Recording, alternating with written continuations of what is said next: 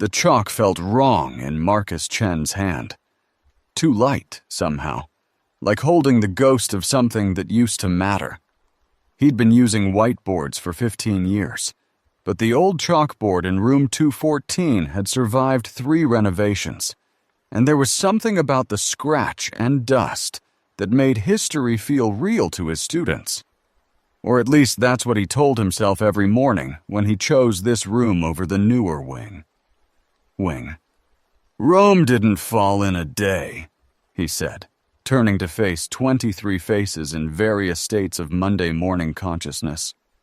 Despite what your textbooks want you to believe, it wasn't barbarians at the gates, wasn't one decisive battle, wasn't even the sack in 410 or 455.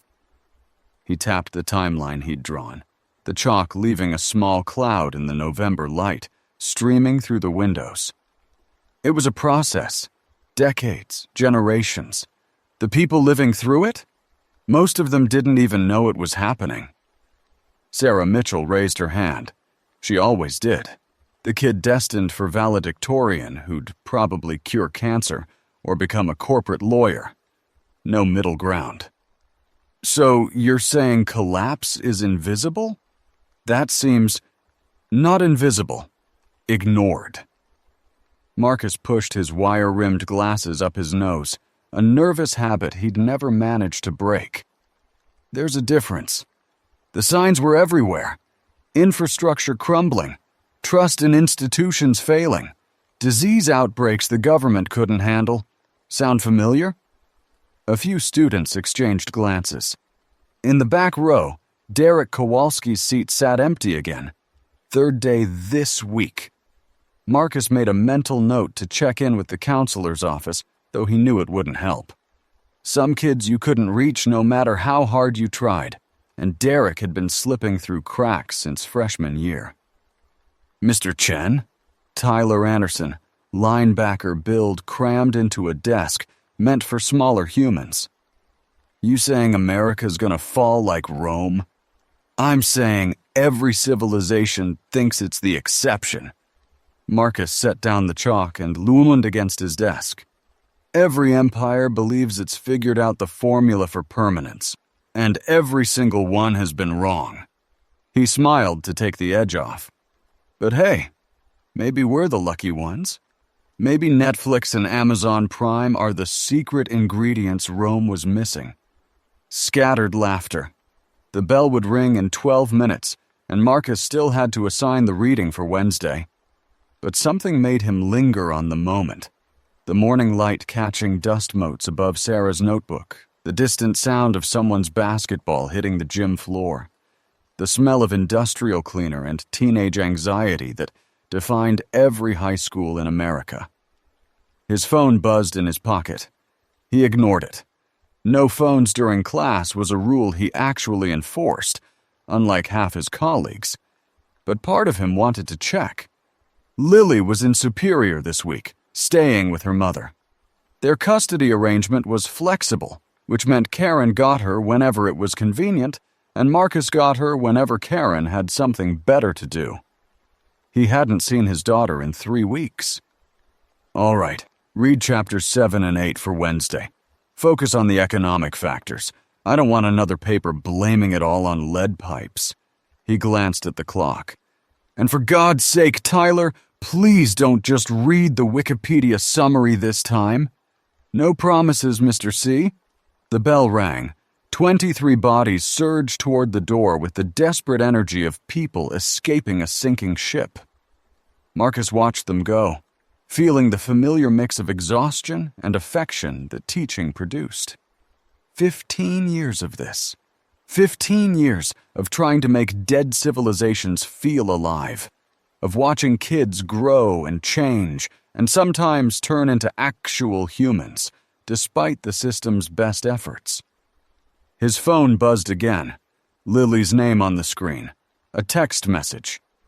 Mom says I can stay till Sunday, okay? Marcus stared at the words. There was so much context compressed into that simple question. Karen extending the visit without asking him, Lily tentatively checking if he'd fight it, the whole complicated machinery of divorce and disappointment. He should say no. He should remind them both that the custody schedule existed for a reason. He should... "Okay," he typed back. "Miss you." 3 dots appeared. Disappeared. Nothing. He pocketed the phone and started erasing the chalkboard, watching Rome's timeline dissolve into white smears. The afternoon would bring 2 more classes, then grading, then the long drive home to an empty apartment that still felt too quiet, even after 3 years. The rumors started during 6th period. Marcus first heard them from Jenny Walsh, school secretary for 32 years, keeper of all knowledge and most gossip. She caught him in the hall between classes, her face arranged in that particular expression she wore when she had information too alarming to be official, but too good not to share. "You hear about St. Luke's?" Marcus shifted his coffee cup. His 4th of the day, a habit Karen had always nagged him about. "The hospital?" "No, what happened?" "Something in the ER this morning. Police all over the place. They're saying some kind of attack, but..." She lowered her voice, though the hallway was empty. "My sister works in billing there. She says they locked down the whole building. No one in or out for 3 hours. Probably just a psych patient." Marcus had seen it before. St. Luke's had the only psychiatric emergency unit in the region. Sometimes things got messy. "Remember that guy 2 years ago who..." "This was different." Jenny's eyes were bright with the particular thrill of witnessing history, however small. She said they were taking people out in those hazmat suits, the white ones, and there were more ambulances than she'd ever seen. Marcus's coffee had gone cold in his hand. "Hazmat? For what?" "No one knows. But there's something on the news. Some kind of outbreak down in Minneapolis. Rabies or something. They're saying it might be connected." The bell rang for 7th period, cutting off whatever Marcus might have said. Students flooded the hallways, a river of backpacks and hormones, and Jenny was already moving toward her desk, toward the ringing phones and the small emergencies that kept a school running. Marcus taught his last 2 classes on autopilot. The students were distracted too, several checking phones under desks, whispered conversations stopping when he looked their way. By the time the final bell rang at 3:15, the atmosphere had shifted into something he couldn't quite name. Not panic, not yet, but a kind of collective awareness, like animals sensing a storm before the sky changed. He checked his phone in the parking lot. 3 news alerts he'd silenced during class. The Minneapolis story was bigger than Jenny had said. Violent incidents at 2 hospitals. Containment measures being implemented. Official statements full of carefully meaningless phrases. Rabies was mentioned, then retracted. A new variant of something was suggested, then walked back.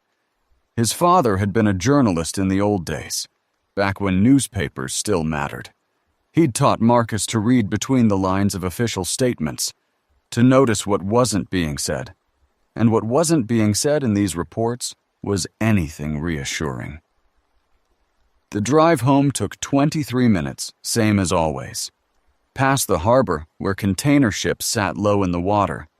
Past the lift bridge connecting Duluth to Superior, Wisconsin, to Karen's apartment, to Lily.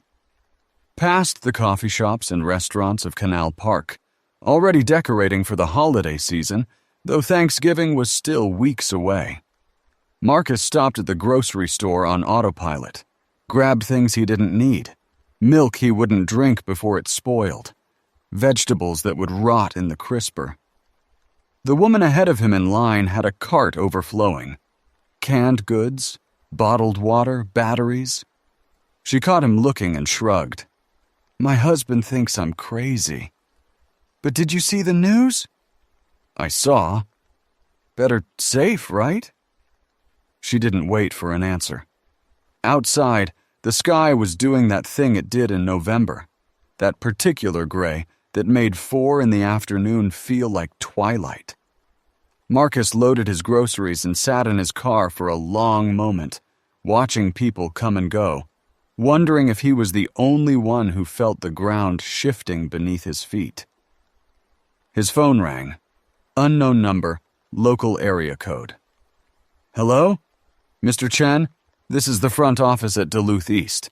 We're calling all parents and staff about the early dismissal tomorrow. Wait, early dismissal? What early dismissal? The district just announced it. In light of the situation in Minneapolis, we're releasing students at noon tomorrow as a precautionary measure. We're also asking all staff to attend a brief meeting at 1 o'clock to discuss updated protocols. What protocols? But the line was already clicking to the next call. His apartment was on the 3rd floor of a converted Victorian, one of those grand old houses that had been carved into smaller and smaller units as the decades passed.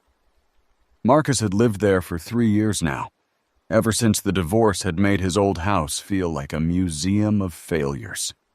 It was fine. Good light, reasonable rent. A neighbor he never saw except when they passed in the stairwell, exchanging the minimal courtesies required. He made dinner without tasting it. Pasta with sauce from a jar, eaten standing at the kitchen counter while the news played on his laptop. The Minneapolis situation had escalated. Someone was using words like quarantine and National Guard. There were videos from cell phones, shaky footage of something happening in a hospital parking lot, figures moving wrong, sounds that didn't quite fit the images. The major networks were being careful, but social media was ablaze with speculation. Marcus closed the laptop at 8 p.m., unable to watch anymore. He graded papers for an hour, red pen, marking the same grammatical errors he'd been marking for 15 years. Tyler Anderson had, predictably, relied heavily on Wikipedia. Sarah Mitchell had written something genuinely insightful about economic stratification. Derek Kowalski's assignment was, of course, missing entirely. At 9:30, someone knocked on his door. Hard, urgent. The kind of knock that meant something. Marcus wasn't expecting anyone. He hadn't been expecting anyone in years. His social life had contracted to school functions and occasional dinners with colleagues who felt obligated to include him. He set down his pen and crossed to the door, looking through the peephole. His neighbor. Elena something. Vasquez, maybe. He'd seen her a handful of times in the 18 months she'd lived below him. Dark hair, compact build. A sleeve of tattoos he'd never looked at closely enough to identify. She kept odd hours and played music that vibrated through the floorboards at 2 a.m, but when he'd once left a passive-aggressive note about it, she'd responded by baking him cookies, and the music had stopped. He opened the door. Is everything... Have you been watching the news? She pushed past him into the apartment without waiting for an invitation, moving with the kind of urgent efficiency that suggested military training or paranoia or both. She was wearing jeans and a tank top that showed off the tattoo sleeve. Flowers, he could see now. Minnesota wheeled flowers in intricate detail. The real news, I mean. Not that sanitized bullshit on CNN. I've been watching. The Minneapolis thing? It's not just Minneapolis anymore. She was already at his window, looking down at the street, checking something. Milwaukee confirmed 2 hours ago. Chicago about an hour after that. They're calling it a rabies-like illness, but that's horse shit. I've seen rabies. This isn't rabies. Marcus blinked. You've seen? Army medic, 2 tours in Afghanistan. She turned from the window, her eyes finding his with an intensity that made him want to step back. Look, I don't know you. You seem like a decent guy. You didn't call the cops about the music. You eat too much takeout. You spend a lot of time alone. None of that's my business. But I need to know if you're the kind of person who can handle information, or if you're going to panic and make my life harder. I'm a history teacher." Something flickered in her expression. Amusement, maybe. "So, you know how these things go." These things? Collapses, outbreaks, whatever you want to call it when the world decides to stop being normal. Marcus felt something cold settle in his stomach. "You think this is that serious? I think the official death count in Minneapolis is already over 200, and they're lying about it being contained. I think there are reports coming out of hospitals in Duluth, here, not the cities, about patients exhibiting similar symptoms. I think the people in charge are about 12 hours behind reality and getting further behind every minute." She paused. "And I think you should fill your bathtub with water tonight. Turn on that camping stove I know you have from the last time your power went out. And be ready to not answer your door tomorrow for anyone you don't recognize." "That's—" Marcus wanted to say paranoid, wanted to say crazy, wanted to say all the things comfortable people say to uncomfortable truths. But he'd spent 15 years teaching about civilizations that thought collapse couldn't happen to them. "You really think it's that bad?" "I hope I'm wrong." Elena was already moving toward the door. "I really, seriously hope I'm wrong, but I survived 2 deployments by assuming the worst and preparing accordingly. The guys who hoped for the best are buried in Arlington." She paused at the threshold, one hand on the doorframe. In the harsh hallway light, Marcus could see the lines of tension in her shoulders, the alertness in her eyes that spoke of training and trauma in equal measure. "Get some sleep if you can, neighbor. Tomorrow's going to be interesting." And then she was gone, footsteps receding down the stairs, leaving Marcus standing in his doorway, listening to the ordinary sounds of a November night in Duluth. Wind off the lake, distant traffic, someone's TV playing laugh tracks through thin walls. He filled the bathtub at 11 p.m., feeling foolish the entire time. Day 2 began with sunshine and ended with blood. Marcus arrived at school early, 6:45 a.m., the parking lot nearly empty except for the custodian's cars and a police cruiser he didn't recognize. He checked his phone while walking to the entrance. No new texts from Lily, no updates from Karen. Just the steady accumulation of news alerts he'd learned to dread overnight. Milwaukee was implementing enhanced containment protocols. Chicago had closed O'Hare. The president had scheduled a press conference for noon. Inside, the school felt different, subdued. Teachers gathered in clusters near the main office, speaking in low voices that stopped when students passed. Principal Morrison had sent an email at 4 a.m. Marcus had read it 3 times, trying to extract meaning from the bureaucratic language, about maintaining calm and following established emergency procedures and ensuring our students feel safe and supported during this challenging time. His first class arrived in various states of confusion and fear. News had spread the way it always did among teenagers, through group chats and rumors and TikTok videos their parents didn't know they were watching. Sarah Mitchell looked like she hadn't slept. Tyler Anderson was arguing loudly with someone about whether this was like that one movie or way worse. Marcus abandoned his lesson plan within minutes. There was no point teaching about economic stratification in the Roman Empire when his students could barely sit still. Instead, he did what he'd always done best. Talked to them like people, listened to their fears, answered what he could honestly and admitted what he couldn't. "Is it going to come here?" This from Jalen Brooks, a quiet kid Marcus had barely noticed before. Undersized, always in the back row, eyes that seemed too old for his face. "The sickness, I mean." "I don't know." Marcus was sitting on his desk now, formality abandoned. I wish I could tell you it won't, but I'd be lying if I said that. My mom says it's nothing." Jalen's voice was flat, in a way that suggested his mom said a lot of things that turned out to be untrue. "She says the news always makes things bigger than they are. Sometimes that's true. Sometimes there are situations where we don't have enough information to know how serious they are. The best thing we can do is be prepared without being scared. Pay attention, take care of each other. Like in your stories," Sarah said, "about how people survived the Black Death and the fall of Rome and stuff."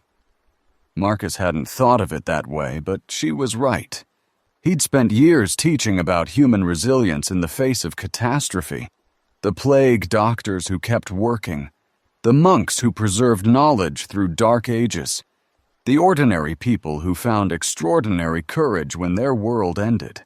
He'd been teaching survival all along without knowing it. "Exactly like that," he said. "History isn't about dates and names. It's about people figuring out how to keep going when everything falls apart." The morning passed in strange compression, minutes stretching and snapping unpredictably. Marcus taught 2 more classes, the same improvised conversations, the same careful honesty. By noon, the parking lot was filling with parents' cars, early dismissal drawing anxious families who wanted their children close. The staff meeting at 1 o'clock never happened. Marcus was in his classroom when he heard the screaming. It came from the front entrance, a sound that started as a single voice and multiplied. Not panic screaming, not the theatrical shrieks of teenage drama, but something raw and primal that made the hair stand up on his arms. He was moving before he consciously decided to, decades of drill training taking over, heading toward the sound even as some deeper instinct screamed at him to run the other way. The hallway was chaos, students running, colliding, teachers trying to herd them toward classrooms. Marcus pushed through the current, toward the main entrance, toward the source. He saw it happen in fragments, his mind refusing to process the whole. The woman in the entrance, middle-aged, normal clothes, a parent's face he'd seen at conferences and pickup lines. Mrs. Patterson? Peterson? Something like that. She was on top of someone.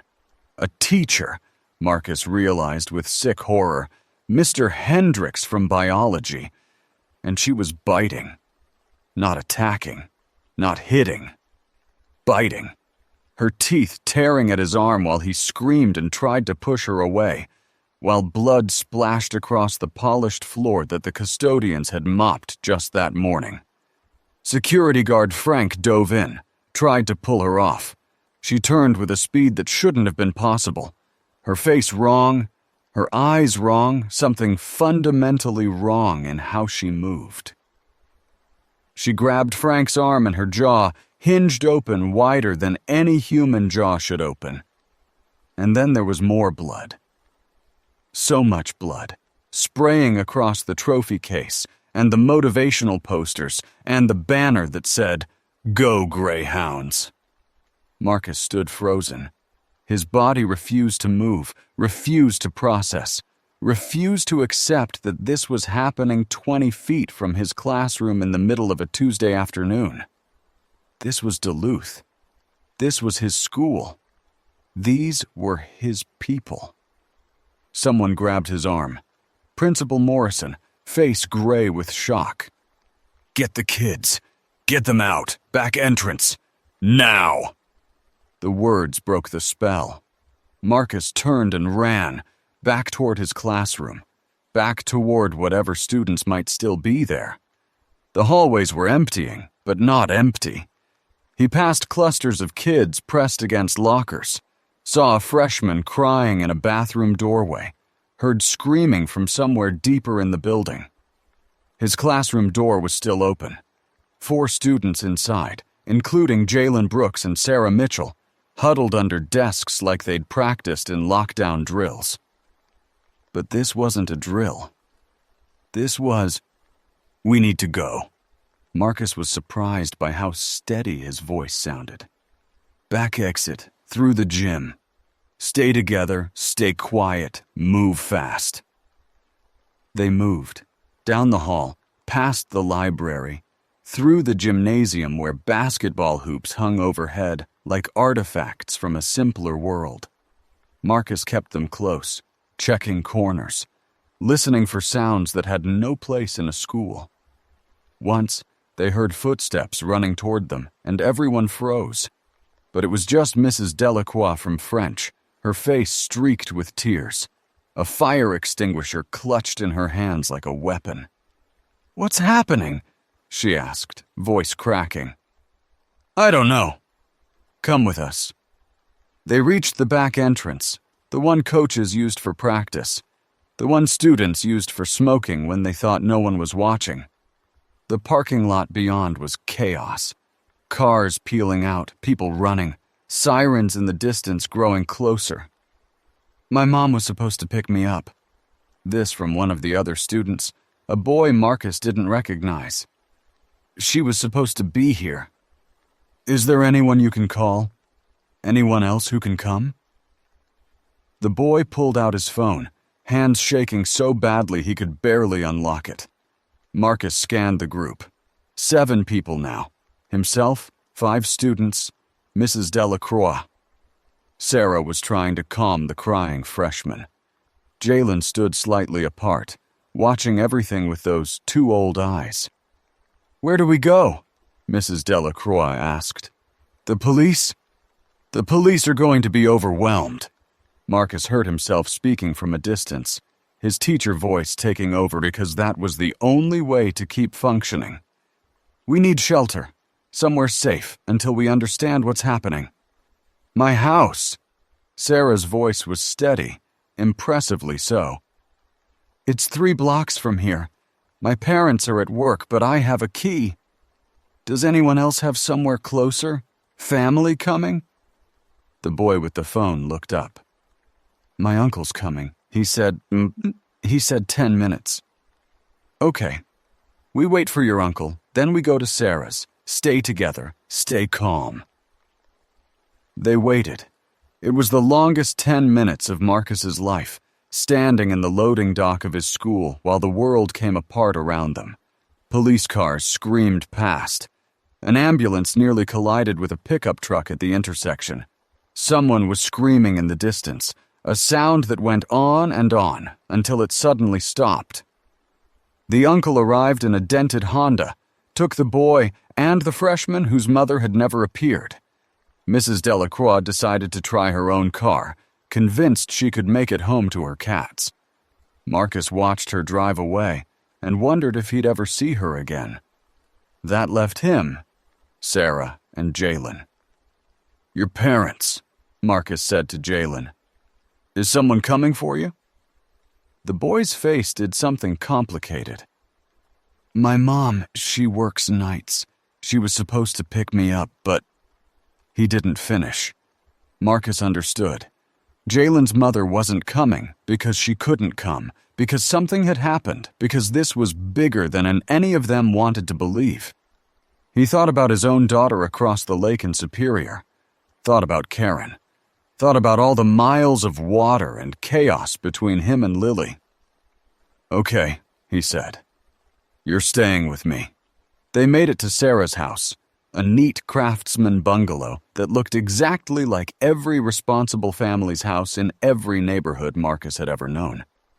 But Sarah's parents weren't answering their phones, and as they sat in the living room watching the news coverage explode across every channel, it became clear that reaching anyone was going to be complicated. Minneapolis was using the word quarantine now. National Guard troops were being deployed. Someone with a title and a serious face was telling people to stay in their homes while providing absolutely no useful information about what was happening or why. Marcus's phone buzzed. Elena's number, which he'd entered the night before on a whim. "Still alive up there?" "We're at a student's house. 3 blocks from the school. How bad is it out there? Bad and getting worse. The hospital's completely lost it. They're not even pretending to maintain control anymore. I'm hearing reports of groups of infected. I guess we're calling them moving through the downtown area. Infected with what? Does it matter? They're attacking people. They're spreading whatever they have.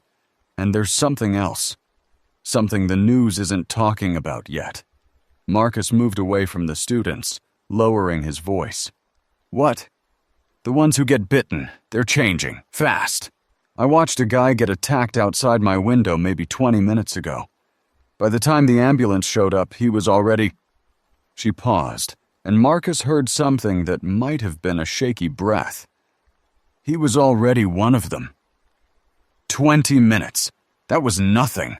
That was barely enough time to process what had happened, let alone seek help, let alone say goodbye. What do we do? Get somewhere defensible. Stock up on whatever supplies you can. And Marcus?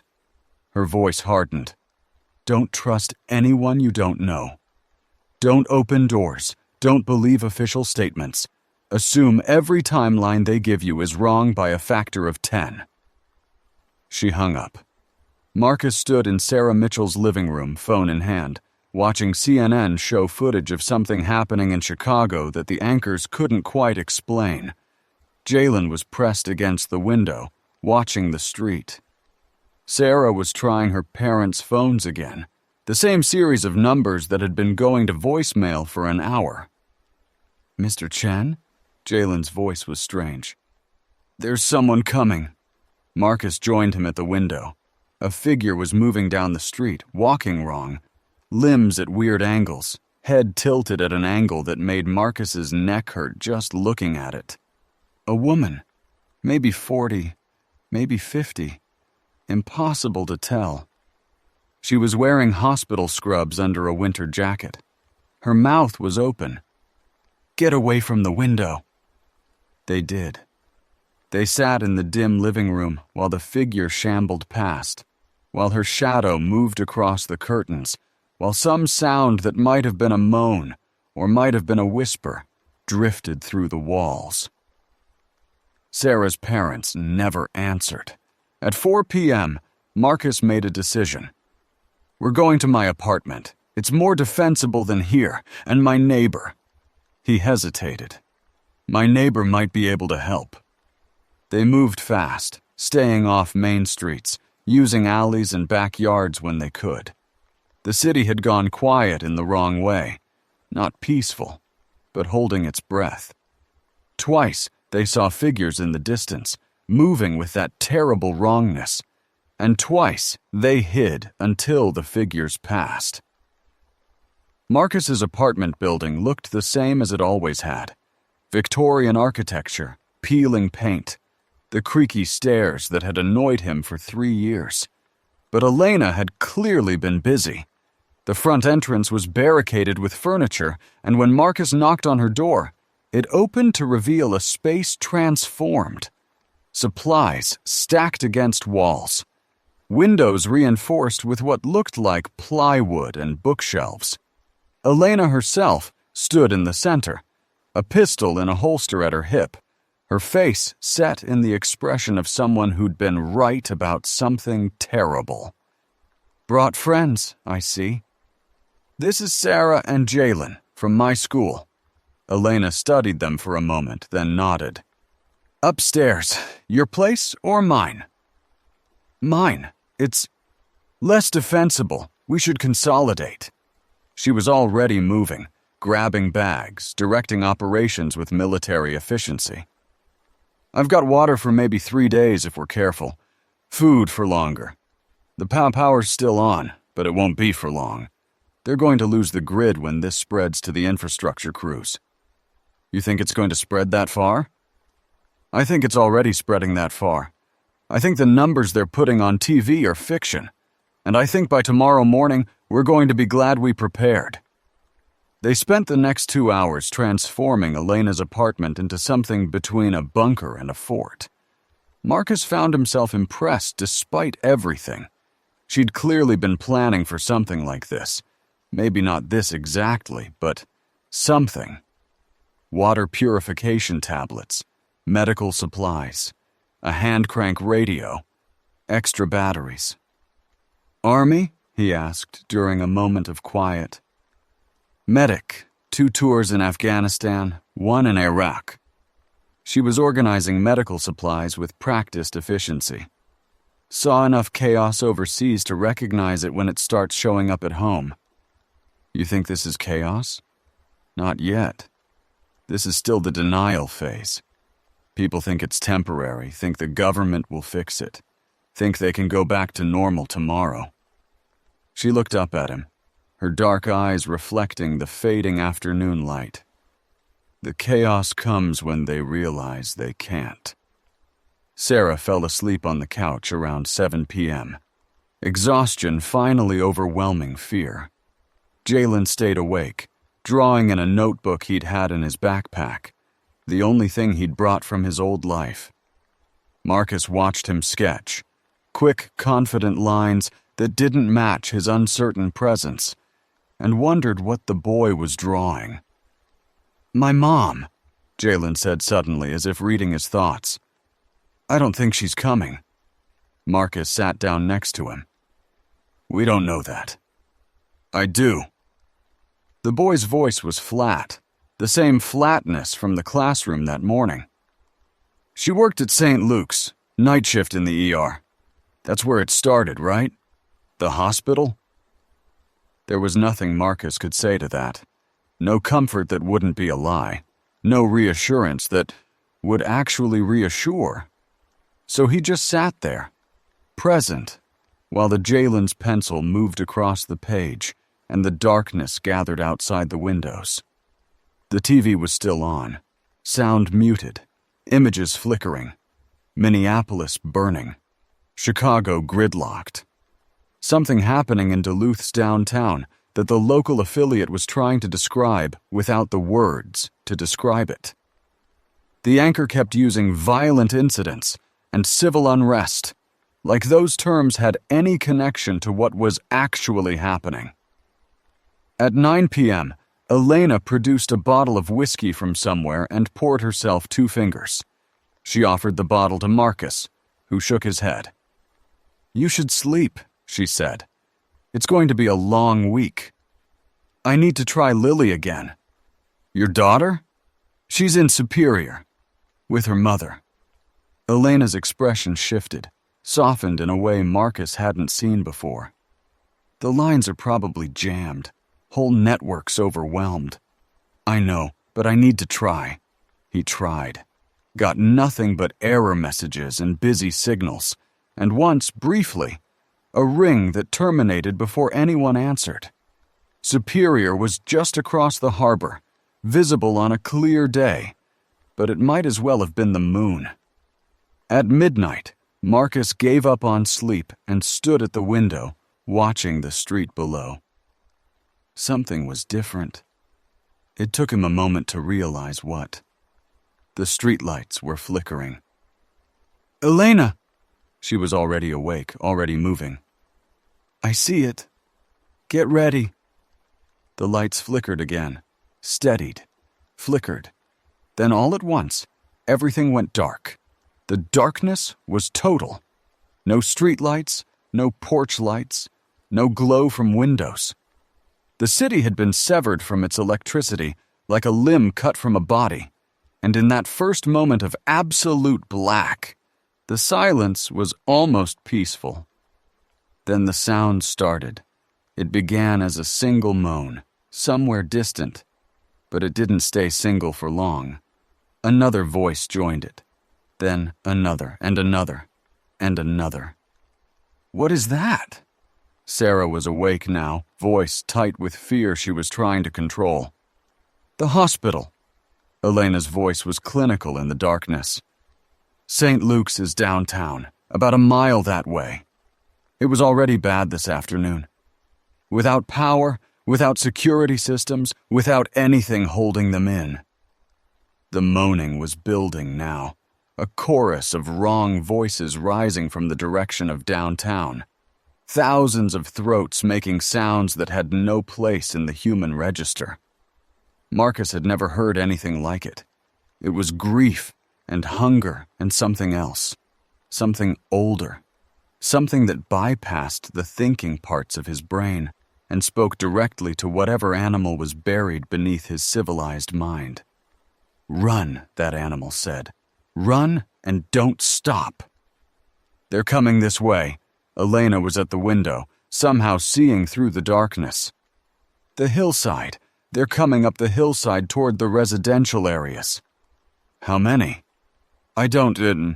She paused. "A lot. More than I want to count." Marcus moved through the dark apartment by memory, finding Jalen, finding Sarah, gathering them close. The boy was Shik-Sung. He could feel it through the hand on his shoulder. But he wasn't making sound, wasn't panicking, just trembling with a fear too big to express. "What do we do?" Marcus asked. "Nothing tonight. They're not here yet. That sound is traveling. We stay quiet. We stay dark. We see what morning brings. And if they get here before morning..." Elena didn't answer for a long moment. When she did, her voice was careful, measured, the voice of someone who'd thought about worst cases before this night.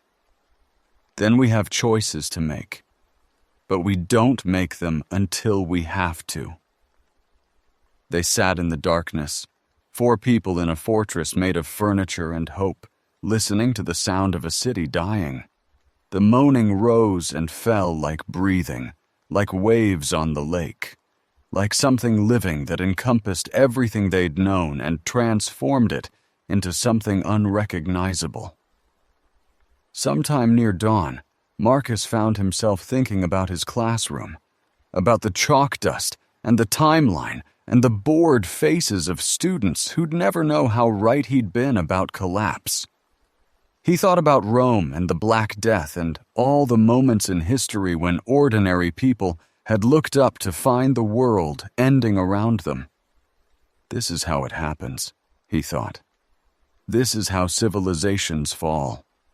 Not in a day, but in a night that doesn't end.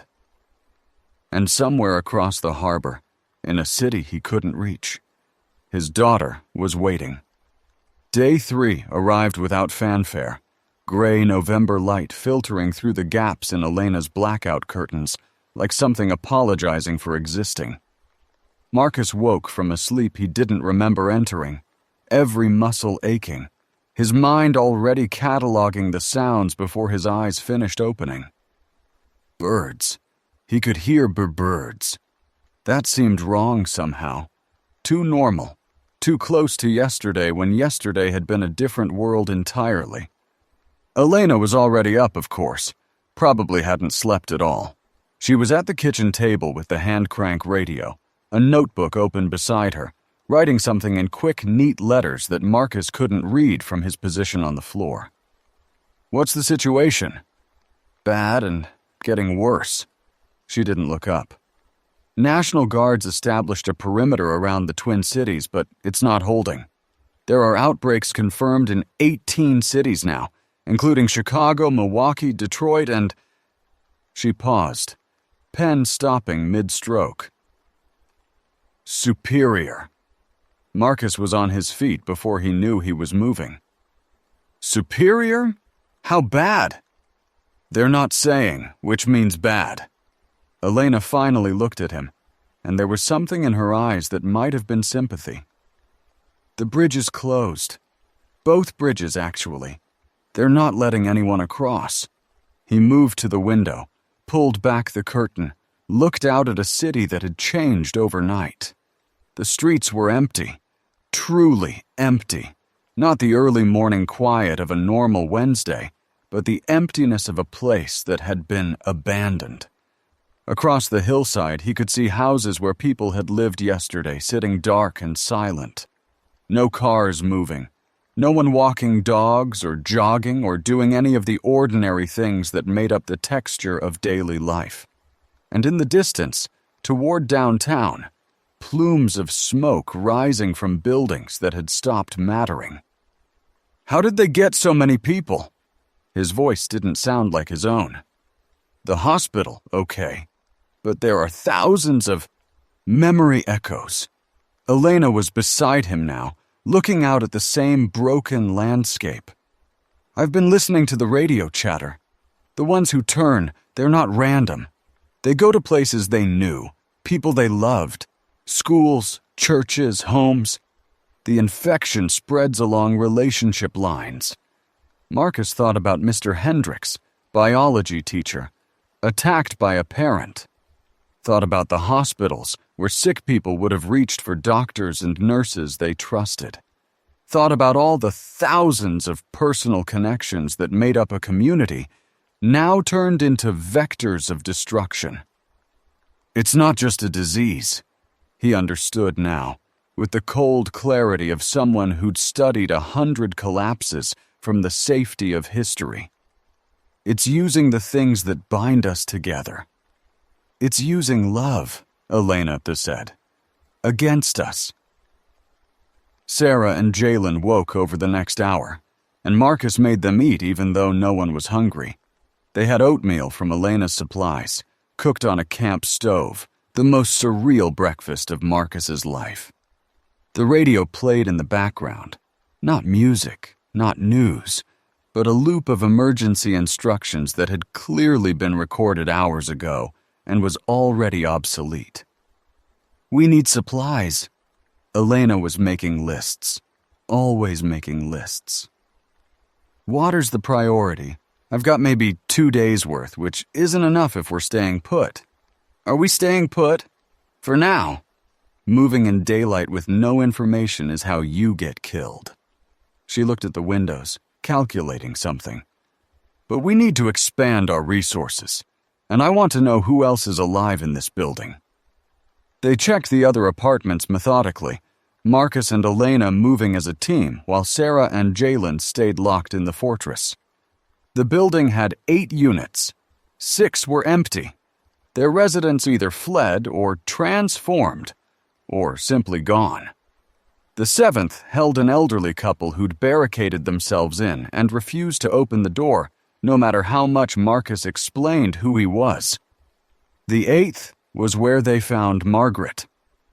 Margaret Chen, no relation, though Marcus had made the obvious joke the first time they met, lived on the 1st floor and worked at the library downtown. She was 52 years old, had 3 cats, made the best cookies Marcus had ever tasted, and was currently sitting in her living room with a shotgun she clearly didn't know how to use, watching the empty street through a crack in her curtains. Mr. Chen!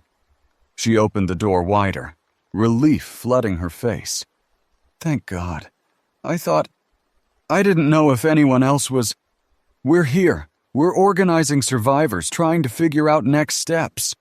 Elena was already inside, checking windows, evaluating the space with professional efficiency.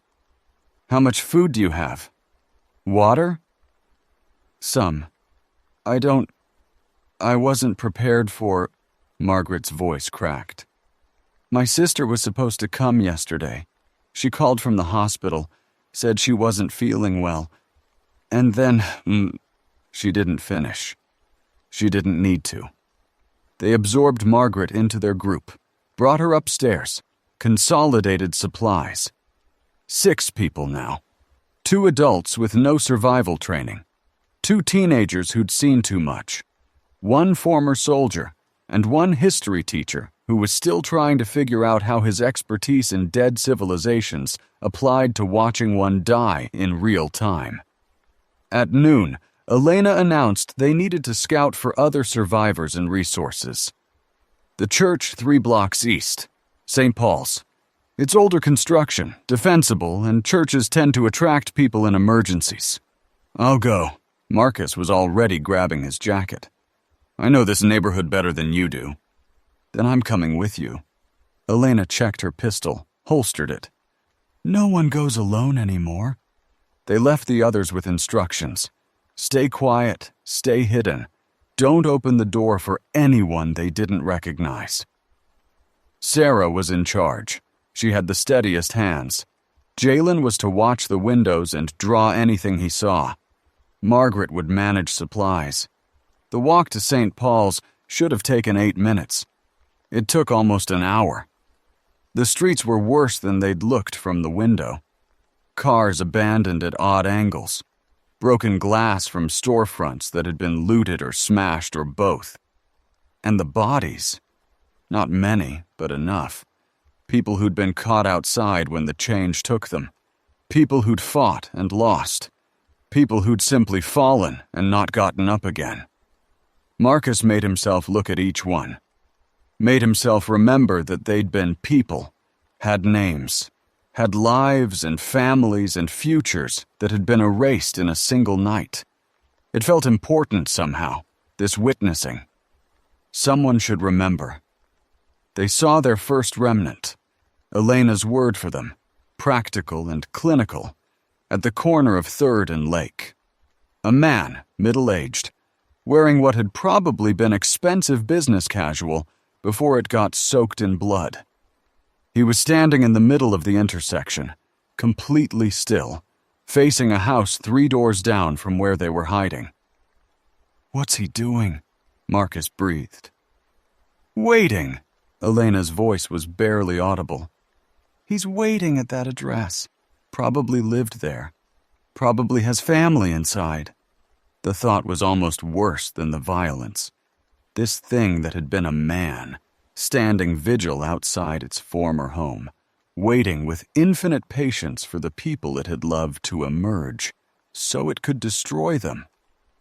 They gave the intersection a wide berth, circling through backyards and over fences, moving slow and silent like prey that had learned fear. By the time they reached St. Paul's, Marcus was sweating despite the November cold, his heart hammering with an adrenaline that had nowhere to go. The church doors were barricaded from the inside, a good sign. Elena knocked in a specific pattern she'd learned somewhere, military code that meant friendly. Nothing happened for a long moment. Then a face appeared in the narrow window beside the door. Weathered, white-bearded, ice-blue eyes that Marcus recognized with a shock, like stepping into cold water. "Walt?" The barricade came down. The door opened, and there was Walter Johansson, retired history teacher, Marcus's mentor from his first years at Duluth East, looking exactly like he had the last time Marcus had seen him 3 years ago. Except for the hunting rifle in his hands and the exhaustion carved into his face. "Marcus." Walt's voice was the same too, quiet, measured, every word considered before speaking. "I wondered if you'd survived." They embraced, which was something Marcus couldn't remember ever doing with his former mentor. The apocalypse was changing the rules about everything, apparently. Inside, the church had become a refugee camp. Candles lit the nave because the power was out here, too. 20, maybe 30 people sat in pews or slept on makeshift bedding between them. An older priest, Father Brennan, Marcus learned later, was moving among them, checking on each person, offering what comfort faith could provide in a situation that seemed designed to destroy faith entirely. "How many did you start with?" Elena was already counting heads, evaluating resources, doing the calculations that soldiers did when survival was a numbers game. "Maybe 50 when the hospital fell." Walt led them toward the altar, where a folding table had been set up with maps and supplies. "We lost some in the night. Some ran, some." He didn't finish. "Some turned. Some turned." Father Brennan joined them, a soft man with kind eyes behind thick glasses, his clerical collar incongruous against the backdrop of armed civilians and boarded windows. "You're Marcus Chen. Walter has spoken of you." "Father." "Just Thomas, please. Or Tom, if you prefer. The priest's handshake was stronger than his appearance suggested. It seems formal titles matter less when the world is ending. They spent an hour exchanging information. Walt knew things from his years of hunting these northern woods. Father Brennan knew the neighborhood, the old buildings, the places where people might hide or resources might be found. Elena shared military knowledge about defensible positions and supply chains and the brutal mathematics of survival. Marcus listened and learned and tried to process the shape of the new world forming around him. "We should consolidate," Elena said finally. "Your numbers here are vulnerable. Too many people, not enough fighters, not enough supplies for a long siege." "We can't just abandon," Father Brennan started. "Not abandon, reorganize." Elena was pulling out her notebook, sketching something. "Your church is defensible but exposed. There's a building on the hillside, where we're set up now, that's smaller but more secure. We split the group, fighters and scouts in both locations. Supply runs coordinated. Communication by radio, if we can find more." The planning went on. Marcus found himself drifting, his attention caught by the people gathered in the pews, the families holding each other, the children too quiet, the elderly couple from his building who'd refused to open their door, now sitting near the altar, looking lost. These were his neighbors, his community, the people he'd passed on sidewalks and shared small talk with at grocery stores. Yesterday, they'd been background characters in his life. Today, they were the whole story. Walt found him near sunset, standing by one of the boarded windows, looking out through a crack at the fading light. "You're thinking about your daughter." Marcus didn't ask how he knew. Walt had always been able to read him, even back when Marcus was a nervous first-year teacher afraid of his own students. "She's in Superior. The bridges are closed. I can't—" "You'll find a way." Walt's hand on his shoulder was rough and warm. "Or she'll find you. Children are more resilient than we give them credit for. She's 15. Old enough to survive. Young enough to adapt." The old man's eyes were distant, remembering something. "I lost my son when he was 19. Car accident. Nothing dramatic, just bad luck and icy roads. For years, I thought that was the worst thing that could happen. Losing a child. Walt, now I think the worst thing would be living through what's coming without hope. Without someone to fight for."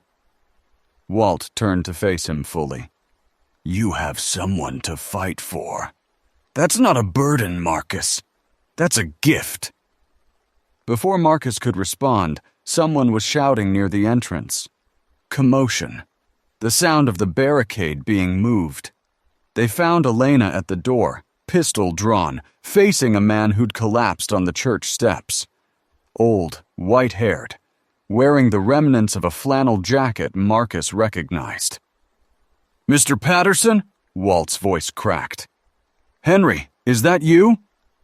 Henry Patterson had been Walt's neighbor for 30 years.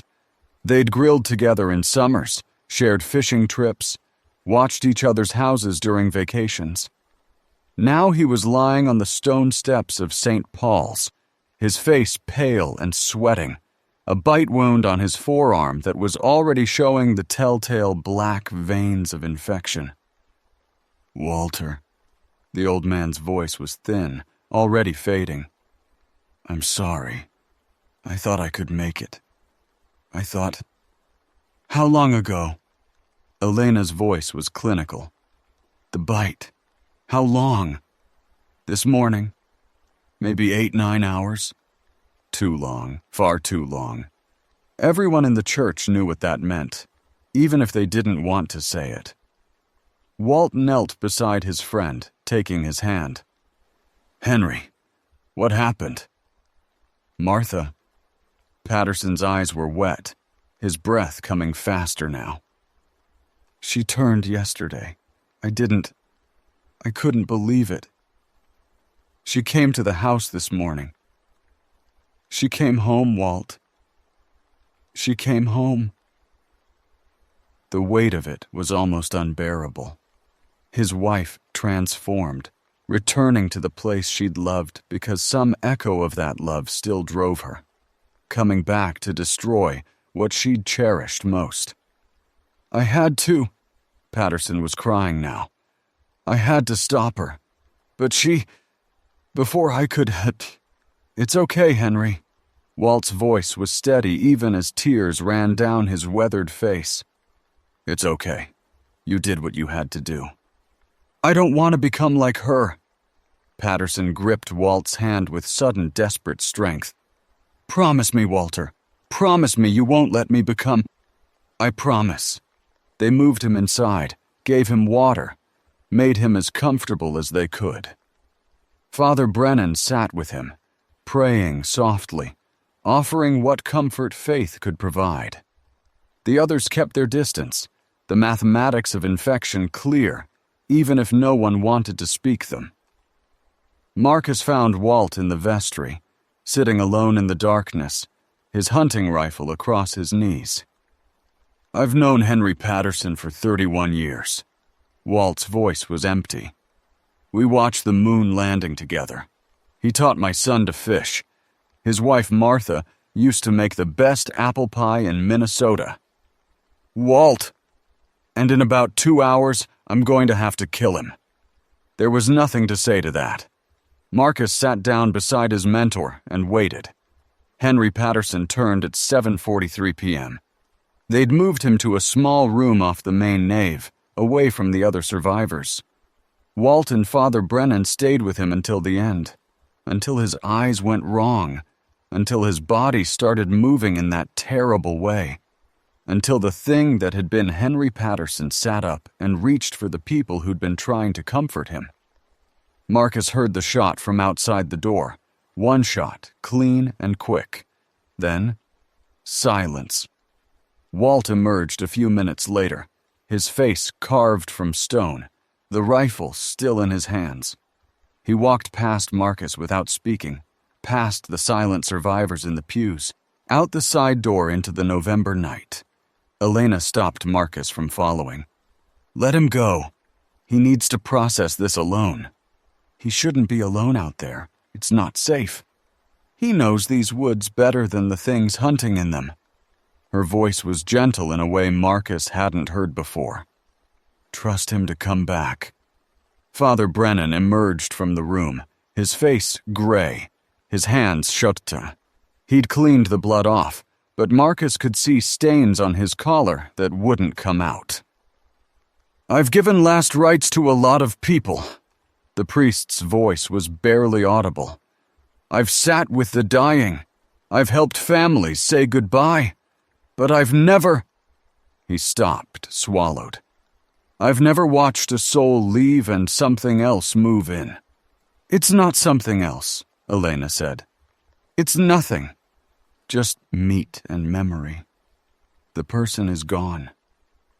"Then why do they remember?"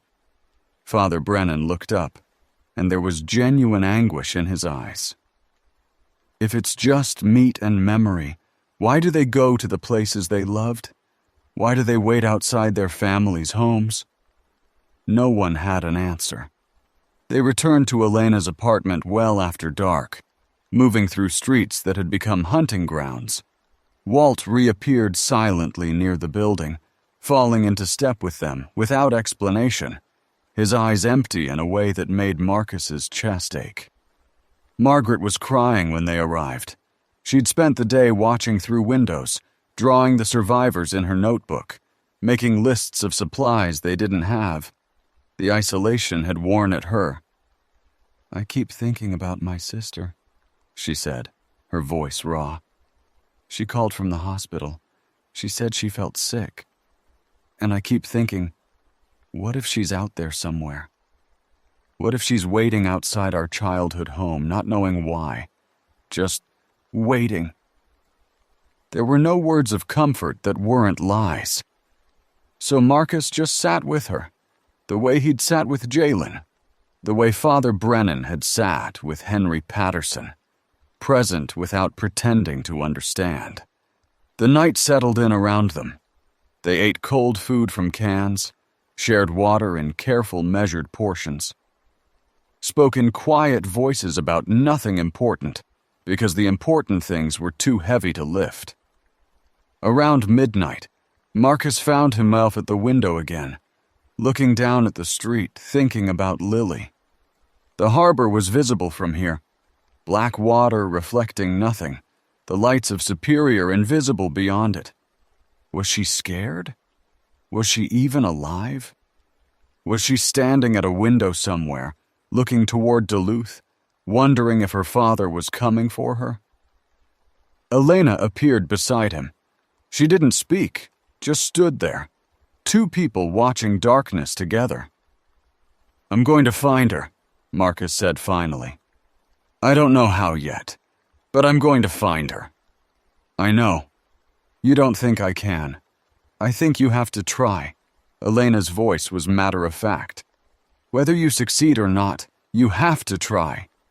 Otherwise you'll die wondering, and that's worse than dying trying."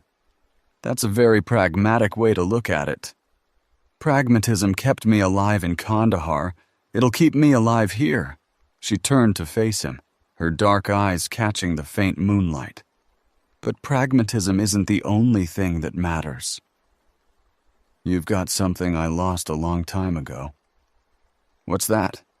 "Someone to go back to." Before Marcus could respond, a sound cut through the night, distant but distinct, rolling up from the direction of downtown like approaching thunder. Moaning, thousands of voices rising together in that terrible chorus they'd heard the night before.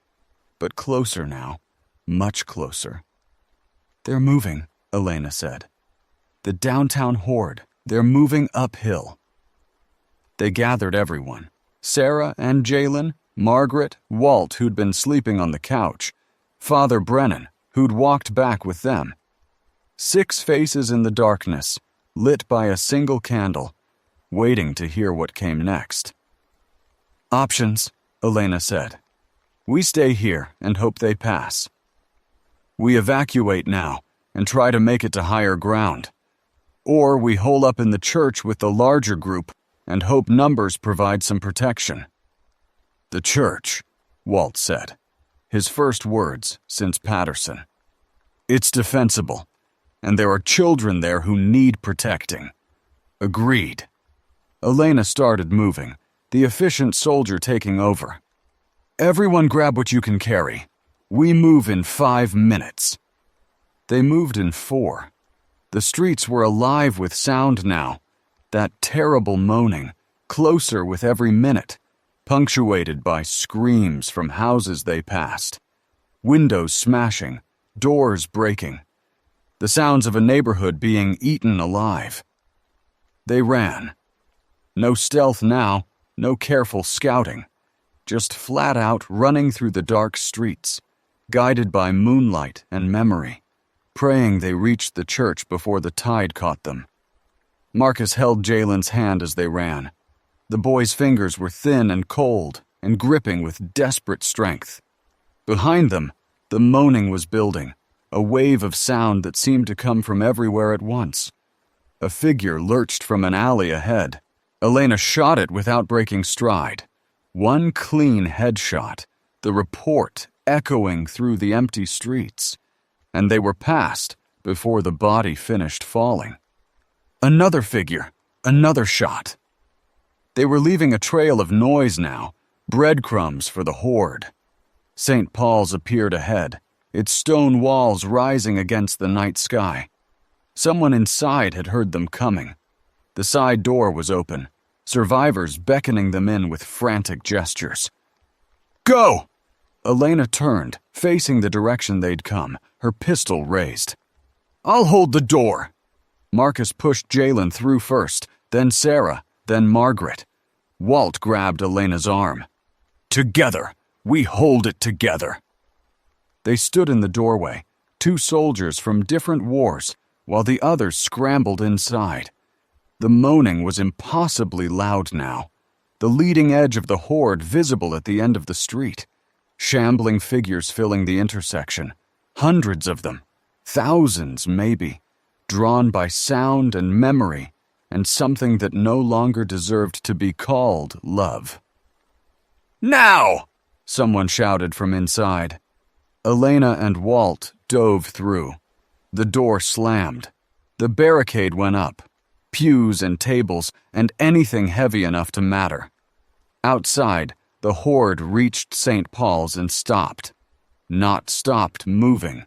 Stopped advancing. They gathered against the walls, pressed their faces to the boarded windows, moaned their terrible chorus, but they didn't break through. Didn't even try. "Why aren't they attacking?" Sarah's voice was high with terror.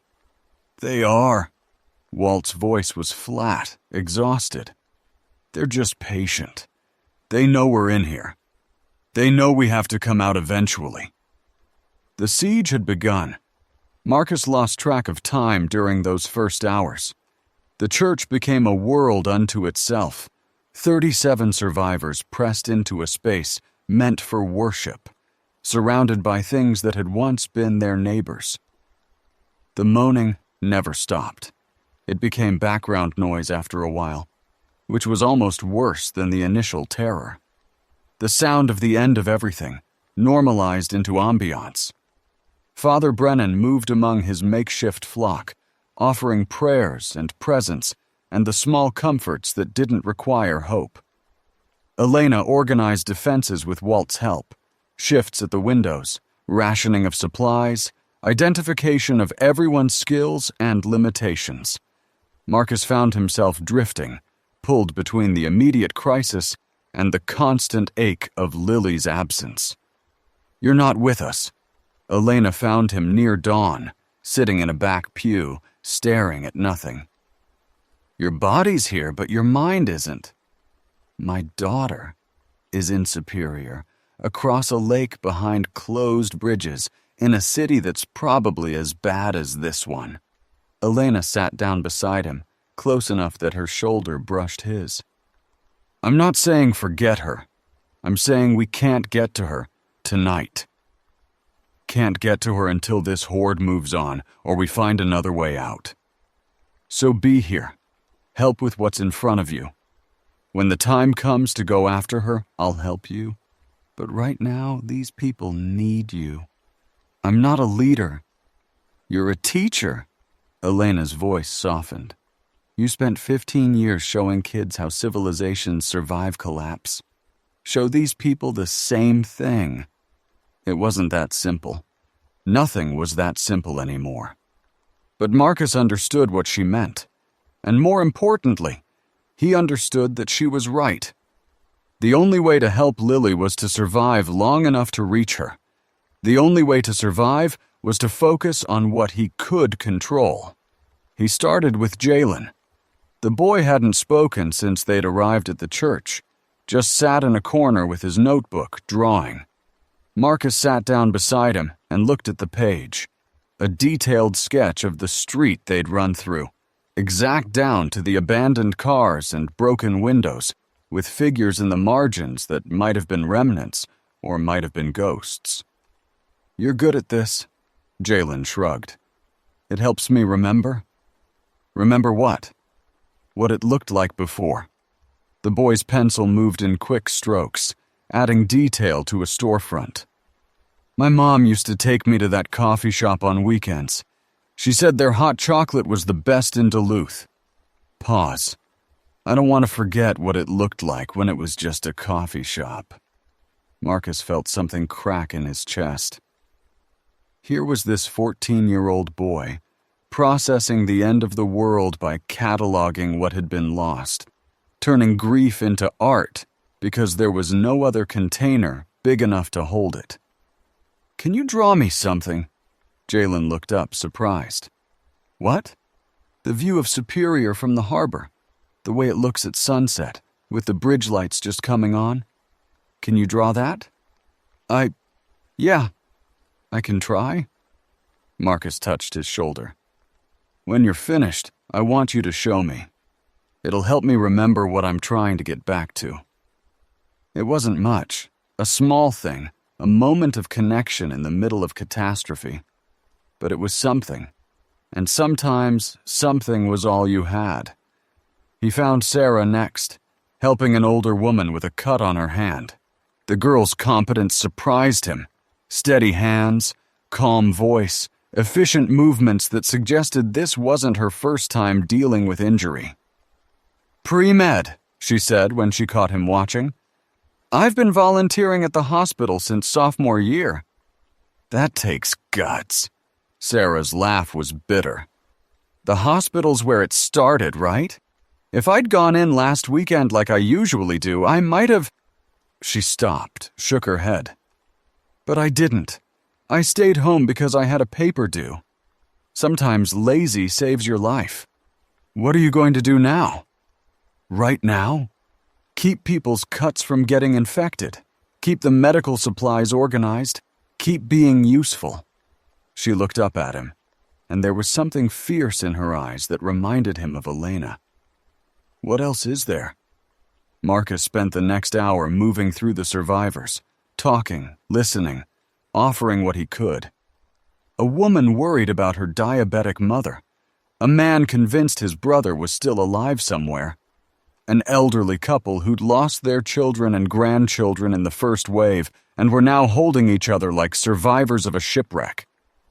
These were the stories that wouldn't make it into history books. The small griefs, the quiet courage, the ordinary people finding extraordinary ways to keep going. Marcus had taught about civilizational collapse as an abstract, numbers and dates and political factors. Now he was living it, and he understood what the books always missed. It was personal. Every civilization that fell was made up of individuals, and every individual was a universe of loss. "You're doing it." Elena appeared beside him as he stood near the altar, surveying the makeshift camp. "The teacher thing. You're actually doing it. I'm just talking to people. That's what teaching is." She almost smiled. "That's what leadership is. Being present, paying attention, making people feel seen in the middle of the chaos." Before Marcus could respond, someone shouted from the windows, "They're leaving! They're moving!"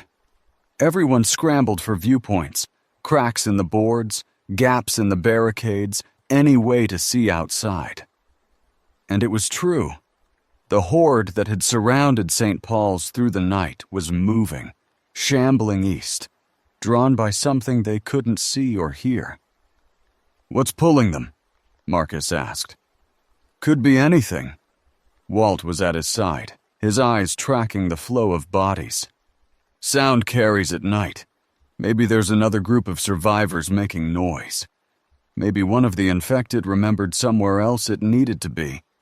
Memory echoes? That's what makes them dangerous." Walt's voice was heavy. "They're not random. They're not mindless. They're following love that doesn't know it's dead anymore." The horde took 45 minutes to clear. When the last remnants disappeared around the corner, the silence they left behind was almost as terrifying as their presence had been. Father Brennan called the survivors together. "We have a window. It won't last. We need to decide what to do." The discussion that followed was the first real planning Marcus had witnessed since everything started. Survivors who'd been too shocked to function were now finding their voices, offering ideas, arguing about priorities. Some wanted to stay, fortify the church, wait for rescue. Others wanted to scatter, find family, get as far from Duluth as possible. A few wanted to organize, to build something that could fight back. "We split up, we die." Elena's voice cut through the debate. "This isn't a movie. There's no cavalry coming. Whatever government's left is trying to contain the major cities. They're not sending help to a town of 90,000 people in northern Minnesota. So what do you suggest?" This from a man Marcus didn't recognize, hostile and scared. Consolidation. We find defensible positions, establish supply lines, scout for other survivors. We stop thinking about rescue and start thinking about settlement." "Settlement?" The man laughed bitterly. "You want to start a colony in the middle of a zombie apocalypse?" "I want to survive." Elena's eyes were hard. "And the only way to survive long-term is to build something that can sustain itself. Small groups get picked off. Isolated individuals die alone. But a community, a real community, with organization and resources and mutual defense, that's something that can last."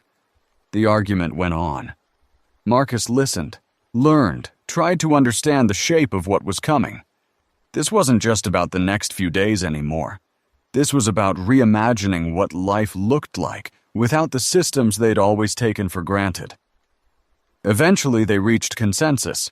The group would stay at the church for now, but send out scouts to assess the broader situation. Walt would lead a team to check the roads north. Rumor had it the woods beyond the city were safer.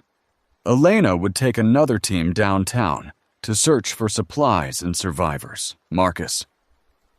"I need to try reaching Superior." The words came out before he could stop them. "My daughter is there. If there's any way..." "The bridges are closed." Father Brennan's voice was gentle.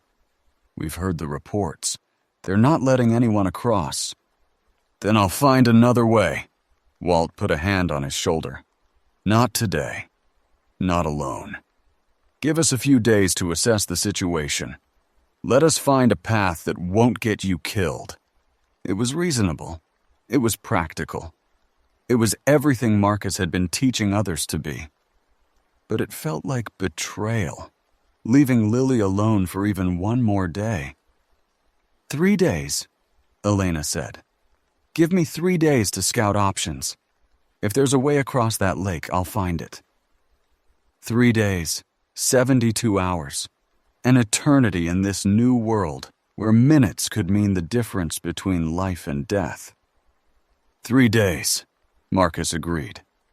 "Then I'm going. With help or without it."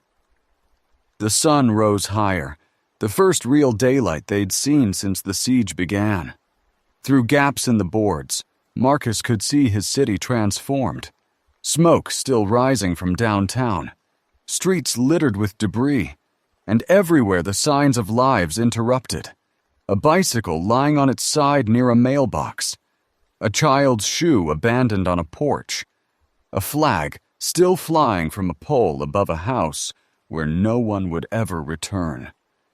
He found himself at a window on the church's east side, looking toward the harbor. Superior was out there somewhere, invisible beyond the gray November lake. Lily was out there. "I know what you're feeling." Walt appeared beside him, 2 cups of water in hand. He offered one to Marcus. "When my son died, I spent months trying to figure out how to undo it. Bargaining with time, with God, with anything that might listen. It doesn't work. You can't go backward." "I'm not trying to go backward. I'm trying to go forward. To her." "I know." Walt sipped his water, his eyes distant. "When I lost Tommy, I had nothing left to fight for. It broke me for a long time. But then Marcus Chen showed up in my classroom, nervous and young and full of ideas about making history matter to kids who'd rather be anywhere else. And I thought, maybe this is what surviving looks like. Maybe it's about the people who come after." Marcus turned to look at his mentor. "Walt, I'm an old man. I've lived my story." Walt's smile was sad and wise. "But you've got chapters left. You've got a daughter across that lake, and students who need you, and a whole world that's going to need rebuilding. Don't waste that on grief. Use it." Before Marcus could respond, shouts erupted from the front of the church. He and Walt moved together, muscle memory from years of responding to classroom emergencies. At the entrance, a small group was being let through the barricade, new survivors found by one of the morning scouts. Among them, a face Marcus recognized. Dr. Vera Okonkwo, St. Luke's Hospital, Surgery Department. He'd met her once at a faculty event, remembered her as cold and intimidating. Now she looked like everyone else, exhausted, terrified, human. "I need to speak to whoever's in charge." Her voice was steady despite everything. "I have information about the infection, about how it spreads, about how long we have." They gathered around her, Marcus, Elena, Walt, Father Brennan, and a few others who'd emerged as de facto leaders. Vera spoke in clinical terms, explaining what she'd witnessed at the hospital, what she'd learned in those first terrible hours when medicine confronted something it couldn't treat. The transformation time varies based on wound location and severity. Bites to the extremities give you longer, up to 12 hours. Torso wounds are faster, neck or head, sometimes under an hour. She paused. There's no cure. There's no vaccine. Once someone is bitten, they are dead. It's just a matter of when. "What about containment?" Elena asked. "Can we quarantine the infected?" "To what end? They're not recovering. They're just waiting to turn into something that will try to kill everyone around them." Vera's voice was harsh, but not cruel. The voice of someone who'd made hard calculations because softness got people killed. "The kindest thing is a clean death before the transformation. The safest thing is isolation and observation." "That's cold." This from Father Brennan, his face troubled. "That's survival." Vera met his eyes without flinching. "I watched the hospital fall. I watched colleagues I've worked with for 20 years turn into things that didn't recognize me. I watched patients who'd trusted us to heal them attack their own families. Whatever warmth you're looking for, you won't find it in me. But I can keep people alive. I can make the decisions others won't. Is that useful to you or not?" Silence. The group exchanged glances, the wordless negotiation of people trying to absorb someone new into their fragile order. "It's useful." Elena's voice was firm. "We need pragmatism. We need someone who can think clearly when things go wrong. And they will go wrong." Vera's smile was thin. "They always do." The rest of the day passed in activity, scouting, organizing, planning. Elena led a team downtown and returned with supplies and grim news. The hospital had completely fallen. The streets that around it were impassable, and there were signs of organized survivors in some areas, but no way to know if they were friendly. Walt's team found the northern roads blocked by jackknife trucks and wandering remnants, but reported that the forest itself seemed clearer. "They're drawn to population centers," he explained. "The wilderness is still wilderness. If we need to evacuate, north is our best bet." Marcus spent the day as Elena had suggested, teaching. Not history, not anymore, but practical skills. How to move quietly. How to signal danger without making noise. How to stay calm when everything inside you was screaming to run. The survivors listened. They learned. And slowly, something that might have been hope began to emerge from the shock and grief. As evening approached, Marcus found Jalen in a quiet corner, adding to his notebook. The boy had filled pages during the day, sketches of the church, of survivors, of the view through windows. But the page he was working on now was different. It was the harbor at sunset. Superior, Wisconsin, glowing in imaginary light. The bridges intact, the water calm. Everything as it should be instead of as it was. "I don't know if it's right," Jalen said. "I've only seen it a few times." Marcus looked at the drawing, at the careful attention to detail, at the hope that couldn't be spoken but could be rendered in pencil and paper. His throat felt tight. "It's perfect," he said. Night fell. The horde hadn't returned, but no one relaxed. Watches were set, barricades reinforced, plans reviewed and revised. Marcus found himself unable to sleep, standing at a window, watching the darkness gather over his ruined city. Elena joined him around midnight. "2 more days," she said. "Then we'll have a route to Superior." "How?"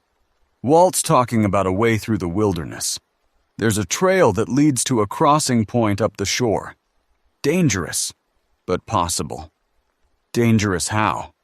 "The usual. Cold, exposure, remnants who've wandered away from the city." She paused. "But better than the bridges. Better than trying to fight through whatever's happening in downtown." Marcus nodded, not trusting his voice. "You're going to make it," Elena said. "Your daughter is going to see you again." "You don't know that." "No, I don't." Her hand found his in the darkness, squeezed once, let go. "But I believe it. That's what we have left. Believing in things we can't know." Outside, somewhere in the distance, the moaning started again, quieter than before, moved further away, but still there, still reminding them that the world had changed and would never change back.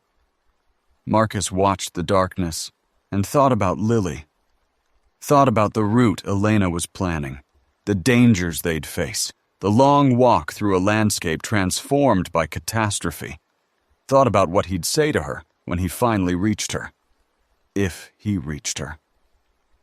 2 more days, 48 hours, a lifetime. Behind him, the survivors of St. Paul's slept uneasily, dreaming of lives that no longer existed. Ahead, across the black water of Lake Superior, his daughter was waiting. And somewhere in between, the new world was taking shape, a world where love drew the dead home, where hope was the only currency that mattered, and where survival meant learning to live with the weight of everything they'd lost. The siege was over. The real test was just beginning. The bed and breakfast had been called the Lakeview Inn, according to the faded sign that still hung above the entrance.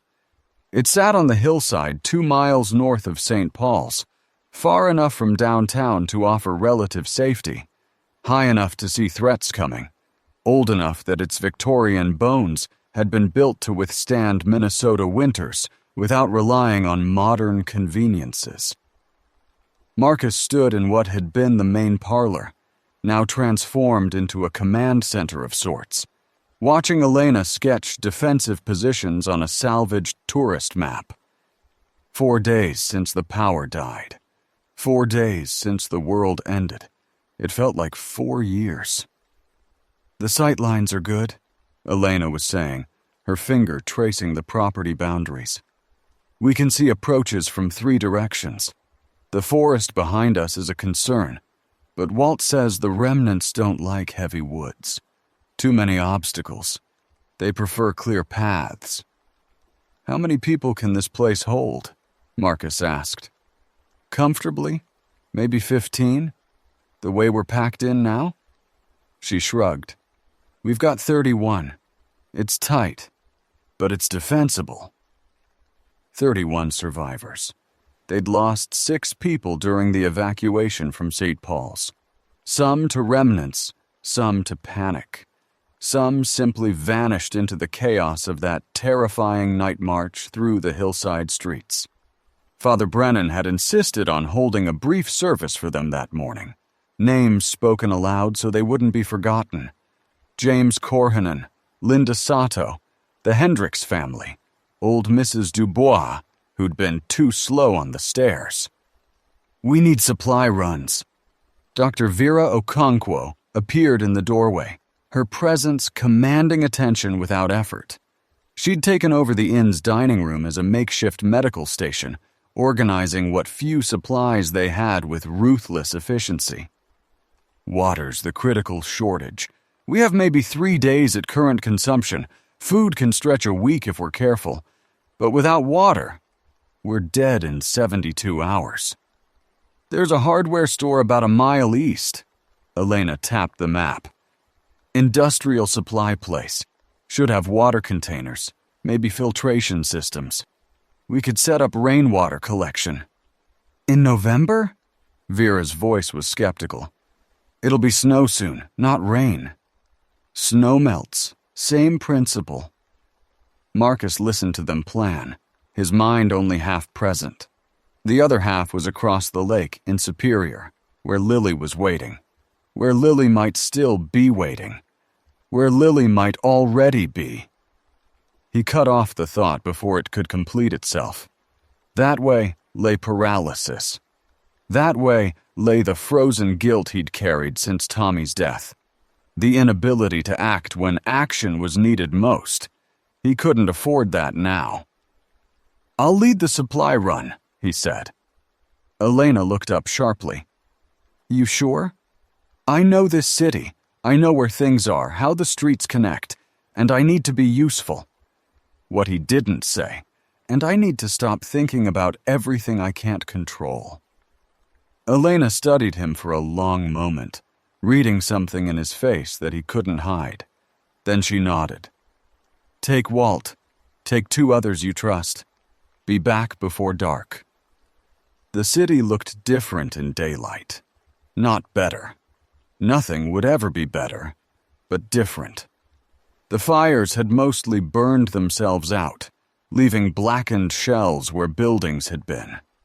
The streets were still littered with abandoned vehicles, and worse. But the remnants were less active during the day, lurking in shadows and buildings rather than roaming openly. Walt said they were like nocturnal predators now, hunting when darkness gave them advantage. Marcus led the small group east through residential streets, staying close to houses that offered quick escape routes. Behind him came Walt, moving with the quiet confidence of a lifelong woodsman, and 2 survivors from St. Paul's.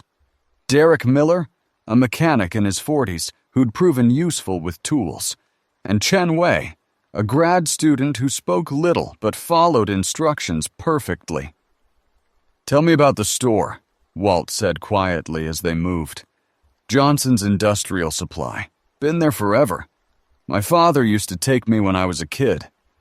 Marcus paused at a corner, checking the intersection before waving the group forward. "They stock everything. Tools, generators, water systems, you name it." "Big place?" "Big enough. 3 entrances, maybe 4. We'll need to clear it before we start loading." They'd developed protocols over the past days, rules for surviving in a world that had abandoned rules.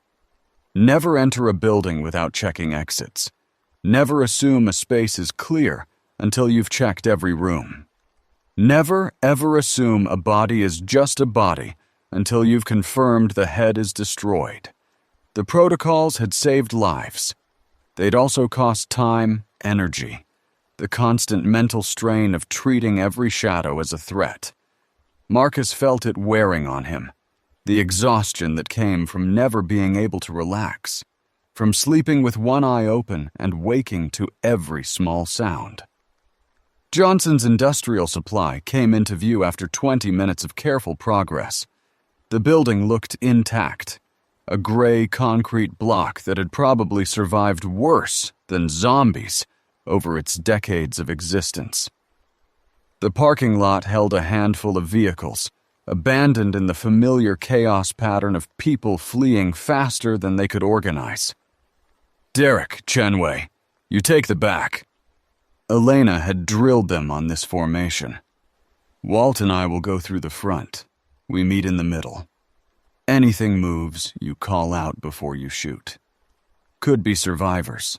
They split up. Marcus approached the front entrance with Walt beside him, the older man's hunting rifle steady in his experienced hands. The glass doors were shattered. Someone had been here before them, but the interior was dark and still. "Hello?" Marcus called into the shadows. "We're survivors, not here to fight." Nothing, just the echo of his own voice bouncing off concrete and metal shelving. They moved in, flashlights cutting through the gloom. The store was vast, aisles stretching back into darkness, shelves stocked with everything a hardware store should have and more. Water containers in aisle 3, generators in the back. First aid supplies near the registers. "Jackpot," Walt murmured. They were halfway through the store when they found the first body. A man in a Johnson's employee vest, his head destroyed by what looked like a crowbar strike. Old blood, dried brown. At least 2 or 3 days. Someone had put him down after he turned. "Survivor did this," Marcus said. "Someone who knew what they were doing. Or someone who got lucky." Walt's eyes swept the shadows. Either way, they might still be here. They found Derek and Chen Wei in the back, both men pale but composed. "Clear on our end," Derek reported. "But there's a barricade in the stockroom. Someone's been living here." The barricade was impressive. Shelving units piled with heavy merchandise, creating a wall that blocked access to the store's rear loading area. Someone had put serious effort into making this space defensible. "Hello?" Marcus called again. "We know you're back there. We're not looking for trouble. Just supplies." Silence. Then, from behind the barricade, a voice. "Mr. Chen?" Marcus felt the ground shift beneath his feet. He knew that voice. Knew it from years of parent-teacher conferences, from detention assignments, from the day he'd given up on its owner and signed the expulsion papers that ended a 17-year-old's educational career. "Derek?" He moved closer to the barricade, his flashlight raised. "Derek Kowalski?" A shape rose from behind the shelving. Thin, twitchy, a shaved head and nervous eyes that Marcus remembered too well. But the boy he'd known had become something harder. Leaner, more alert, with the wary stance of an animal that had learned to expect attack. And he was pointing a gun at Marcus's face. "Don't come any closer." "Derek, I said don't." The gun didn't waver. "I know how this goes. You show up all friendly, say you just want supplies, then you take everything and leave me with nothing. I've seen it happen twice already." Behind Marcus, Walt's rifle rose slowly. The standoff crystallized in the dusty air. 3 guns, 4 bodies. Enough tension to shatter. "Put your weapon down," Elena had taught them to say in situations like this. "We can talk about this." But Marcus didn't say that.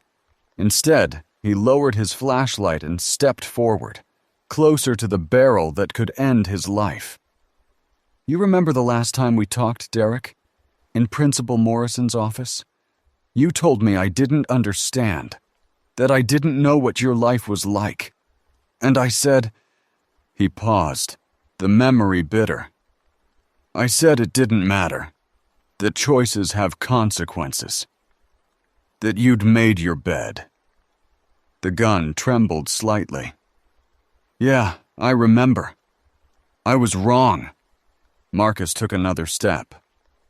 "I gave up on you because it was easier than trying harder. Because you scared me, and I didn't want to admit that a teacher could be scared of a student. That's the truth. Why are you telling me this now?" Derek's voice cracked. "What's the angle?" "There's no angle. We're just trying to survive, same as you." Marcus spread his hands, empty, vulnerable. "I'm not asking you to trust me. I'm not asking you to forgive me for giving up. I'm just saying, you don't have to be alone anymore. Not if you don't want to be."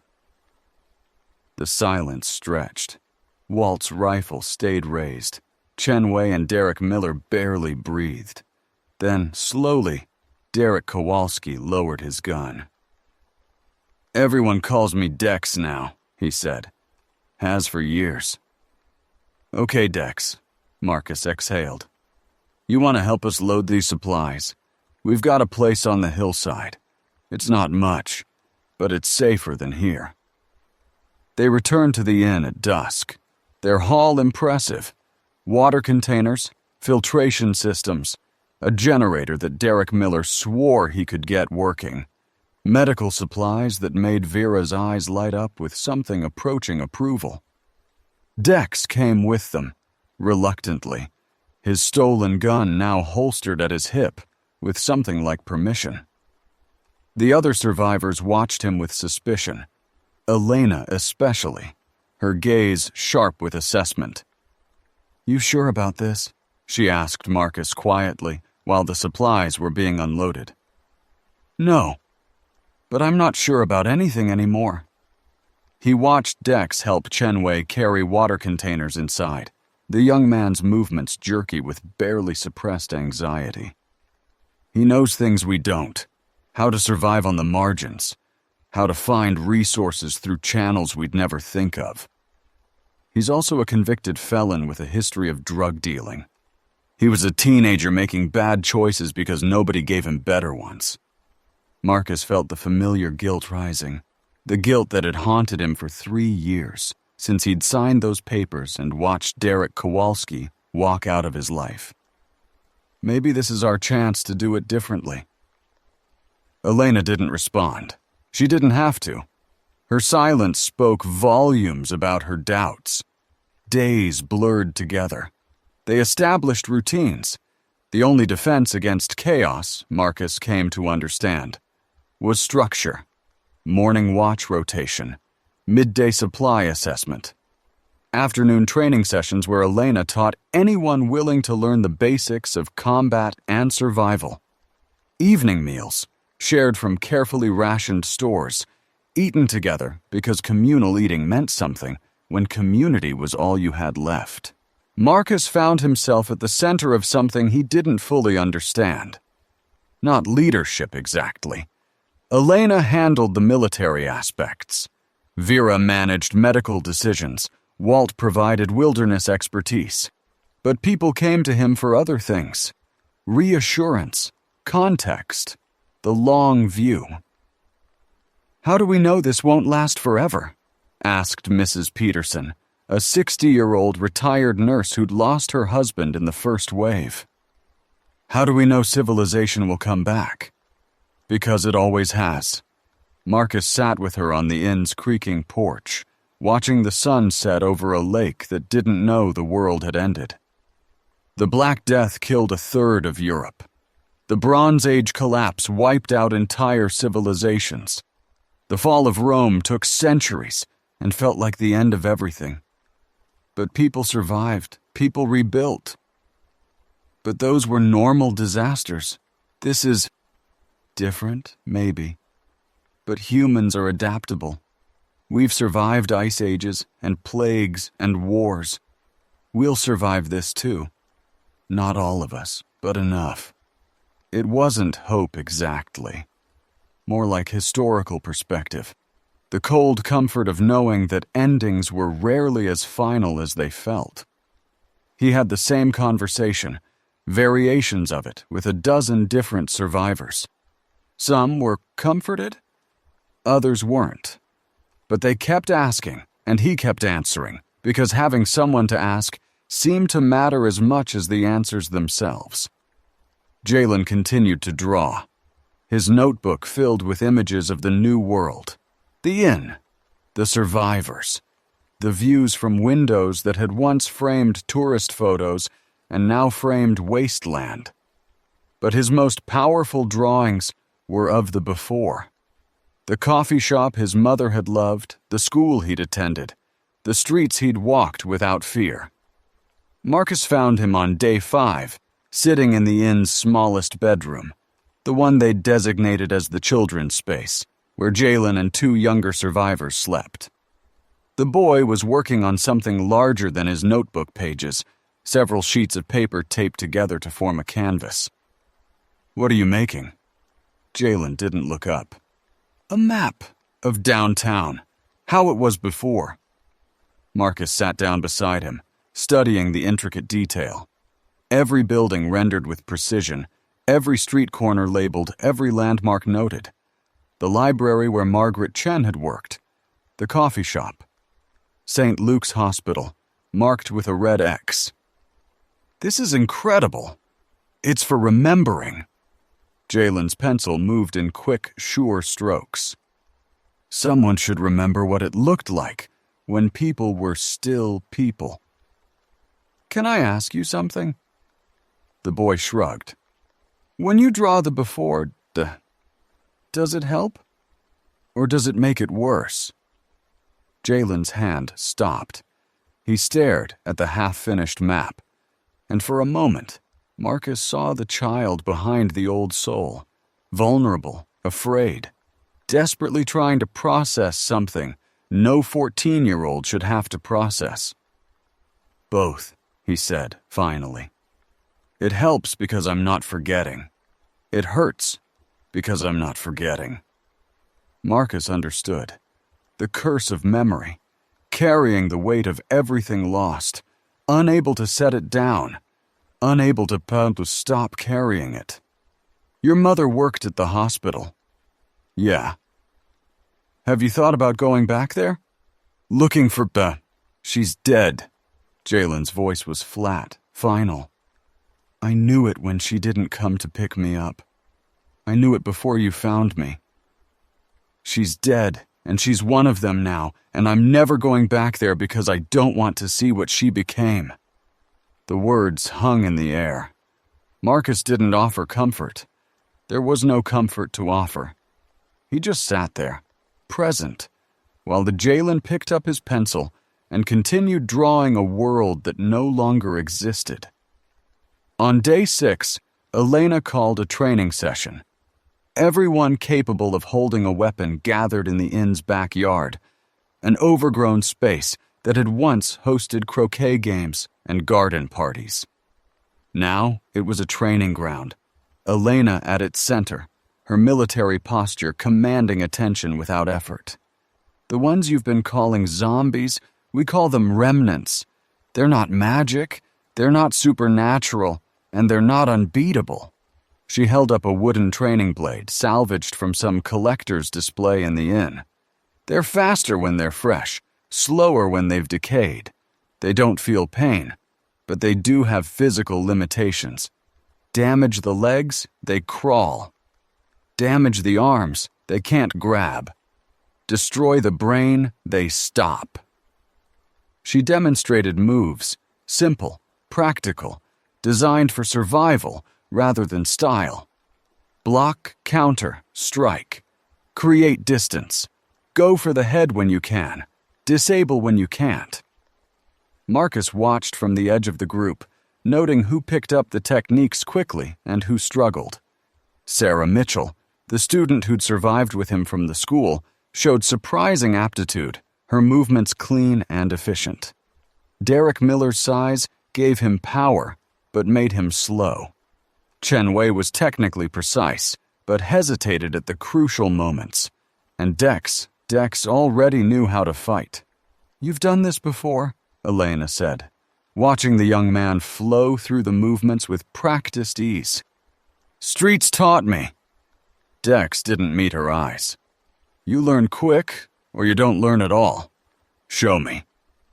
They sparred, wooden blades clacking, feet shuffling on dead grass. Dex was fast, unpredictable, fighting dirty in ways that would have gotten him disqualified from any formal bout. Elena was stronger, more trained, but she had to work for every advantage. When they finished, both breathing hard, Elena nodded once. You'll do, she said, and from her, that was practically a commendation. The days found their rhythm. Morning, wake before dawn, check the perimeter, eat whatever passed for breakfast from their rationed stores. Marcus led a rotation of lookouts on the inn's 3rd floor, where dormer windows offered views in all directions. Midday, work details, reinforcing barricades, organizing supplies. mapping escape routes. Walt took small groups into the nearby forest to forage and hunt, returning with rabbits and squirrels that supplemented their dwindling canned goods. Afternoon. Training. Elena's combat sessions. Vera's basic medical instruction. Marcus's impromptu classes on history and survival, on the patterns of collapse and recovery he'd spent his career studying. Evening. Communal meals. Father Brennan's prayers for those who wanted them. Conversations in small groups. The human need for connection, asserting itself even amid catastrophe. Night. Watches. Fear. The distant moaning that never quite stopped, reminding them that safety was temporary and the dead were patient. Marcus found Father Brennan on the roof on the evening of day 7. The priest was sitting on an old deck chair, looking out at the lake, a worn Bible open on his lap.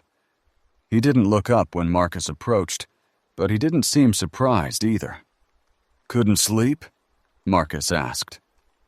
"Haven't been sleeping much these days." The priest's voice was tired, stripped of its usual warmth. "Every time I close my eyes, I see Henry Patterson's face." The moment he stopped being Henry. Marcus sat down on the roof's edge, his legs dangling. The view was beautiful.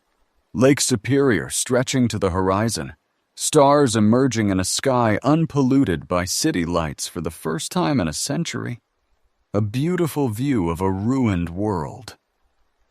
"You did what he asked. You were with him at the end." "I was with him while he became something else." Brennan closed the Bible, his fingers resting on the worn leather cover. "Do you know what I kept thinking? Not about God, not about souls or salvation. I kept thinking, what if I'm wrong? What if there's nothing after this? What if Henry just stopped? You're a priest. You're supposed to have faith." "Faith isn't certainty." Brennan's laugh was hollow. "Faith is believing despite uncertainty. And right now, Marcus, I have more uncertainty than I've ever had in my life." The confession hung in the cold night air. Marcus didn't know how to respond. He'd never been a believer, had always found comfort in history rather than theology. But he understood doubt. He understood the corrosive power of not knowing. "Why do you keep doing it then? The prayers, the services, the comfort you offer people?" "Because they need it." Brennan looked up at the stars. "Whether it's true or not, whether there's a God listening or just empty sky, people need hope. They need ritual. They need to believe their suffering has meaning." He paused. "And maybe, if I act as though I believe, the belief will come back. Maybe faith is something you practice, not something you have." That sounds like what I tell my students about studying. Do the work, and understanding follows. Maybe teaching and preaching aren't so different. The priest smiled, the first genuine smile Marcus had seen from him in days. "We're both in the business of convincing people that things matter." They sat together in comfortable silence, watching the stars wheel overhead. Somewhere in the distance, a lone moan rose and faded. The dead hunting the living hiding from the dead, and above it all, the same indifferent sky that had watched every tragedy in human history. "I don't believe in God," Marcus said finally. "Never have. But I believe in you, in what you're doing for these people. Does that count for anything?" "Maybe it counts for more." Father Brennan stood, gathering his Bible, preparing to go back inside. "God, if he exists, doesn't need our belief. But people do. We need each other to believe in us. That might be the only faith that matters." He left Marcus alone on the roof with the stars and the lake and the distant sounds of the dead, thinking about faith and doubt and the strange comfort of uncertainty. Day 8 brought Sasha Lindgren. They found her during a scouting run to the university campus. A young woman huddled in a dormitory bathroom, half-starved and wild-eyed with fear. She'd barricaded herself in on the first night and hadn't come out since, surviving on vending machine snacks and water from the toilet tank. Elena wanted to leave her. She's in bad shape, might not make it, and we're stretched thin on supplies as it is. We don't leave survivors. Marcus's voice was firm. That's where we draw the line. Lines are luxuries we can't afford. Then we can't afford to be human. He met her eyes, saw the conflict there. The soldier's pragmatism warring with something older, something that still believed in rescue. Every person we save is a statement about who we're going to be when this is over. If we start leaving people behind, we become something not worth saving. Elena didn't argue further. They brought Sasha back. The girl, 22, Marcus learned later, though she looked younger in her exhaustion and terror, slept for 16 hours straight, then woke ravenous. Dr. Okonkwo examined her, pronounced her severely dehydrated and malnourished, but otherwise uninjured, and assigned her light duties once she recovered. "What were you studying?" Marcus asked her on her second day, watching her move carefully through the inn's crowded common room. "Pre-med." Sasha's voice was hoarse, still recovering. "I was supposed to be a doctor, like my father." "Your father's a doctor?" "Was. He worked at a hospital in Minneapolis." She didn't elaborate, and Marcus didn't ask. Everyone had a story like that now. Loved ones lost, futures erased, identities built on foundations that had crumbled overnight. Dr. Okonkwo could use an assistant, if you're interested. Sasha's eyes lit with something that might have been hope. "Really? I only had 2 years of training. None of us know what we're doing. We're all learning as we go."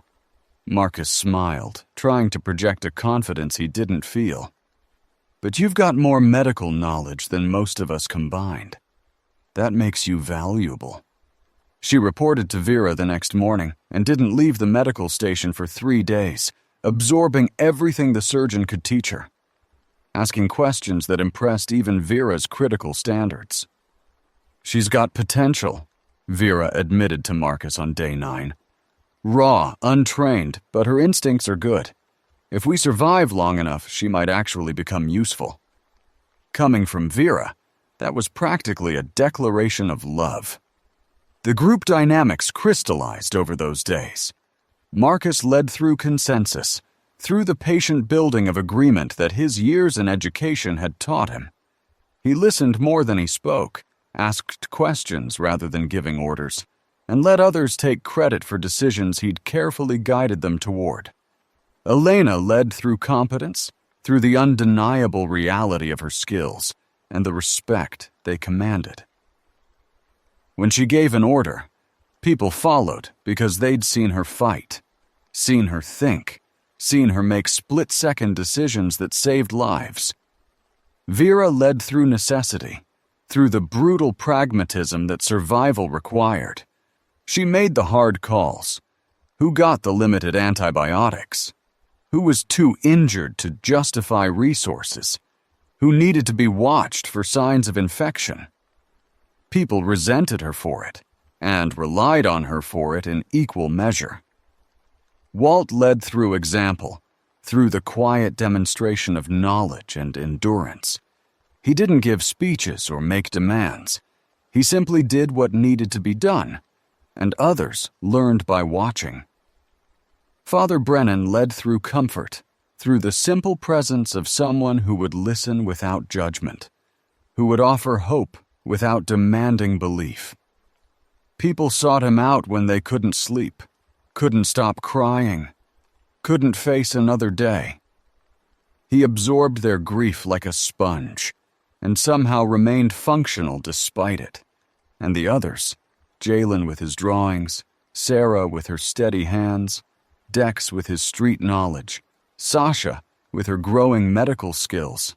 They weren't leaders, but they were essential. They were the proof that survival meant something, that all the struggle and loss was building towards something worth having.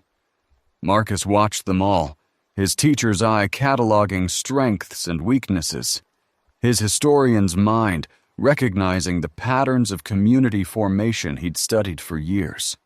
This was how civilizations rebuilt, he realized.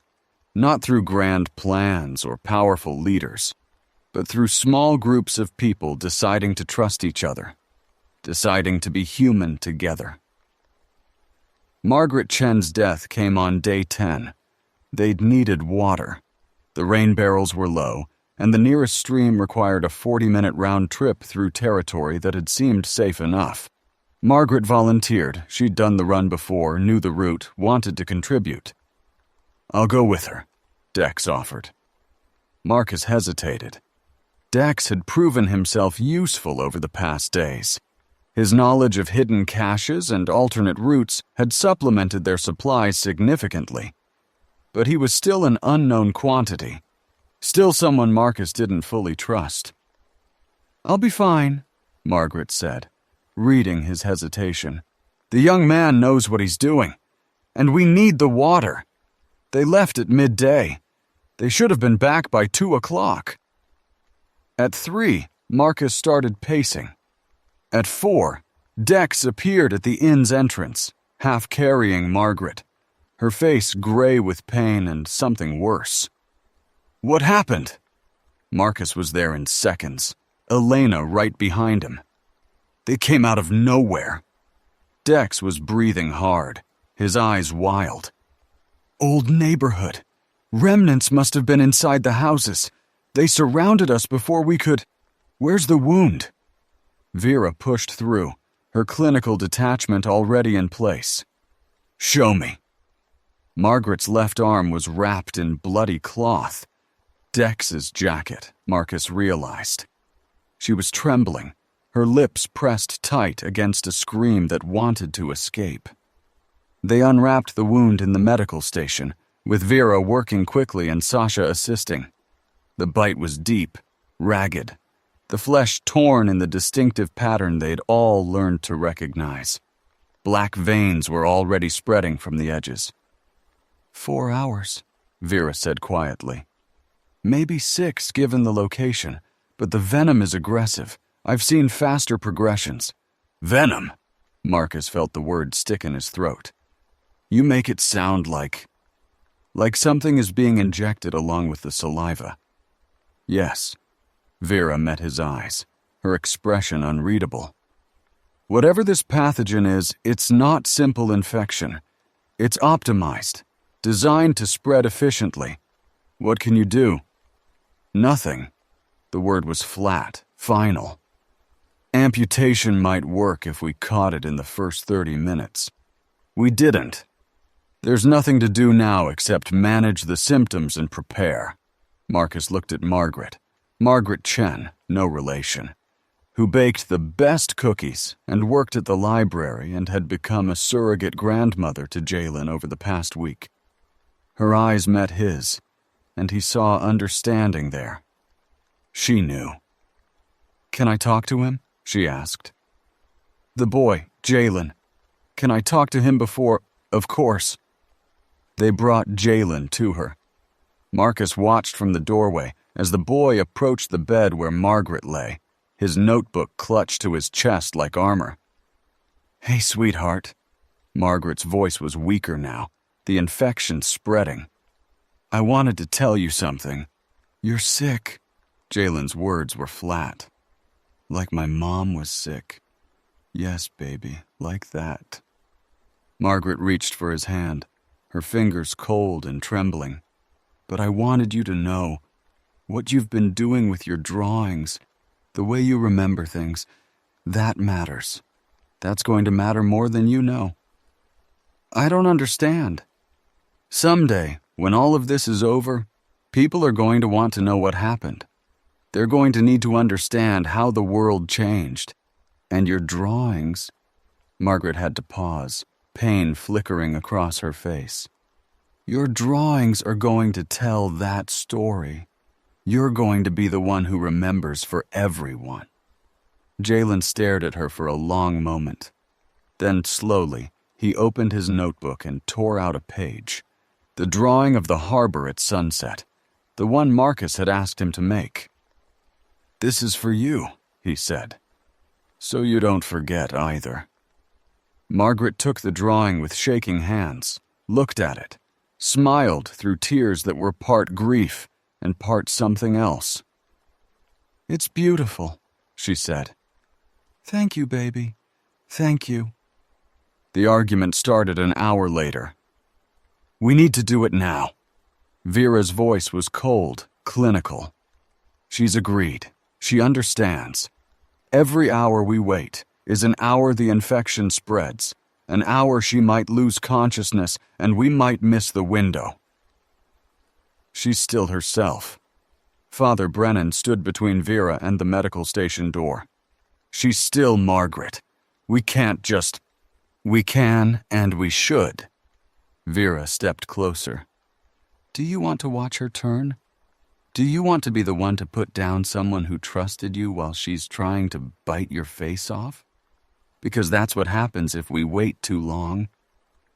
There has to be a humane way. There is no humane way." Vera's composure cracked, fury bleeding through. "This is not a disease that allows for dignity. It takes everything from you, your memories, your love, your humanity, and leaves something that exists only to spread itself further. The kindest thing we can do is end it quickly." "And who decides? You?" Marcus stepped into the argument, his own voice rising. "You don't get to make that call for everyone.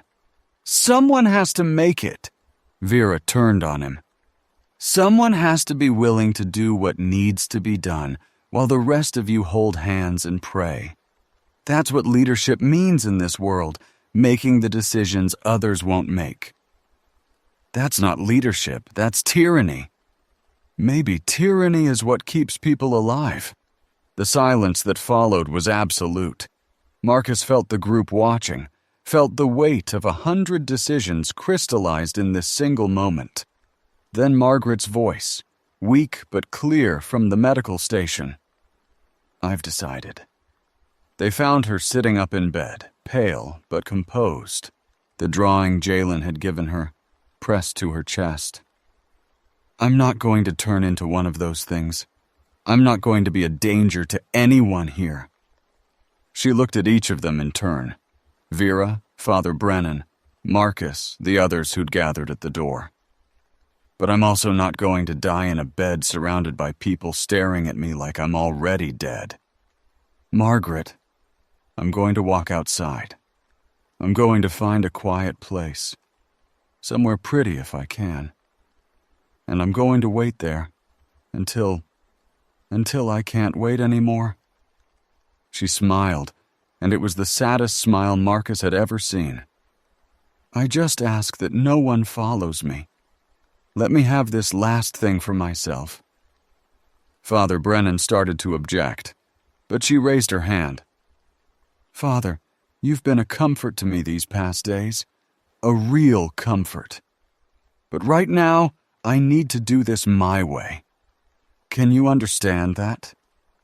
The priest closed his eyes, and Marcus saw something break behind them. But he nodded. "I'll pray for you." "Thank you." Margaret looked at Marcus. "Take care of Jalen.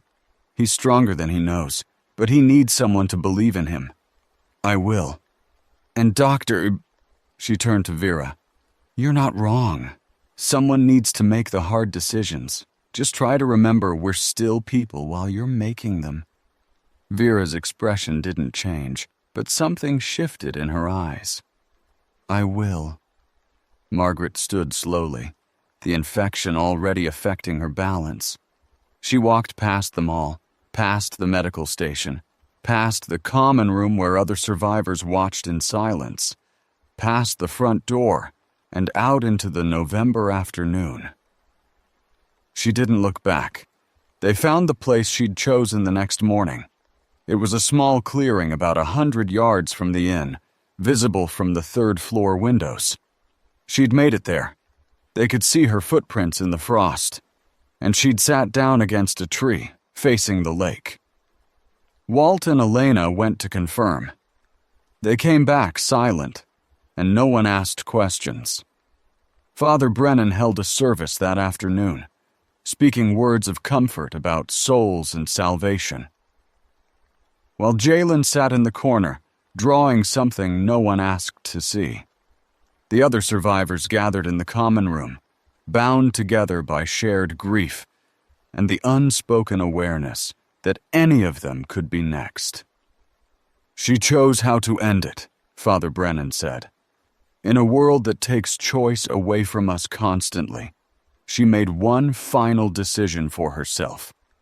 That's not defeat. That's courage.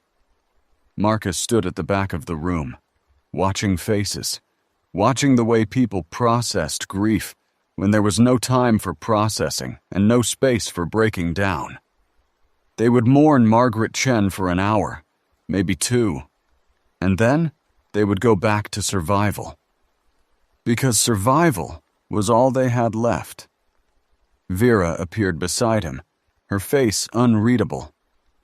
I don't apologize for what I said. I know.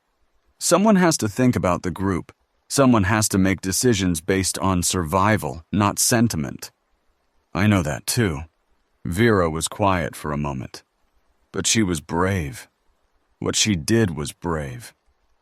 I can recognize that, even if I would have done it differently. Marcus didn't respond. There was nothing to say.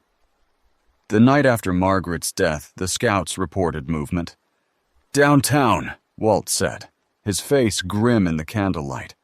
The horde that was congregating around the hospital, it's mobilizing. Mobilizing how? Elena was already reaching for maps. Moving, spreading out, like they're searching for something. Walt pointed to a section of the map they'd been using for planning. We saw groups heading up into the hillside neighborhoods. Not random wandering, deliberate movement. Like they're hunting. Could they know we're here? Remnants don't plan. Vera's voice was skeptical. They follow instinct, memory echoes. They can't coordinate. Maybe not individual ones. Marcus felt something cold settling in his stomach. But what about the horde behavior? You said they respond to each other's moans, right? One finds something, the others follow? You're saying they're using pack hunting tactics? Elena's expression darkened. I'm saying we don't understand them as well as we think we do. And underestimating an enemy is how you get killed. The conversation continued, planning, assessing, trying to prepare for something they couldn't predict. But Marcus kept thinking about what Vera had said.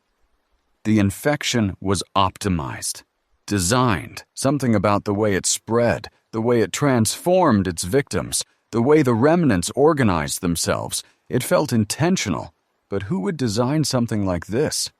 And why? Morning came gray and cold. Marcus woke to shouting, someone on the third floor, voice high with panic. They're coming! Oh God, they're coming! He was on his feet before he was fully awake. Years of teaching drills kicking in, his body moving toward crisis while his mind caught up. The stairs, the third floor. The window where one of the lookouts, Chen Wei, he realized, was pointing toward downtown. Marcus looked and felt the world drop away. The horde was visible from here, a dark mass moving through the streets like water flowing uphill. Not hundreds now, thousands. The hospital's worth of dead, the downtown's worth of dead, all the dead of Dububuk. Dead of a city that had held 90,000 people before the world ended, moving together, moaning together, heading directly for the hillside, heading for them. How long? Elena was beside him, her voice steady despite what they were seeing. At their speed, 4 hours, maybe 5. Walt was there too, calculating with the cold precision of a hunter. They're not running, just walking. But there's so many. We can't fight that. Marcus heard the truth in his own words, felt it like a physical weight. We can't even slow it down. Then we evacuate. Elena was already moving, already planning. We knew this might happen. We've got routes mapped, supplies ready to grab. We can be on the road north in 30 minutes. And go where? Anywhere that isn't here. The next hours were chaos. Not the terrifying chaos of combat, but the exhausting chaos of logistics. 31 people, limited vehicles, supplies that couldn't all be carried, choices that couldn't be unmade. Marcus found himself directing traffic, pointing survivors toward tasks, keeping the panic from becoming paralysis. Load the essentials, leave the luxuries, move fast, but move smart. What about the ones who can't walk? Father Brennan asked, his face pale. There were 3 among them. Elderly Mrs. Peterson, a man with a broken leg from the evacuation from St. Paul's, a child too young to keep pace. We carry them if we have to. No one gets left behind. That'll slow us down. Then we'll be slower. The argument might have continued, but there was no time for arguments. The horde was coming, and every minute spent talking was a minute lost. They loaded everything they could into 2 pickup trucks that Derek Miller had managed to get running, plus a minivan and an SUV scavenged from neighborhood garages. 27 survivors on foot, 4 in vehicles, moving north along the routes Walt had mapped through the forest. Marcus took one last look at the Lakeview Inn before they left, the Victorian mansion that had sheltered them for a week, the place where they'd learned to be a community, the spot where Margaret Chen had walked into the cold to die on her own terms. Then he turned his back and started walking. The forest closed around them within an hour. November had stripped the trees to skeletons, bare branches reaching toward a gray sky that promised snow. Their breath fogged in the cold air, their footsteps crunching on frost-hardened leaves. The vehicles moved slowly along a fire route that Walt knew from decades of hunting, their engines rumbling through the silence. Behind them, the moaning was audible even at this distance, the sound of a horde on the hunt, tireless and patient, following the echoes of the living.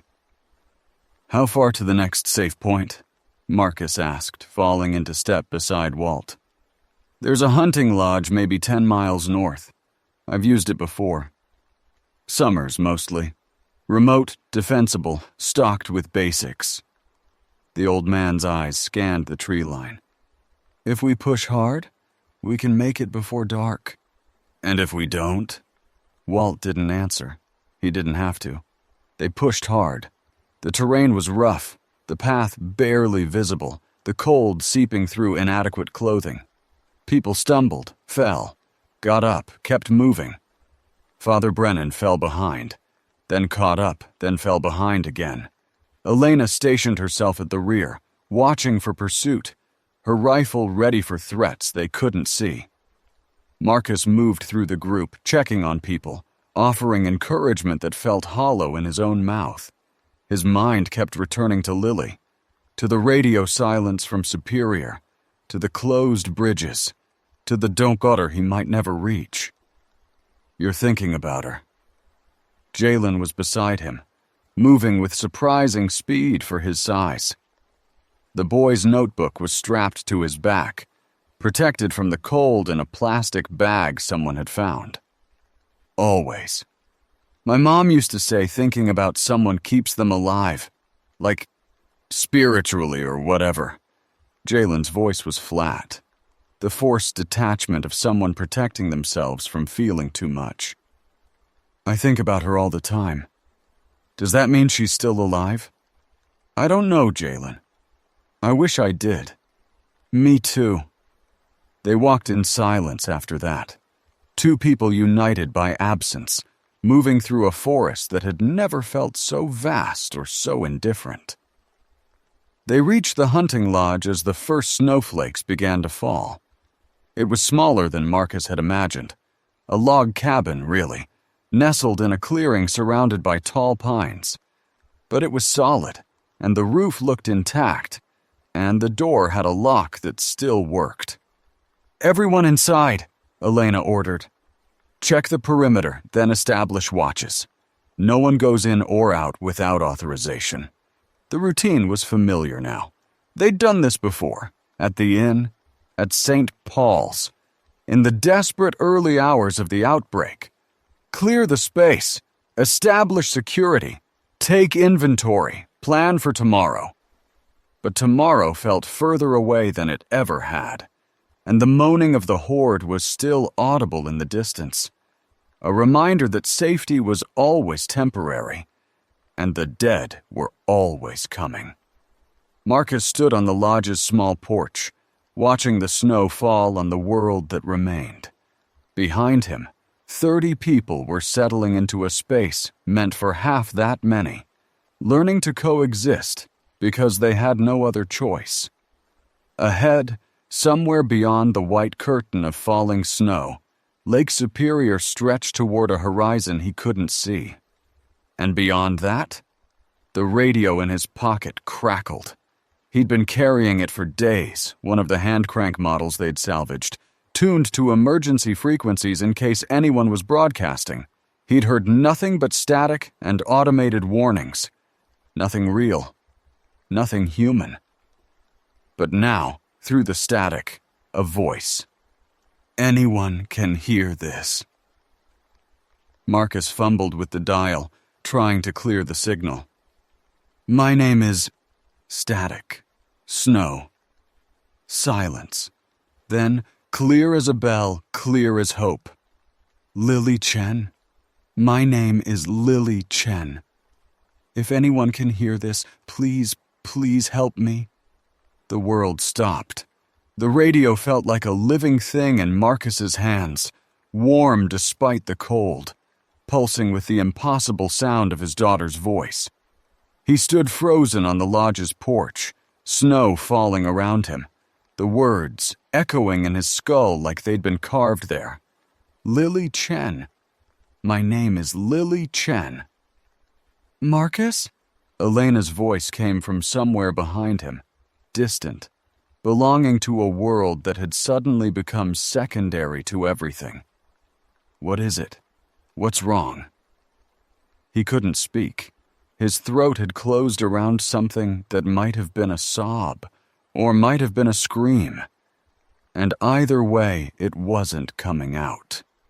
He just held out the radio, his hand shaking, and watched Elena's face change as she understood. That was Lily. The name broke something loose inside him. That was Lily. She's alive. She's broadcasting.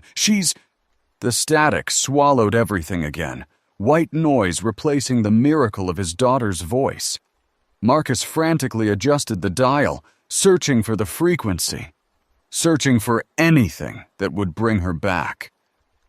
"Please." A fragment, barely audible. "Anyone." Then nothing. "We need to find that frequency." Marcus was already moving inside, past the survivors who were still settling into the cramped lodge, past Father Brennan, who looked up with concern, past everything that wasn't the radio in his hands. "We need to boost the signal somehow, triangulate the source, figure out where she's broadcasting from, but Marcus..." Elena caught his arm, stopped his manic progress. "Marcus, slow down." "I can't slow down. That was my daughter. She's out there. She's calling for help, and I'm standing here doing nothing." "You're not doing nothing. You're thinking." Elena's grip was firm, grounding. The signal came from the east, from Superior, probably. That's where she was supposed to be. But we can't just run toward it in the dark, in the snow, with a horde somewhere behind us. We need a plan. I don't care about plans. I know what you care about. Her voice softened, but her grip didn't loosen. And I'm telling you the best way to reach her is to stay alive long enough to get there. We rest tonight. We assess our resources tomorrow. We find a route that doesn't get us killed. And then we go get your daughter. Marcus wanted to argue. Every cell in his body was screaming to move, to run, to cover the miles between him and Lily through sheer force of will. But Elena was right. She was always right about the tactical things, the survival things, the cold calculations that kept people breathing. Tomorrow, he said, the word like ash in his mouth. Tomorrow. Sleep was impossible. Marcus lay on the lodge's hard floor, surrounded by the sounds of 30 people trying to rest in a space meant for 10, and stared at the ceiling. The rafters were rough-hewn logs, probably original to the building, probably 100 years old. They'd seen hunters and hikers and families on vacation. Now they were seeing refugees from the end of the world. Lily Chen. My name is Lily Chen. He played the words over and over in his mind, parsing every syllable for information. She'd sounded scared, but coherent. Young, but not panicked. She'd known how to use a radio, known to broadcast on emergency frequencies, known to keep trying even when no one answered. Where had she learned that? Karen didn't know anything about radios. Lily had never shown interest in emergency preparedness. But people changed in crisis. People discovered capabilities they didn't know they had. Please, please help me. The need in her voice was unbearable. His daughter was out there, somewhere in the dark, calling for help that might never come. And he was lying here useless, separated from her by miles of frozen wilderness and the shambling dead. Can't sleep either? Father Brennan's voice came from nearby, soft enough not to wake the others. The priest was sitting against the wall, his Bible in his lap, his face barely visible in the dim light from the dying fire. My daughter, Marcus said. On the radio. I heard her voice. I heard. Brennan's tone carried no judgment, no empty reassurance. That must have been, I can't imagine. I need to get to her tomorrow, as soon as possible. You will. The priest shifted, and Marcus could see the exhaustion in his posture, the weight of days spent carrying others' grief. But can I tell you something? Something I probably shouldn't? Go ahead. I've been doing this for 30 years. Comforting people, I mean. Telling them God has a plan. That suffering has meaning. That their loved ones are in a better place. Brennan's laugh was hollow. And right now, sitting here in the dark while the world ends, I'm not sure I believe any of it. Marcus sat up, surprised. Father, I know. A priest shouldn't say things like that. But you're not one of my parishioners, and I think I need to say it to someone. Brennan's eyes found his in the darkness. I watched Henry Patterson turn into something that wasn't Henry. I watched Margaret Chen walk into the snow to die alone. I've been watching people lose everything, their families, their homes, their future. And I keep telling them God loves them. But I'm not sure God is paying attention anymore. Why are you telling me this? Because you're the teacher. Brennan almost smiled. You're the one who explains how civilizations survive collapse. I was hoping you might have an answer I haven't thought of. Marcus was quiet for a long moment, thinking about the question, thinking about everything he'd taught and everything he'd learned. The rise and fall of empires, the patterns of catastrophe and recovery, the stubborn persistence of human hope in the face of overwhelming evidence that hope was pointless. "I don't have an answer about God," he said finally. "But I have an answer about people." "I'm listening." "Every civilization that's ever collapsed had people like you. Not priests necessarily, but people who held things together. People who kept showing up, kept doing the work, kept believing even when belief didn't make sense." Marcus found himself leaning forward, the teacher in him taking over despite everything. "The Roman Empire fell, but Christianity survived because priests kept preaching. The Black Death killed half of Europe, but communities rebuilt because someone kept leading prayers, kept burying the dead, kept insisting that life had meaning." "So, you're saying I should keep pretending, even if I don't believe?" "I'm saying maybe it doesn't matter if you believe. Maybe what matters is that you act like you do."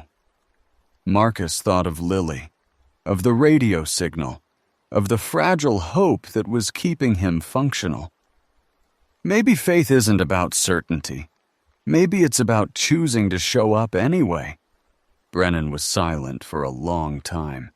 When he spoke again, his voice was steadier. "That's not bad theology for an atheist." "I've been around." "Get some sleep, Marcus. Tomorrow you're going to need all your strength to chase that voice on the radio."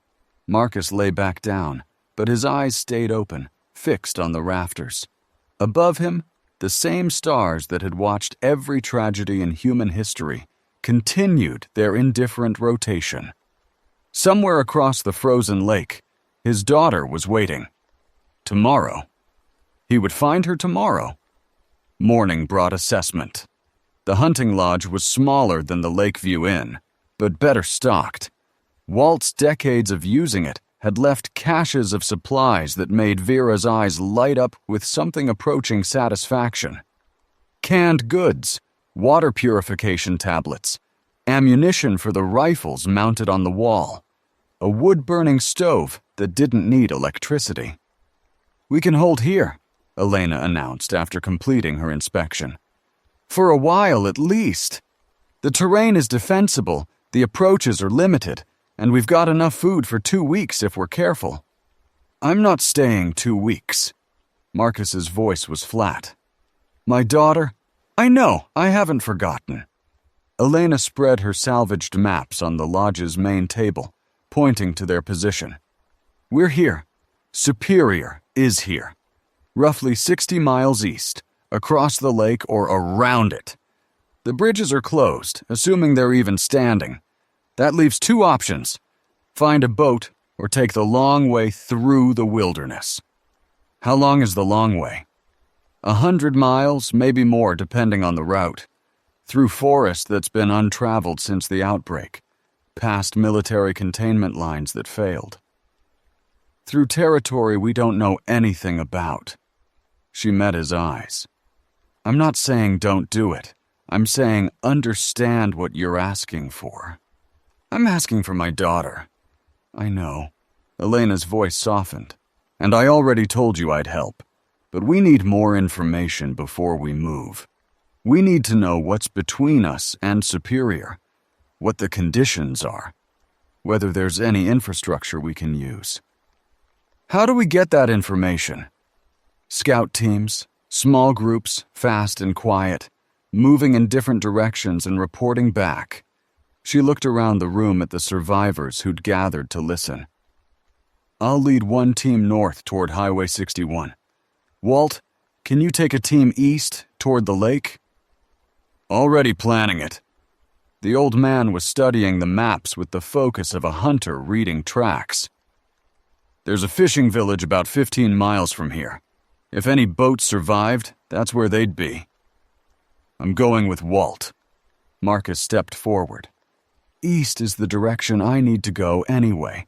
I can scout and look for a way to reach Lily at the same time." Elena hesitated, and Marcus could see the calculation in her eyes. The risk of losing him, the risk of denying him, the complex algebra of leadership in crisis. Fine, she said finally. But you follow Walt's lead. He knows this wilderness. You don't. Agreed. They spent the rest of the morning preparing.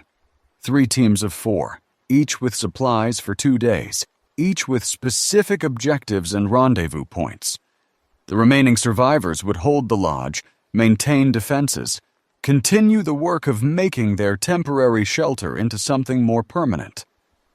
Marcus found Jalen before he left, the boy sitting in his usual corner with his notebook. I need you to do something for me. Jalen looked up, wary. What? If you hear anything on the radio, anything at all, write it down. The frequency, the time, any words you can make out. Marcus hesitated. Especially if it's a girl's voice. Especially if she says her name is Lily. Your daughter. Yes. Jalen's expression didn't change, but something shifted behind his eyes. I'll listen. I'll write everything down. Thank you. Marcus was halfway to the door when Jalen's voice stopped him. Mr. Chen, when you find her, will you bring her back here? I don't know where we'll end up, but I'll try. Good. The boy turned back to his notebook. She should see the drawings, the ones of how things were before. She should know someone's remembering. The wilderness swallowed them within the first hour. Northern Minnesota in November was a study in gray sky, gray trees, gray ground where fallen leaves had frozen into a crust that crunched beneath their feet. Walt led the team with the silent confidence of someone who'd spent 60 years learning this landscape, reading signs that Marcus couldn't even see. Behind Walt came Marcus, then Sarah Mitchell, who'd insisted on joining despite her relative inexperience, then Dex, who'd argued his way onto the team by claiming he didn't do well with sitting around waiting. The truth about Dex had become clearer over the past days. He was struggling, not with the survival tasks. He handled those with surprising competence, but with something internal, something that made his hands shake in quiet moments and his eyes dart constantly. Withdrawal, Vera had said when Marcus asked. Pills, probably. Opioids, maybe something else. He's past the worst of the physical symptoms, but the psychological dependence takes longer to break. He'll be unstable for a while. Marcus watched Dex now, noting the twitchiness, the way he flinched at small sounds, the barely contained energy that seemed to vibrate just beneath his skin. The young man was holding it together, but the seams were showing. You okay? Marcus fell back to walk beside him. Fine. The word was clipped, defensive. You don't look fine. Yeah, well, Dex's jaw tightened. The world ended. Nobody looks fine. They walked in silence for a few minutes, the forest sounds filling the space between them, wind in bare branches, distant bird calls, the crunch of their footsteps on frozen ground. You know why I volunteered for this team? Dex said suddenly. Tell me. Because if I stayed at that lodge one more day doing nothing, I was going to lose my mind. He laughed, a harsh sound. Isn't that stupid? The world's full of dead people trying to eat us, and I'm worried about being bored. It's not stupid, it's human. Marcus thought about his own restlessness, his desperate need to move toward Lily. We're not built for waiting, we're built for action. You sound like a motivational poster. I'm a teacher. Half of teaching is motivational posters. Dex almost smiled. It was the closest Marcus had seen to genuine warmth from him. You know what I keep thinking about him? Dex's voice dropped lower. All those years I was dealing, pills mostly, some other stuff. I thought I was so smart. Figured out how to make money without working, how to beat the system. And now, none of it matters. The money's worthless. The connections are dead. Everything I built was built on sand. Yeah. Dex kicked at a frozen branch. My mom used to say that. You can't build a life on sand. She was right about a lot of things. Where is your mom now? Dead. Cancer. 2 years ago. He said it flatly, without self-pity. She never saw me get expelled. Never saw me go to juvie. At least she missed that. I'm sorry I gave up on you. Dex looked at him sharply. What? Back at the school. When you were my student, I could have tried harder, pushed back against the expulsion, fought for you to get another chance. Instead, I signed the papers and let them throw you out. Marcus forced himself to meet the young man's eyes. That was wrong. I should have done better. You really think it would have made a difference? I don't know. But I should have tried. The forest opened ahead of them, Walt signaling a stop at the edge of a clearing. But something in Dex's expression had changed. A crack in the defensive wall, a glimpse of something vulnerable beneath the hard surface. Nobody ever apologized to me before, he said. Not for anything that mattered. Then I'm glad I could be the first. They found the fishing village at midday, or what was left of it. A cluster of houses along a frozen inlet, boats pulled up on shore for the winter, the quiet devastation of a community that had died quickly. Bodies in the streets, some frozen in place, some showing signs of violence. The remnants had been here and moved on, leaving only ruins. Check the boats, Walt said quietly. Look for anything seaworthy. I'll watch the perimeter. They spread out, moving carefully through the ghost town. Marcus checked house after house, looking for supplies, survivors, anything useful. He found canned food in one kitchen, ammunition in another, a hand crank radio that might still work. In the third house, he found something else. A nursery. A crib with a mobile still hanging above it. Colorful animals frozen in place. A rocking chair by the window. A baby blanket, carefully folded, waiting for a child who would never use it. Marcus stood in the doorway, unable to move. He thought about Lily as a baby, the nights he'd sat with her in a chair just like this one, the weight of her small body against his chest.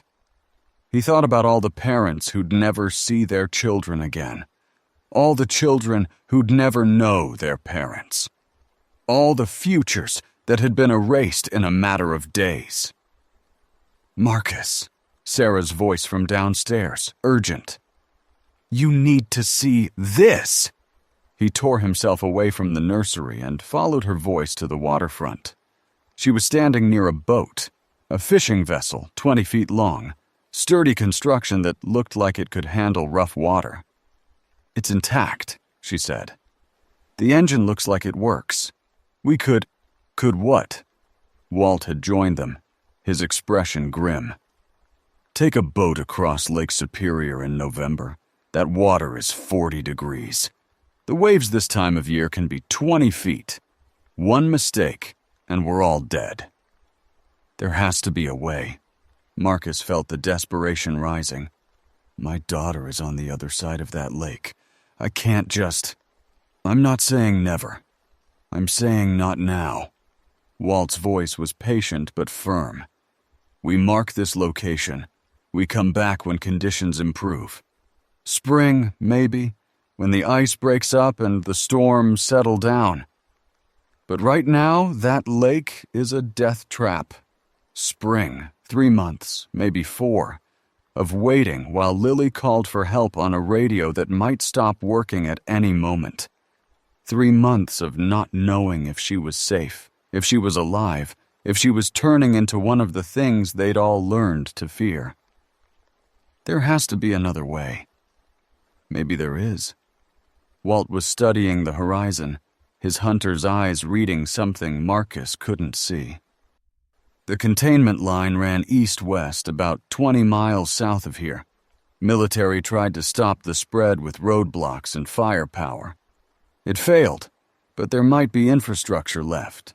Vehicles, fuel. maybe even communications equipment. You want to scavenge from a failed military operation? I want to explore our options. Walt turned to face him fully. You want to reach your daughter. I understand that. I had a son once, and I would have walked through fire to get to him. But walking through fire is only brave if you actually make it through. Otherwise, it's just suicide. What are you suggesting? We finish our scout. We report back to Elena. We share what we found, the boat, the village, the possibilities. And then we make a plan that gives you the best chance of actually reaching Lily. Walt put a hand on his shoulder. I know waiting is hard, but sometimes waiting is how you survive. They returned to the lodge at dusk, exhausted and cold, but alive. Elena's team had returned an hour earlier with news of their own.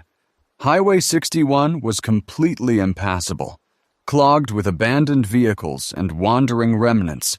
The military containment line a spectacular failure of barbed wire and abandoned checkpoints. The northern route was closed. Which leaves east, Marcus said, spreading out their findings on the main table. There's a fishing village here, boats that might be usable when the weather improves. And the containment line Walt mentioned. If we could find vehicles, fuel, a way through... It's too risky. Vera's voice cut through the planning. We're talking about sending people into unknown territory on the slim chance of finding something useful. Meanwhile, we have shelter, supplies, defensible positions. Why throw that away? Because there are people out there who need help. Marcus's frustration boiled over. My daughter, for one. Who knows how many others? Your daughter is one person. We're responsible for 30. We're responsible for everyone we can save. No, we're responsible for keeping ourselves alive. Vera's eyes were cold, clinical. Every resource we spend on rescue missions is a resource we don't have for our own survival. Every person we send out is a person who might not come back. At some point, we have to accept what? That we give up on everyone who isn't already in this room? That we prioritize those we can actually help? The argument might have continued, but a sound from outside cut through the tension. Voices, multiple voices, and the sound of engines approaching. Elena was at the window in seconds, rifle raised. Contacts! 3 vehicles, coming from the south. Remnants don't drive, Walt said, joining her. No, they don't. The vehicles stopped 100 yards from the lodge. Military-style trucks, well-maintained, their headlights cutting through the gathering darkness. Figures emerged, silhouettes against the light, and one of them raised a bullhorn. Attention inside the lodge. We're not here to fight. We represent the Northern Alliance, a community of survivors north of here. We're looking for other survivors to join us. Marcus exchanged glances with Elena. The Northern Alliance. They'd heard rumors, whispers on the radio, references in abandoned camps, but nothing concrete, nothing they could verify. What do we do? Sarah asked, her voice tight. We talk to them. Elena lowered her rifle but kept it ready. Carefully. She stepped onto the porch, visible in the vehicle headlights, her posture projecting strength without aggression. Who are you? She called out. The figure with the bullhorn stepped forward. He was middle-aged, military-bearing, the kind of presence that commanded attention without demanding it. My name is Colonel Nathan Bishop. I command the Northern Alliance, approximately 300 survivors, organized, defended, sustainable. We've been expanding our territory, looking for other groups to bring into the fold. And what does bringing into the fold look like? Shelter, food, protection, medical care. Bishop's voice was smooth, confident. We've built something real up there. something that could last. But we need people, skilled people, willing people, to help us grow. Marcus felt something cold in his stomach. The offer sounded good. Too good, maybe. In his experience, promises that seemed too generous usually came with hidden costs. "Can we think about it?" Elena asked. "Of course. Take the night. Talk it over." Bishop smiled, and even at this distance, Marcus could see the calculation behind it. "I'll come back tomorrow with more details. You can meet some of our people, see what we've built, make an informed decision." The vehicles pulled away, their lights fading into the darkness. The survivors gathered in the lodge's main room, voices overlapping in a chaos of hope and suspicion. "It could be real," Mrs. Peterson said. "A real community, with real protection. That's what we've been looking for, isn't it? Or it could be a trap." Dex's voice was skeptical.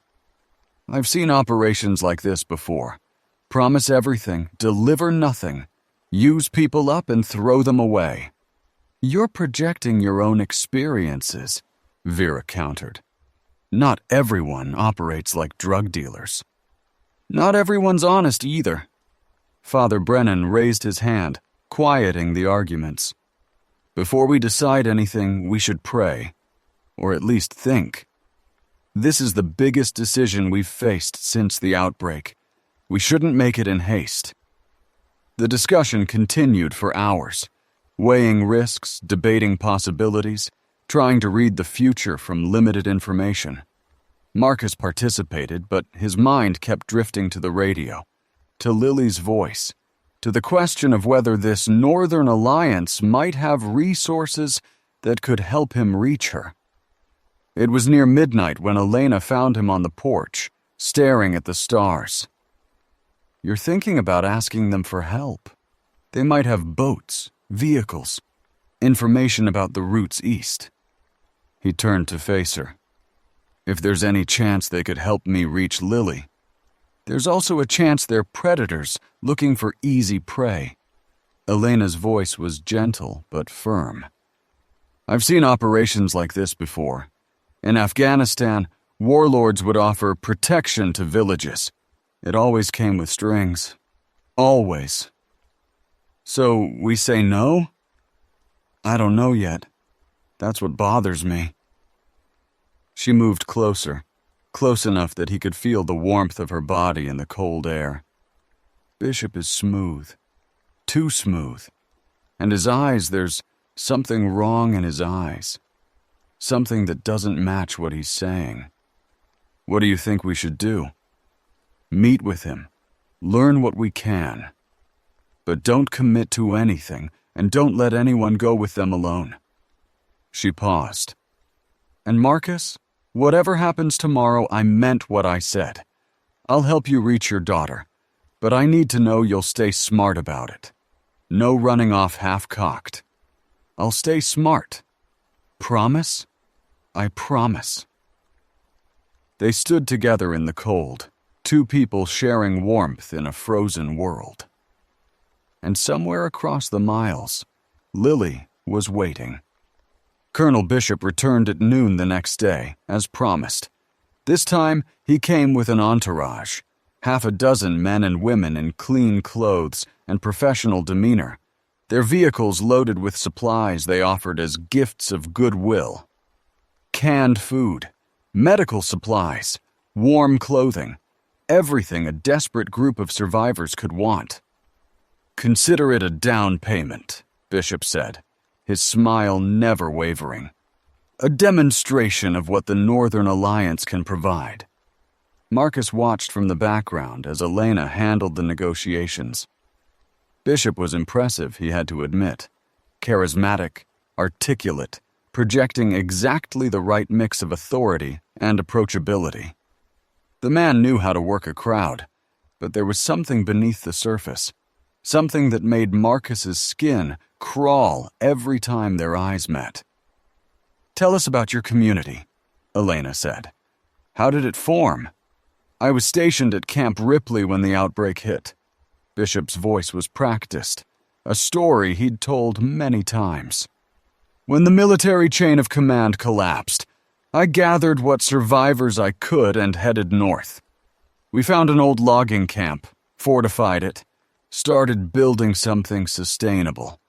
Now we have 300 people, running water, electricity from generators, enough food to last the winter. That sounds almost too good to be true. It sounds like hard work and good leadership. Bishop's smile sharpened slightly. Which is what survival requires.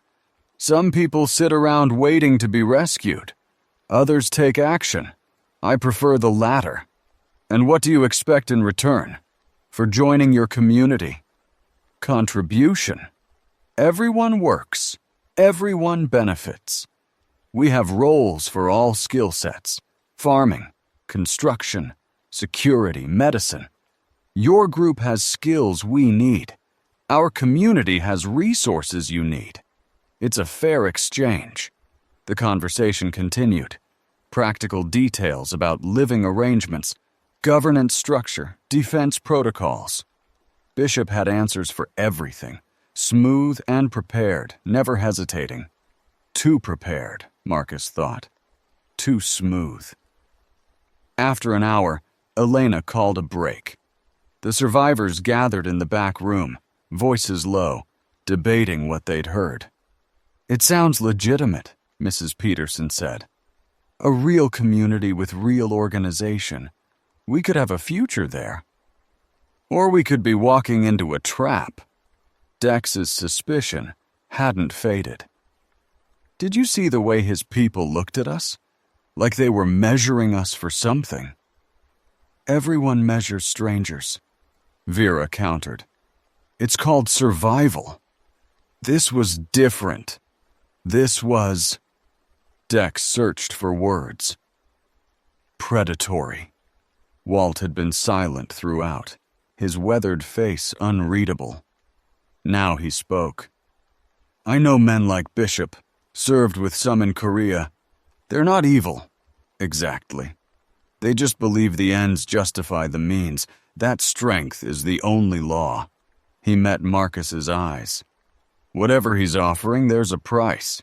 We just can't see it yet. So what do? We keep listening, but we keep our guard up. Walt stood, moving toward the door. And we make sure we have an escape route if things go wrong.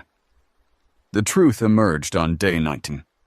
One of Bishop's people, a woman named Jennifer, who'd been part of the gift-giving delegation, sought out Elena in private. She was nervous, jumpy, speaking in a low voice that barely carried. You can't trust him. You can't trust any of them. Tell me why. The Alliance, it's not what he says. There's no democracy, no fair exchange. Bishop runs everything. People who disagree disappear. People who try to leave. What happens to people who try to leave? Jennifer's face went pale. They become examples. The full picture emerged over the next hour. The Northern Alliance was a feudal system with Bishop as its absolute ruler. New groups weren't invited to join. They were absorbed, their resources seized, their members given the choice between compliance and elimination. The gifts weren't generosity. They were bribes. The scouting missions weren't about rescue. They were about finding new communities to exploit. Why are you telling us this? Elena asked.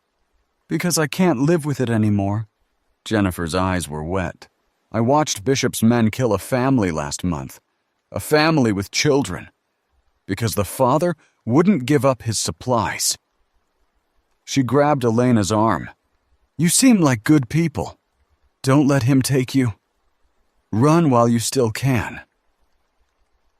They didn't have time to run. Bishop must have been watching, must have had lookouts positioned, because within an hour of Jennifer's warning, the vehicles were back. More of them this time. Armed men pouring out, surrounding the lodge with military efficiency. I'm disappointed. Bishop's voice came through the bullhorn again, but the warmth was gone, replaced by something cold and certain. I offered partnership, and you responded with subterfuge. I hoped we could do this the easy way. There doesn't have to be any way. Elena's voice was steady despite the rifles pointed at their windows. Walk away. Leave us alone. I'm afraid that's not possible. You've seen too much, heard too much. A pause. But I'm not unreasonable. Come out peacefully. Join the alliance willingly, and no one has to get hurt. Continue to resist, and... He didn't finish. He didn't have to. Inside the lodge, chaos threatened. Survivors panicked. Children cried. The fragile order they'd built over days teetered on the edge of collapse. We can't fight that many, Vera said, her pragmatism cutting through the noise. We don't have the weapons or the numbers. We can't surrender either, Dex countered. You heard what Jennifer said. Surrender means slavery at best, death at worst. Then what do we do? Walt's voice cut through the argument, quiet but carrying. We run. There's a way out the back, an old hunting trail I know. It leads through the forest, comes out near the lake. If we move fast, move quiet, we might be able to... They'll follow us. Elena was at the window, assessing. The moment we break cover, they'll be on us. Not if someone distracts them. Marcus felt the cold settle in his stomach before Walt finished speaking. He knew what was coming. He knew, and he couldn't stop it. Someone needs to draw them off, lead them away from the group, give everyone else time to escape. Walt's eyes found Marcus's, and in them was something that looked like farewell. I know these woods better than anyone alive. I can lose them in the forest, circle back, meet up with you later. Walt? I've lived a good life, Marcus. Longer than I expected, if I'm honest. Lost my wife, lost my son, thought I'd lost my purpose. But these past few days, being useful again, having people to protect. He smiled, and it was the saddest, most peaceful smile Marcus had ever seen. This is what I'm meant to do. This is how I go out. You don't have to, I know. Walt was already moving, gathering his rifle, his pack, the minimal supplies he'd need. But I want to, for you, for Jalen, for everyone who still has years ahead of them. He paused at the back door. Find your daughter, Marcus. Tell her about the old man who helped her father. And when you rebuild, when you make something new out of all this ruin, remember us, the ones who didn't make it. Remember that we mattered. He was gone before Marcus could respond, slipping out the back door into the forest that had been his home for 6 decades. The distraction was immediate and spectacular. Gunshots from the tree line, careful and precise, drawing Bishop's men away from the lodge. Shouts, confusion, the sound of vehicles revving as the pursuers took the bait. Now! Elena hissed. Everyone, move now! They ran. 27 survivors. They'd lost 3 more since leaving the Lakeview Inn, pouring out the back of the lodge and into the forest. Marcus helped carry Mrs. Peterson, who couldn't run fast enough. Elena led the way. Father Brennan brought up the rear, offering what protection he could. Behind them, the sounds of pursuit faded as Walt led Bishop's men deeper into the wilderness. Gunshots echoed through the trees. Walt's rifle, then others, then silence. Then one final transmission, crackling through the radio Elena carried. Marcus. Walt's voice, breathless but calm. If you can hear this, I want you to know you can't save everyone. Save who you can. That's enough. More gunshots. Distant now, swallowed by the forest. That's enough, Walt said again. Tell Jalen, tell him to keep drawing. Tell him, static. Silence. The radio went dead. They ran until they couldn't run anymore. The forest gave way to a ridge overlooking Lake Superior, the vast gray expanse stretching toward a horizon they couldn't see. The survivors collapsed in whatever shelter they could find, behind rocks, under fallen trees, in a shallow cave that barely fit half of them. Marcus stood at the ridge's edge, looking back the way they'd come. No pursuit visible, no sound of vehicles or gunfire. Walt had done what he'd promised. He'd bought them time. But the Git, the terrible sod. Elena appeared beside him, her face streaked with dirt and exhaustion. "We need to keep moving. Bishop won't give up easily." "I know." "Marcus," her hand found his, squeezed. "I'm sorry about Walt. He chose this." The words felt hollow. "He said it was what he was meant to do. That doesn't make it easier. No, it doesn't." They gathered the survivors, traumatized, exhausted, many of them crying, and pressed on. The ridge led to a deer path, the deer path to an old logging road, the logging road to nowhere, really. Just more wilderness, more cold, more uncertainty. Father Brennan walked beside Marcus for a stretch, his breath coming hard in the thin November air. "I keep thinking about what you said," the priest gasped. "About faith being something you practice, not something you have. What about it? Walt practiced. Every day he showed up. He did the work. He believed in something worth dying for." Brennan's eyes were wet, but his voice was steady. "That's the kind of faith I want. The kind that matters." They made camp as darkness fell, in a hollow between two hills that offered some protection from the wind. No fire. They couldn't risk being seen. Just bodies huddled together for warmth, surviving another night through sheer stubbornness. Marcus sat watch, his eyes scanning the darkness for threats that might or might not be coming. The radio was in his hands, tuned to the frequency where he'd heard Lily's voice. Static.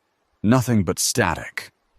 But then, just as he was about to give up, "If anyone can hear this," his heart stopped. "My name is Lily Chen. I'm in Superior, Wisconsin, at the old Coast Guard station. If anyone is out there, please, I've been alone for so long." The voice cracked. His daughter's voice, breaking under the weight of isolation and fear. "Please help me. Someone, please help me." Marcus pressed the transmit button, his hands shaking. Lily, it's Dad. I can hear you. I'm coming.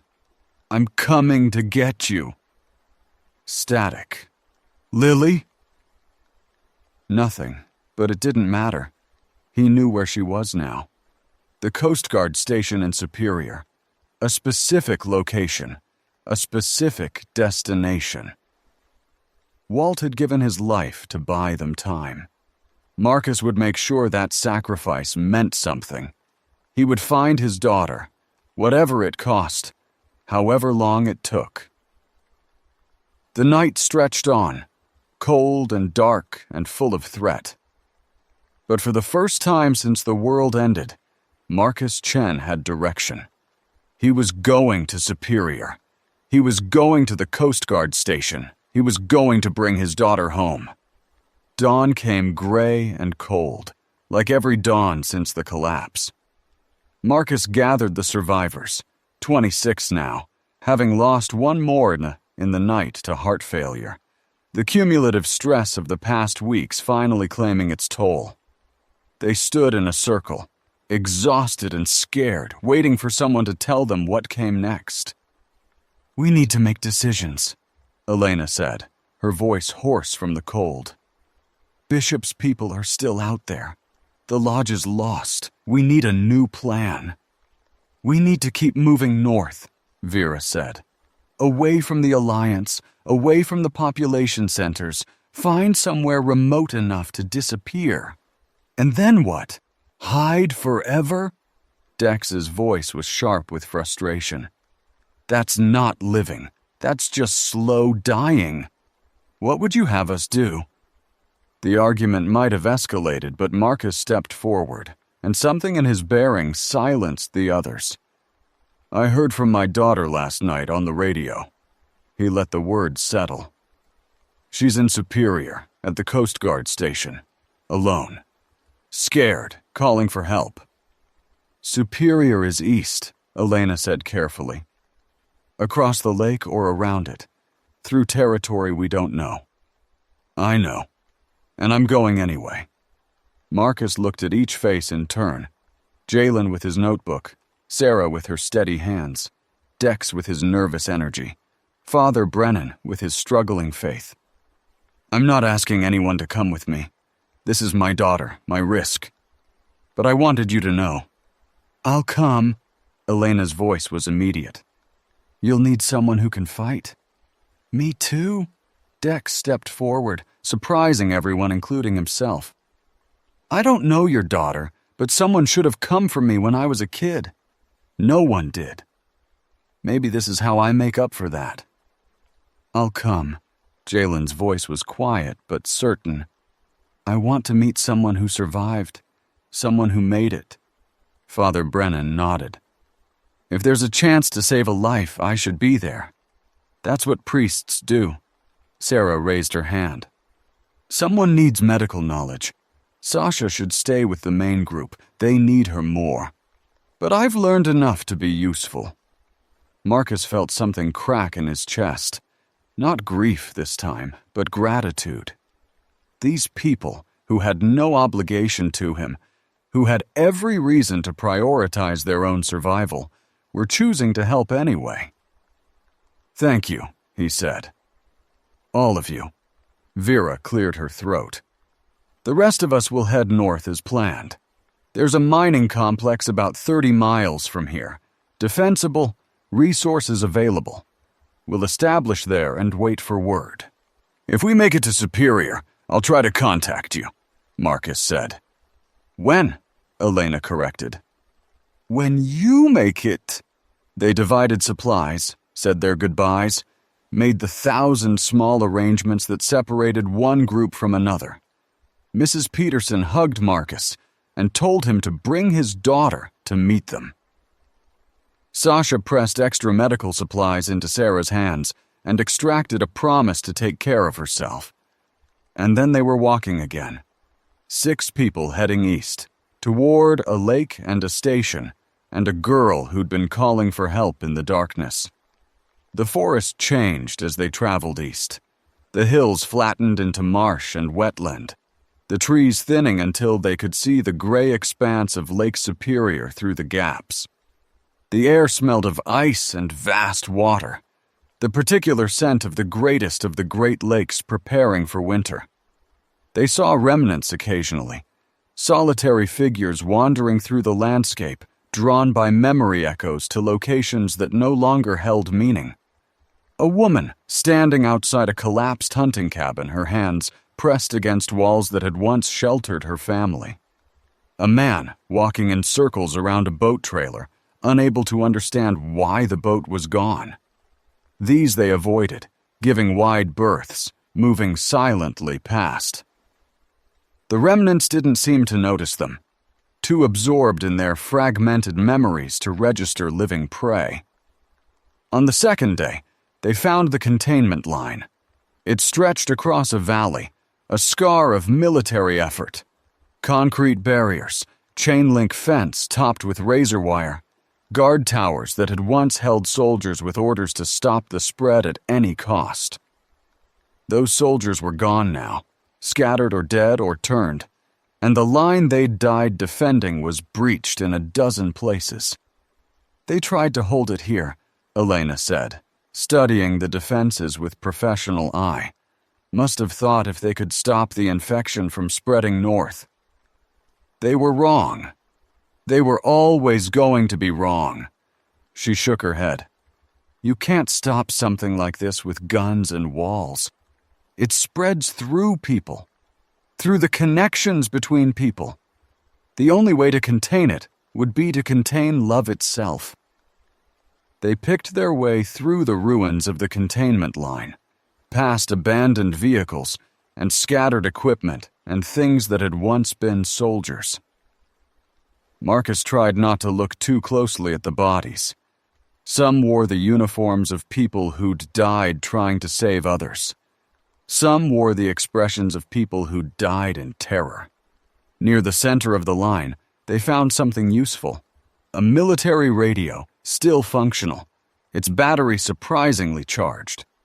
Elena examined it with careful fingers. This could work.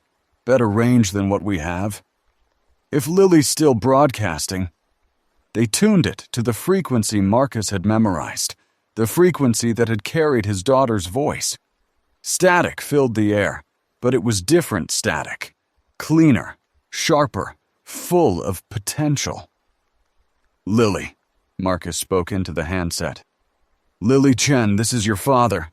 Can you hear me? Static. Lily, I'm coming for you. I'm east of Duluth, heading toward Superior. If you can hear this, please respond. More static. Then, Dad? The voice was thin, barely audible but unmistakable. Lily! Marcus gripped the radio so hard his knuckles went white. I can hear you. Are you okay? Are you safe? I'm at the Coast Guard station. Like I said, I've been here for I don't know how long. Days? Her voice cracked. I thought no one was coming.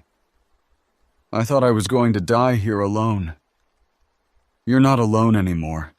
I'm coming. I'm bringing people who can help. Marcus forced himself to breathe. Can you tell me about the station? Is it secure? Pretty secure. I barricaded the doors. There's some food left. A pause. But there are things outside, the dead things. They come to the building at night and they just stand there, like they're waiting. Memory echoes, Marcus thought. The dead drawn to places they'd known, standing vigil at stations where they'd served. Stay inside. Keep the doors barricaded. We're coming as fast as we can. How long? I don't know. A few days, maybe less. He tried to project confidence he didn't feel. But we're coming, Lily. I promise. We're coming. Dad? Her voice was very small. I'm scared. I know, sweetheart. I'm scared too, but we're going to get through this together. He blinked back tears. I love you, Lily. I love you too, Dad. The connection dissolved into static, but for the first time in weeks, Marcus felt something he hadn't dared to feel. Hope. They pressed on. The terrain grew more difficult as they approached the lake, marshland that sucked at their boots, streams swollen with November rain, the constant presence of cold water seeping into everything. But they moved with purpose now, with destination, each step bringing them closer to Lily. On the third day, they encountered something unexpected. A man appeared on the trail ahead of them, Native American, stocky and powerful, with long black hair in a single braid and a face that showed no expression. He stood completely still, watching them approach, a hunting rifle cradled in his arms with the comfortable ease of long practice. That's far enough. Elena's hand moved toward her weapon, but Marcus stepped forward. We're not looking for trouble. Just passing through. Nobody just passes through out here anymore. The man's eyes swept over their group, assessing. You're heading for Superior? How did you know? Because that's the only thing east of here worth reaching.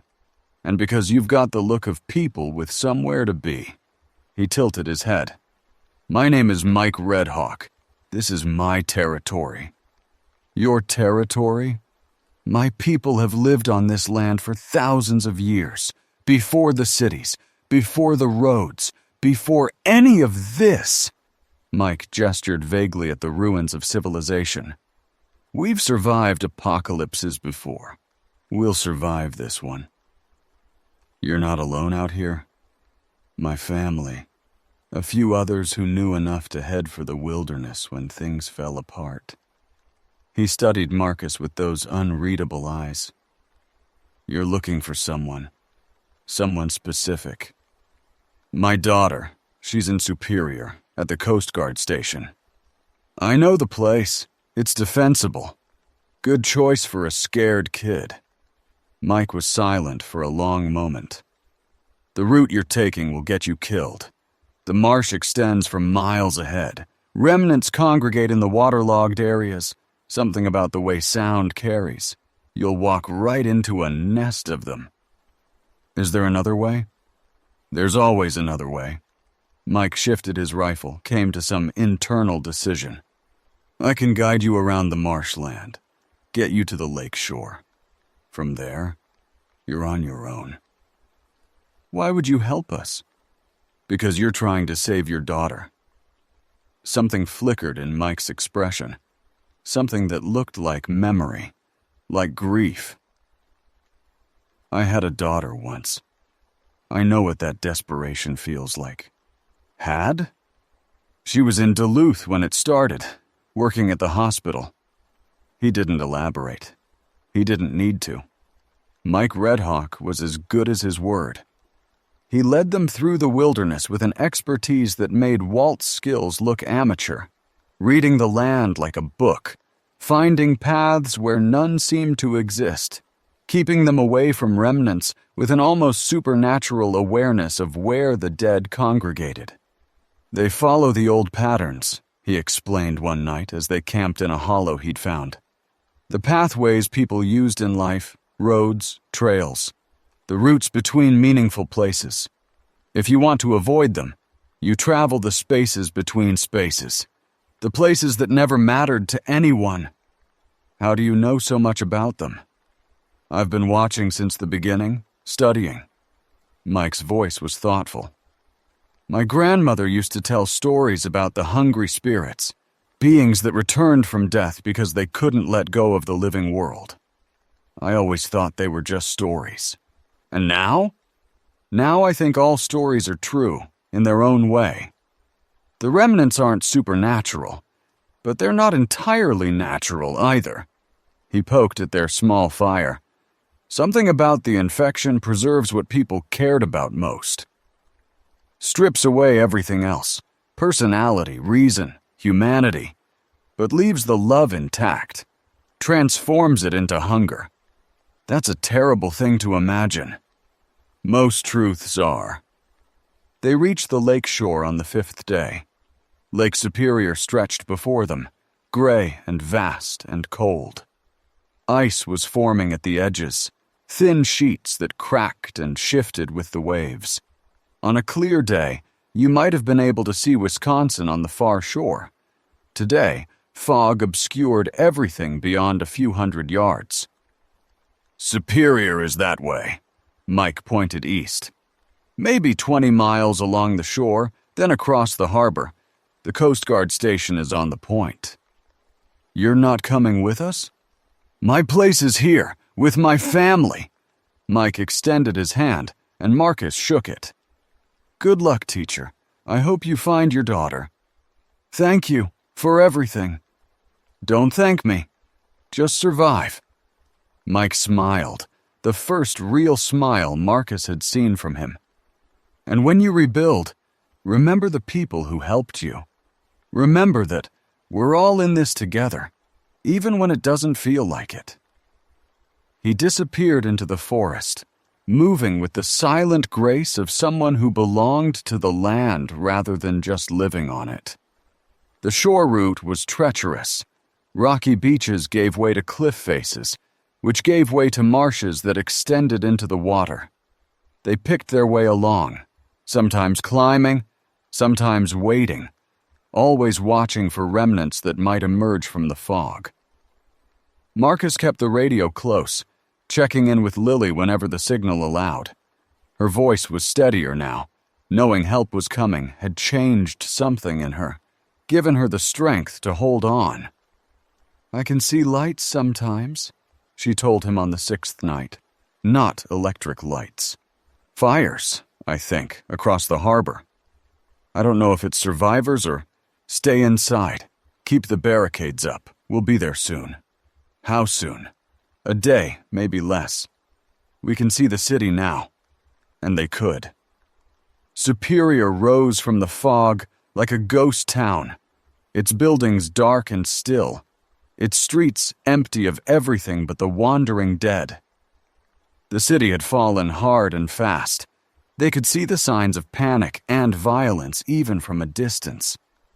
"We need a way across the harbor," Elena said, studying the terrain with binoculars.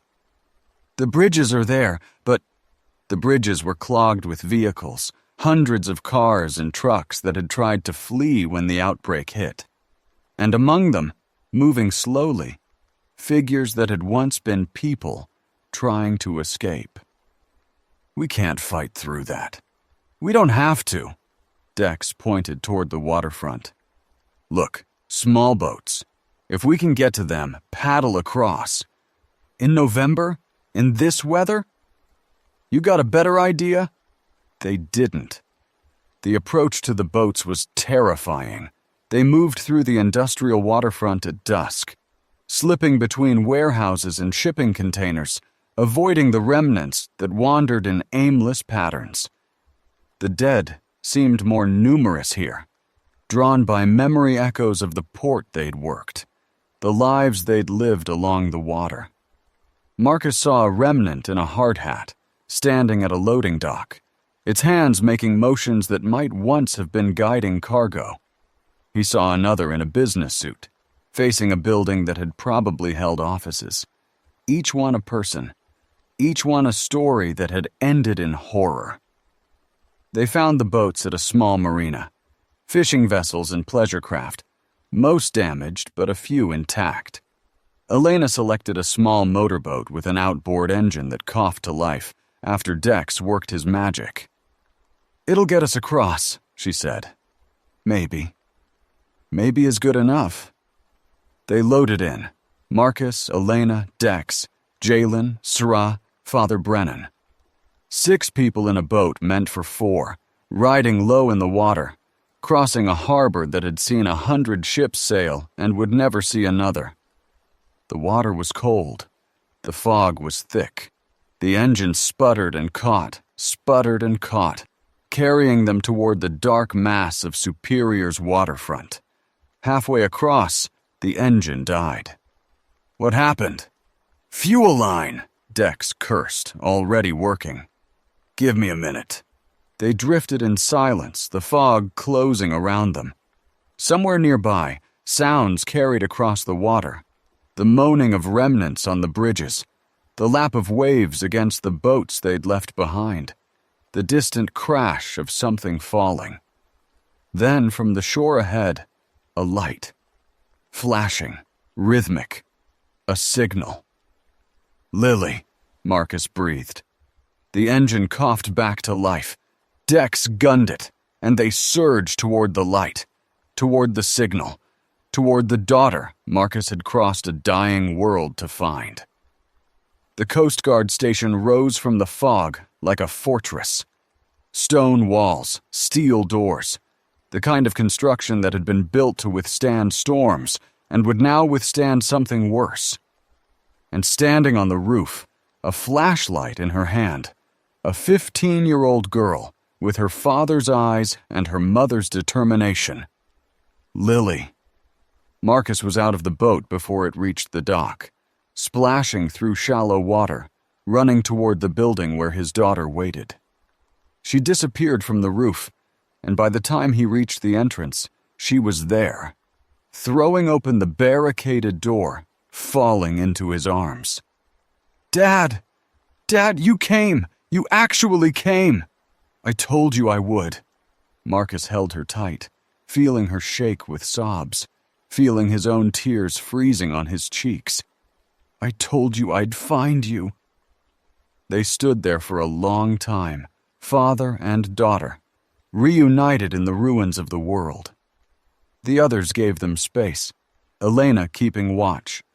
Father Brennan offering quiet prayers of thanks, Jalen already sketching something in his notebook. When Marcus finally pulled back, he looked at his daughter. Really looked at her. She'd changed, thinner, harder, with something in her eyes that hadn't been there before. The innocence was gone, replaced by the watchful wariness of someone who'd learned that the world could end without warning. But she was alive. She was alive, and she was in his arms, and for this moment, nothing else mattered. "Dad," Lily said, her voice steadier now. "There's something you need to know." "What?" "There are other survivors here. In the city. I've seen their lights, heard their broadcasts." But she hesitated. "I think they're bad. I think they're the ones the dead things are scared of." "The dead aren't scared of anything." "These ones are." Lily's grip tightened. "Dad, I've watched them. When certain people go out, the dead things hide. They run away. Whatever those survivors are doing, it's something terrible." Marcus felt the cold return. The cold that never quite left. The cold of a world where safety was always temporary. "We'll figure it out," he said. "Together. We'll figure it out." But even as he spoke, he knew the journey wasn't over. They'd reached Superior. They'd found Lily.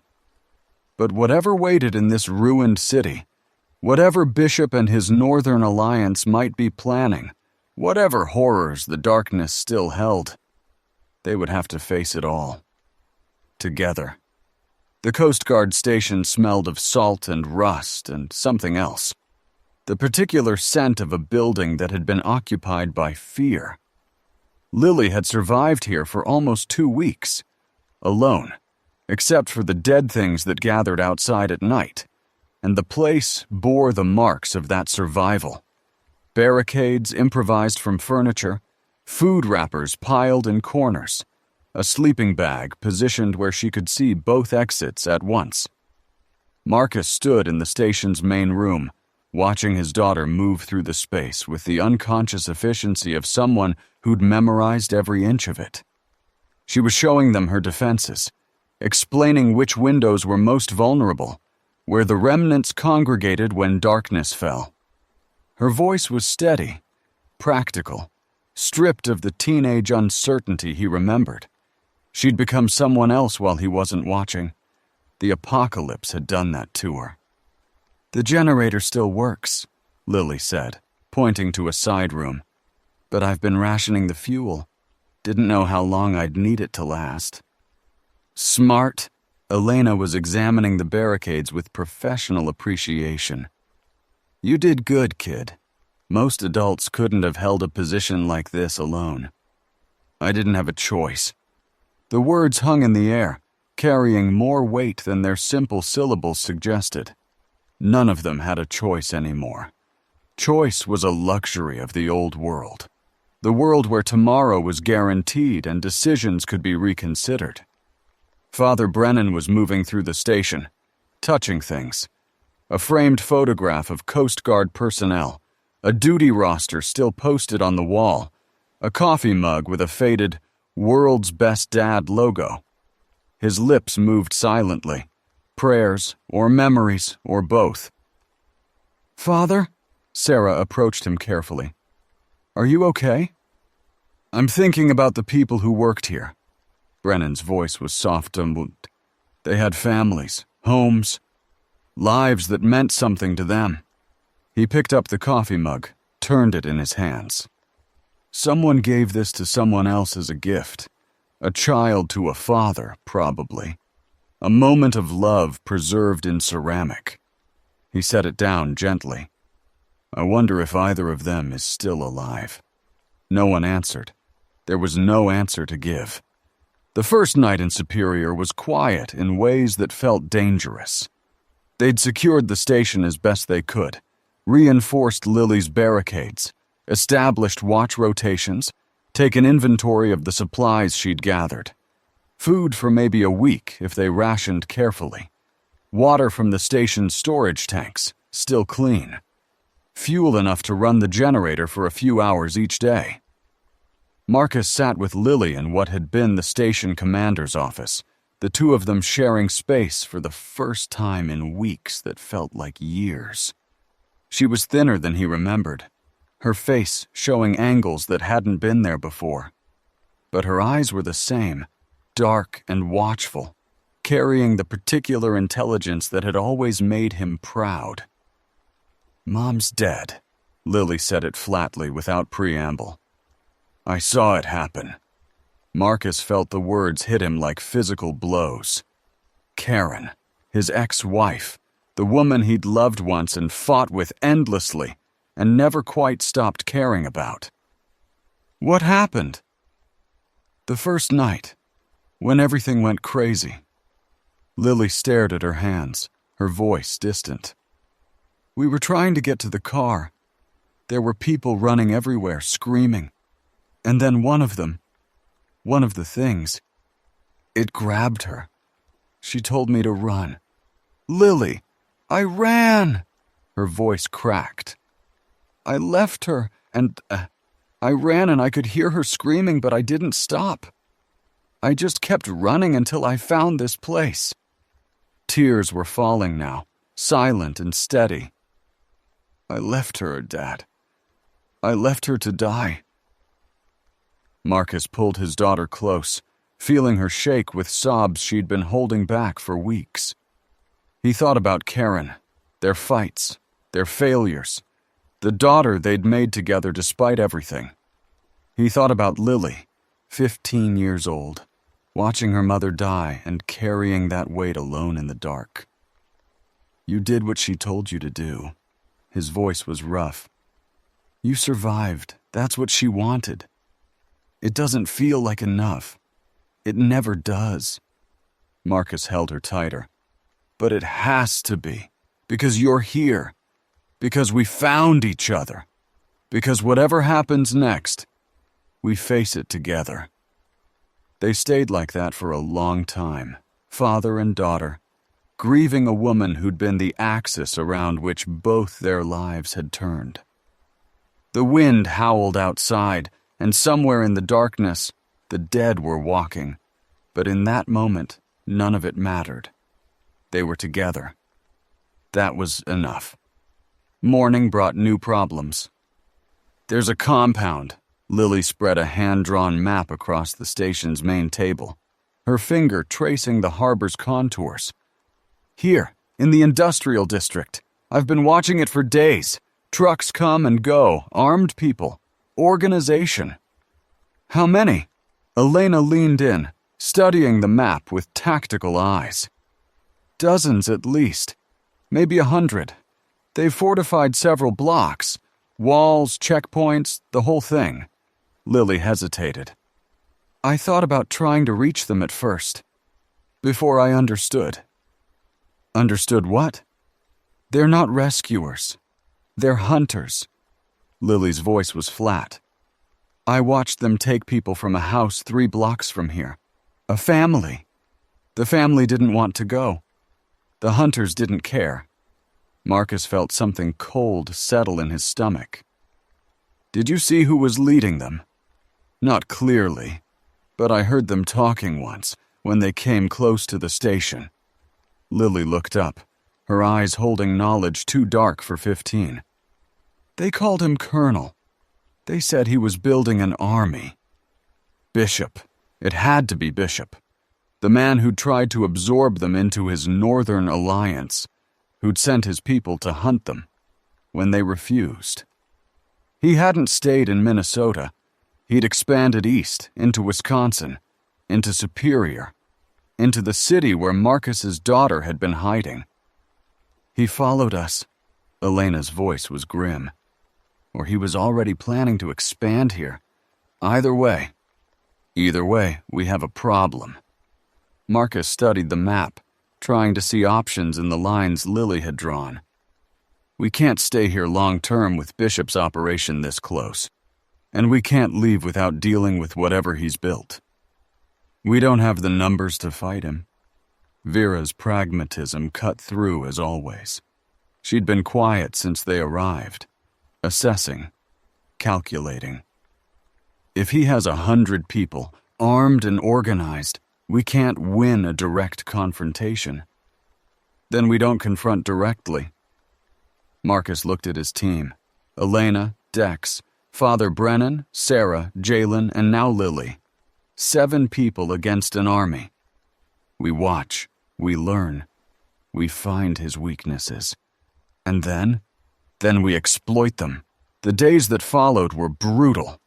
November deepened into its coldest stretch, temperatures dropping until breath froze in the air and exposed it and burned with cold. The Coast Guard station had heating. The generator could power it for short periods. But fuel was precious, and they couldn't run it constantly. They learned to live in the cold, to layer clothing, to huddle together for warmth during the endless nights. Food became a growing concern. Lily's supplies were depleting faster with 7 mouths instead of 1, and the surrounding area had been picked clean by Bishop's hunters. Every scavenging run became a calculated risk. Venture too far and they might encounter patrols. Stay too close and they'd starve. Marcus watched his group fracture under the pressure. Dex was the first to crack. The young man's withdrawal symptoms had mostly passed. But something else was wrong. A restlessness, a darkness that showed in his eyes when he thought no one was looking. On the 4th night in Superior, Marcus found him at the station's back door, a pack on his back, clearly preparing to leave. "Going somewhere?" Dex spun, hand going to the knife at his belt. When he saw who it was, he didn't relax. "Out, away. Somewhere that isn't here." "In the middle of the night? In this cold?" Marcus kept his voice level. "You'd be dead by morning. Maybe that's better than waiting to die in this place." Dex's words were bitter. "We're trapped here, in case you haven't noticed. Bishop on one side, remnants everywhere else, no supplies, no plan. What exactly are we surviving for? For each other. For the chance that things get better. Things don't get better." Dex laughed, harsh and hollow. "That's the lie they tell you so you don't give up. But I've seen how this works. The strong survive by eating the weak. That's all there is." "You don't believe that."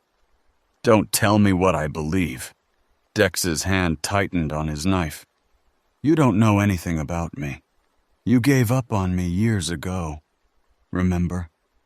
"I remember." Marcus stepped closer, close enough to be in range of the knife. "I remember making a mistake. I remember being too comfortable to fight for someone who needed fighting for. And I remember the look in your eyes when you lowered your gun that day at the supply store. The look of someone who wanted to be different than he'd been. That was before. Before what? Before I realized it doesn't matter." Dex's voice cracked. "Nothing matters.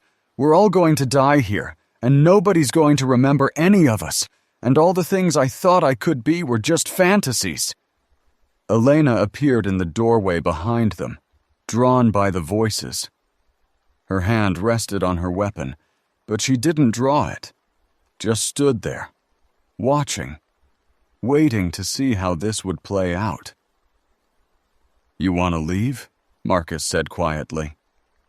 "You're free to leave. I won't stop you. But if you go out there tonight alone in this cold, you're choosing to die. And I don't think you want that. I think you're scared and exhausted, and you've forgotten that there's anything worth living for." "What would you know about it?" "I lost my brother in a car accident 8 years ago, Tommy. He was in the passenger seat, and I was driving, and I made a decision that killed him."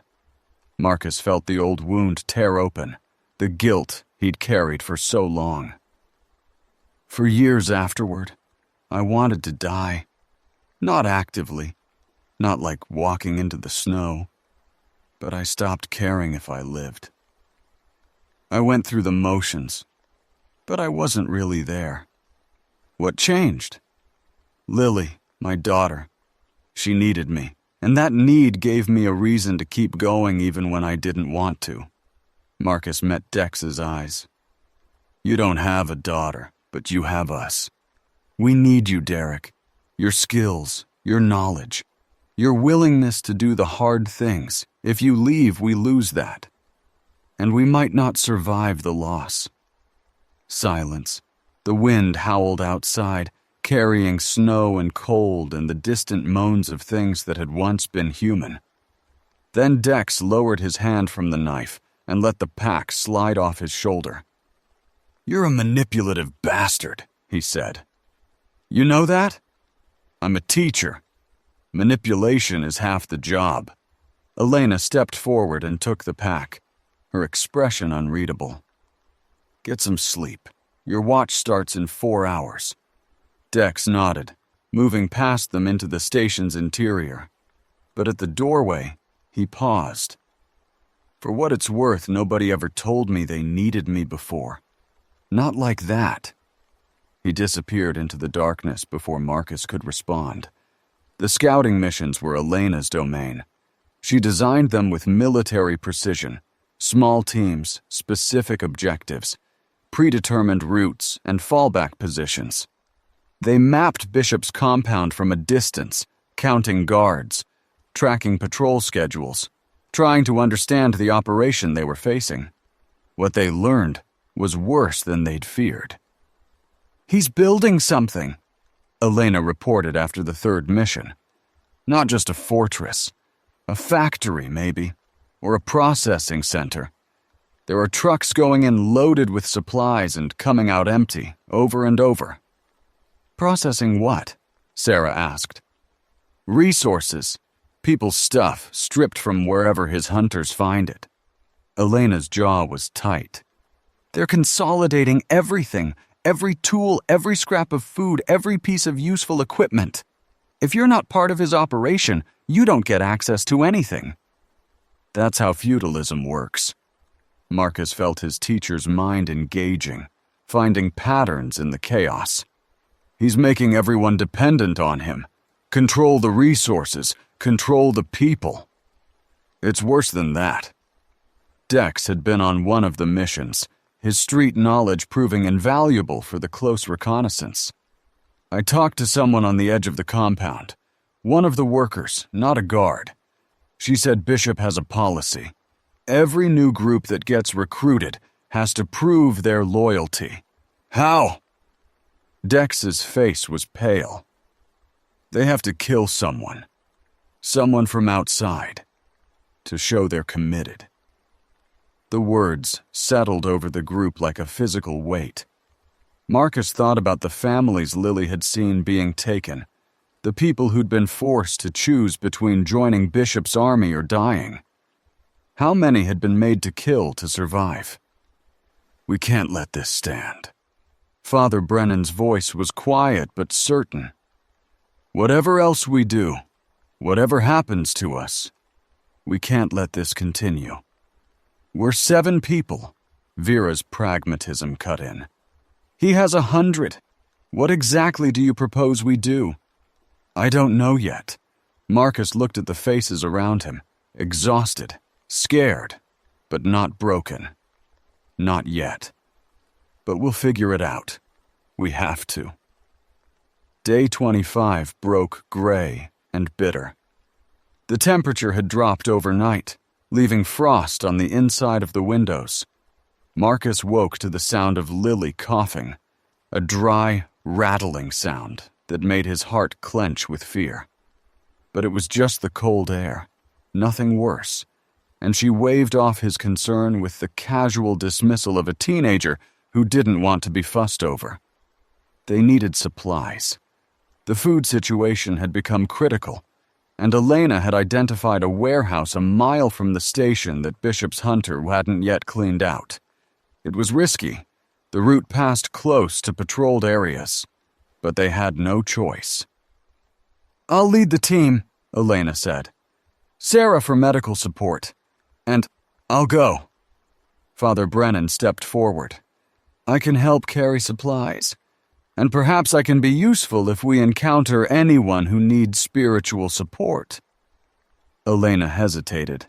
The priest wasn't a fighter, wasn't suited for combat missions at all, really. But something in his expression suggested he needed this, needed to contribute in a way that felt tangible. "Fine, but you stay behind me, and if shooting starts, you take cover. Understood?" "Understood." Marcus watched them go with the familiar nod of anxiety that every separation will now produced. Every time someone left the station, there was a chance they wouldn't come back. Every mission was a gamble against odds that seemed to worsen by the day. He spent the hours of their absence with Lily, talking about small things and large things, trying to rebuild a relationship that distance and divorce had damaged.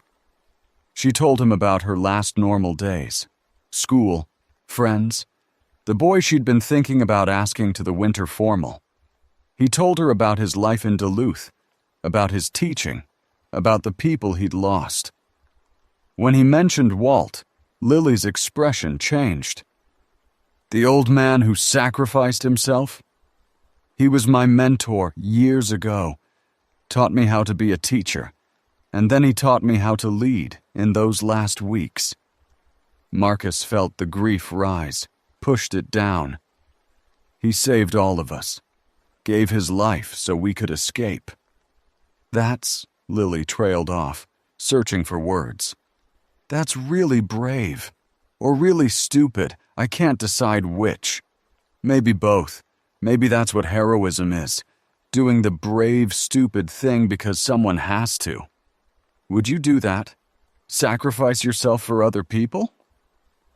Marcus thought about the question seriously, the way Lily deserved. "I don't know. I'd like to think I would, if it came to that. But I also know that staying alive matters. Not just for me, but for you. For everyone who's depending on me." He took her hand. "The hardest part isn't dying for people. It's living for them. Showing up day after day, even when everything is awful." Lily was quiet for a moment. "Mom used to say you were bad at showing up." The words stung because they were true.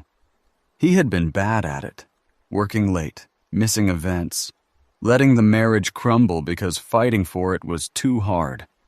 Karen had been right about a lot of things, even when he'd refused to hear them. "She was right," he said, "but I'm trying to be better. That's all any of us can do. Try to be better than we were yesterday." The sound of the door opening cut off whatever Lily might have said. Elena's voice, urgent and strained. "Marcus, we have a problem." Father Brennan was dying. They'd carried him back to the station on an improvised stretcher, his face gray with pain, his left forearm wrapped in blood-soaked cloth. Elena's hands were shaking as she explained what had happened, the remnants that had appeared from nowhere, the horde that had cut off their retreat, the moment when Brennan had pushed her out of the path of reaching hands. "He saved me," Elena's voice cracked, the armor she'd built over years finally showing cracks. "Threw himself between me and I tried to pull him back, but it was too late. The thing already had him." Vera unwrapped the bandage with clinical efficiency, revealing the bite. Deep, ragged, the flesh already showing the telltale darkening of infection. Her expression didn't change, but Marcus could see the calculation behind her eyes. 6 hours, she said. Maybe 8, given the location, but the infection is aggressive. "There's nothing you can do?" Sarah's voice was pleading. "Nothing medical. If we'd caught it in the first minutes, amputation might have worked, but it's been... How long since the bite?" "Maybe 40 minutes, Elena said. "We moved as fast as we could. Then it's already spread beyond the point of surgical intervention." Vera stepped back, wiping blood from her hands. "I'm sorry." Father Brennan lay on the table they'd been using for planning sessions, his breath coming in shallow gasps. but his eyes were clear when they found Marcus's face. "Don't," he said. "Don't look at me like that, like I'm already dead. Father, I've had 6 decades on this earth, more than some, less than others, and I've been given a gift that most people don't get." A weak smile crossed his face. "I know when it ends. I can prepare. I can say goodbye. This isn't right." Marcus felt the words torn from somewhere deep. "You saved Elena. You don't deserve—" "Deserve?" Brennan actually laughed, though it turned into a cough. "Nobody deserves what's happened to any of us. But this isn't about deserving. It's about choosing." He reached out, gripping Marcus's arm with surprising strength. "I chose to go on that mission. I chose to push Elena clear. I knew what it might cost." "Why?" "Because she's young. Because she has years ahead of her, and I—" He trailed off, his grip loosening. "I've been looking for a way to matter, to do something that meant something. And now I have." The room had gone quiet. Everyone was watching. Elena with tears streaming down her face. Sarah pale with shock. Dex looking away like he couldn't bear to see. Lily pressing close to Marcus's side. Even Vera's clinical mask had slipped, revealing something human beneath. "I'm not going to spend my last hours lying here waiting," Brennan said. "I have things to do, people to talk to, a faith to make peace with." He tried to sit up, winced, accepted help from Sarah. "So let's get on with it. Time is short." The hours that followed were the longest of Marcus's life. Father Brennan moved through them with surprising strength, drawing on reserves that should have been exhausted. He spoke with each person individually, finding private corners of the station for conversations that no one else would hear. Marcus watched from a distance as Brennan talked with Vera, saw the doctor's rigid posture slowly soften, saw her wipe at her eyes with quick, embarrassed motions. Whatever the priest was saying, it was reaching something in her that she'd kept locked away. He watched Brennan sit with Elena, their conversation lasting longer than the others. 2 warriors finding common ground in their final exchange. Elena emerged looking shattered, but somehow more whole, carrying something the priest had given her. He watched Brennan encourage Jalen's art, looking through the notebook filled with drawings of a world that was, and a world that had become.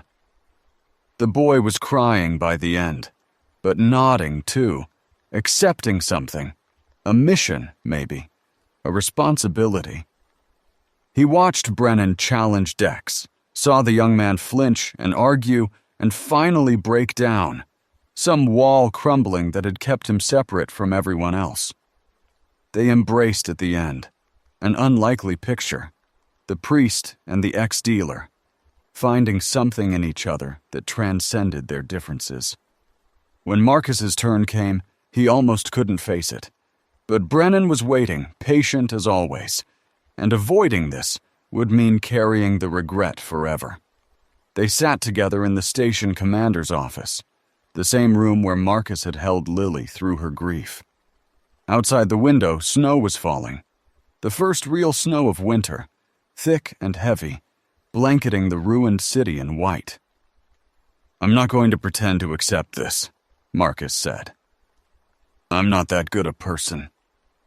I'm not asking you to accept it. I'm asking you to understand it."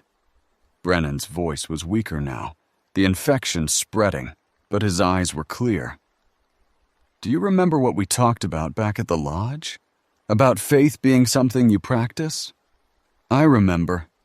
I've been practicing for 30 years. And now I'm going to find out if any of it was true." A wan smile. "I'd be lying if I said I wasn't scared. The not knowing is terrifying. But I've realized something in these last hours." "What?" "It doesn't matter if I was right about God. What matters is that I was right about people." Brennan leaned forward, urgency overcoming weakness. The things I believed about human dignity, about love, about the possibility of redemption, those were true whether God exists or not. I saw them. In you, in Elena, in everyone here. People choosing to be better than their circumstances demanded. People loving each other despite every reason not to. That's not faith. That's just observation. Maybe faith is observation. Maybe it's paying attention to the evidence of grace and choosing to believe it means something. Brennan's hand found Marcus's. I want to tell you something, and I need you to really hear it. I'm listening. Guilt is not love. The words were slow, deliberate, weighted with intention. What you feel about your brother, about the things you think you failed at, that's not love. Love is showing up. Love is being present. Love is what you did when you crossed a dying world to find your daughter. Brennan's grip tightened. You need to let go of the guilt, Marcus. It's not honoring Tommy. It's not making you better. It's just weight you're carrying that doesn't belong to you. I don't know how. You start by forgiving yourself, for being human, for making mistakes, for not being able to control everything. Brennan's eyes held his. That's what I'm doing right now. Forgiving myself for all the times I doubted, all the people I couldn't help, all the moments I wasn't the priest I wanted to be. Because carrying that into death seems like a waste.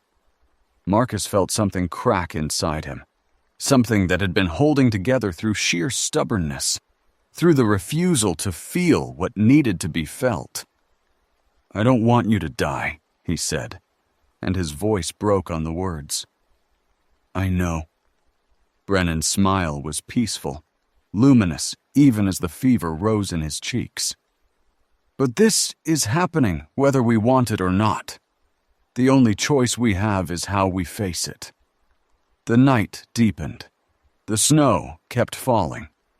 Father Brennan's condition deteriorated hour by hour, fever climbing, confusion setting in, moments of clarity becoming fewer and further between. Vera monitored his vital signs with grim professionalism, confirming what everyone already knew. The transformation was coming. Near midnight, Brennan called them all together. I have a request. His voice was barely a whisper now. When the time comes, and it's coming soon, I don't want to turn inside this building. I don't want any of you to have to see it or to deal with it. Father, please. The word carried more weight than a single syllable should. Let me have this one last dignity. Let me walk out into the snow and face it alone. We can't let you do that. Elena's voice was rough. After what you did for me, I can't just let you walk away and... You can. Brennan's hand found hers. You have to, because if I turn in here, one of you will have to stop me. And I won't make you do that. I won't be the monster that my friends have to kill. The logic was brutal, but inarguable. They'd all seen what transformation looked like, what it demanded of the survivors who had to deal with it. Brennan was right. Turning inside would mean someone would have to destroy what he became. Turning outside, alone, in the killing cold of a November night, meant no one had to carry that weight. How long? Marcus asked Vera. An hour? Maybe less. Her clinical mask was cracking. The fever's accelerating. He'll lose consciousness soon, and after that...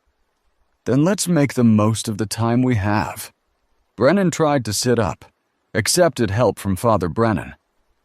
I want to see the sunrise. Will you help me to the roof? They wrapped him in blankets and carried him up the stairs, to the flat roof where Lily had signaled with her flashlight the night they arrived. The snow had stopped falling, and the clouds were breaking apart, revealing stars so bright they seemed fake, impossible, remnants of a universe that didn't know or care about human tragedy. They sat together in the cold, 7 people and 1 dying man, watching the darkness slowly lighten in the east. "It's beautiful," Brennan said. His voice was dreamy, the fever's confusion softening the edges of reality. "I always loved winter mornings, the way the light comes back after the longest nights." "Stay with us, Father." Jalen's voice was small. "I'm here, child. I'm here until I'm not." Brennan's hand found the boy's. "You keep drawing, you hear me? You keep remembering. That's your gift, the ability to see things and preserve them. Don't ever let anyone take that away." The sky lightened. Pink and gold crept above the horizon, painting the snow in colors that had no business being so beautiful in a world that had gone so wrong. "There it is," Brennan breathed. "There's the sun." The first rays broke over the lake, casting long shadows, making the ice crystals sparkle like scattered diamonds. Marcus watched the light touch Brennan's face, saw the peace there, the acceptance that came from faith even in doubt. "I'm going to go now." Brennan's voice was steady, clearer than it had been in hours. "I'm going to walk as far as I can, and then I'm going to sit down and wait. And whatever happens after that," he smiled. "Well, I'll finally get my answer about God." "Father, thank you." The words were for all of them. "Thank you for letting me be useful. Thank you for letting me matter. That's all any of us want in the end. To matter to someone." He stood, shakily, with help, and moved toward the roof's edge, where an external ladder led to the ground. Elena started to follow, but Marcus caught her arm. "Let him go. I can't just..." "He asked us to let him have this. We have to honor that." Father Thomas Brennan descended the ladder slowly, his movements already beginning to show the wrongness of transformation. They watched him walk across the snow-covered ground, past the Coast Guard station's outbuildings, toward the ice-covered shore of the lake. He walked until he was a small figure against the white expanse. Then he sat down, facing east, facing the rising sun. He prayed. Marcus couldn't hear the words, but he could see the posture. Head bowed, hands clasped, the final communion between a man and whatever he believed waited beyond the veil. The sun climbed higher. The figure sat motionless. And then, between one breath and the next, the stillness changed.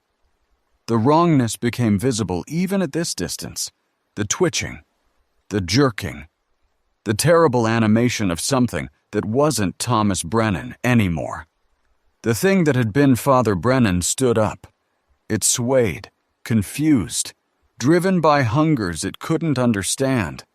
It turned in circles, as if searching for something it had lost. Then, slowly, it began walking away. Not toward the station, not toward them, but outward, toward the frozen lake, toward the endless white expanse where cold would eventually stop what the infection had started. They watched until the figure disappeared into the morning mist. Then, one by one, they went back inside. The day after Father Brennan died, Marcus stopped functioning. It wasn't a dramatic collapse, no screaming, no violence, no visible breakdown.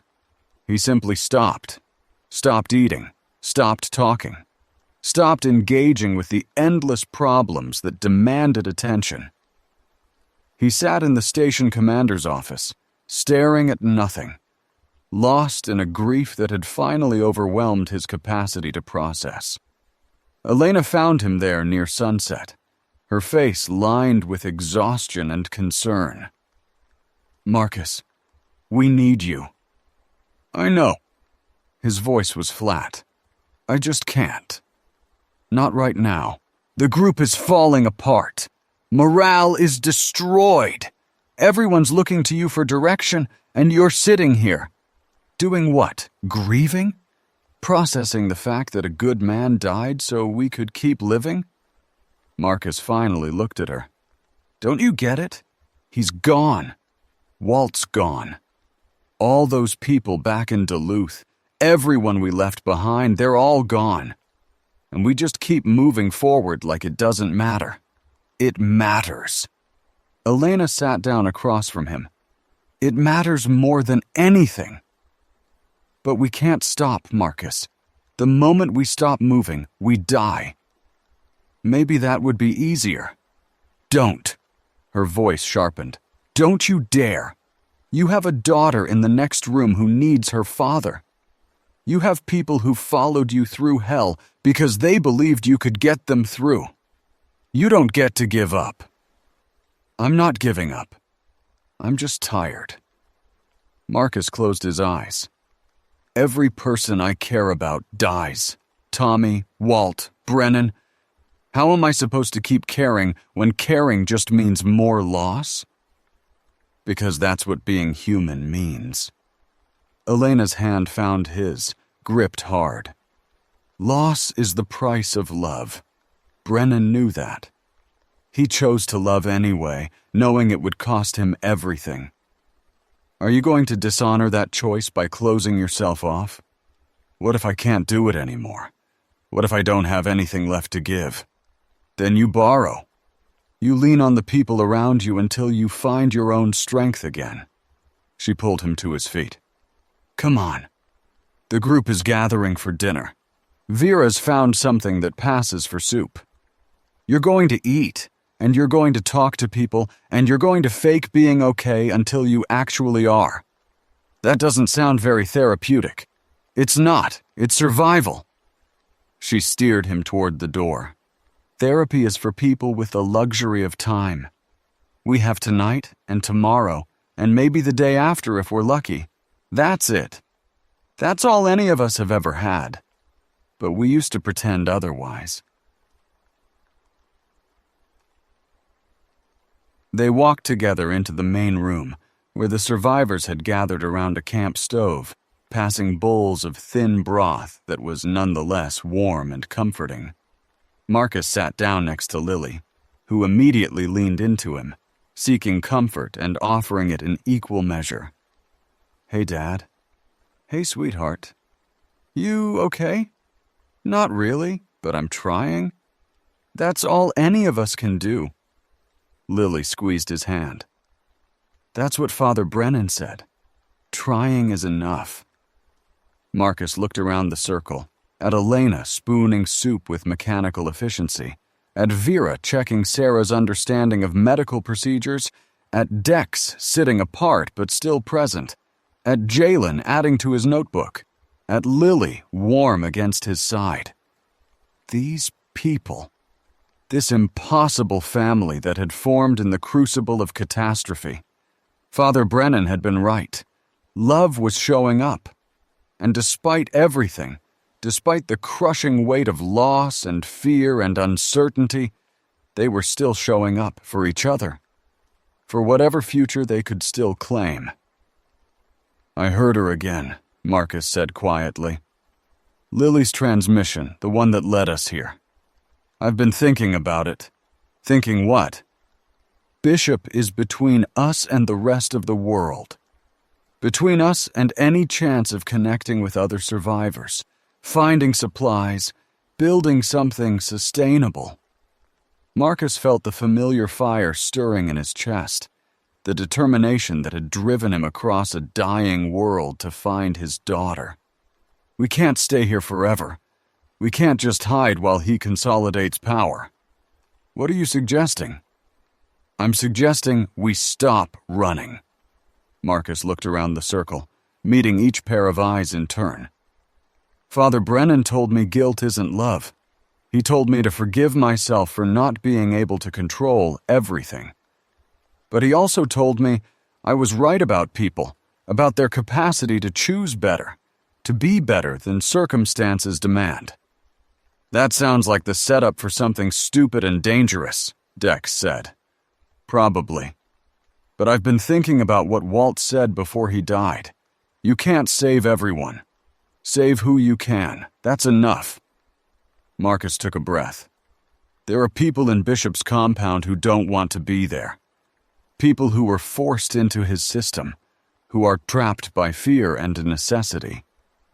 What if we could offer them an alternative? You want to start a resistance, Elena said slowly. Inside Superior. I want to start a choice.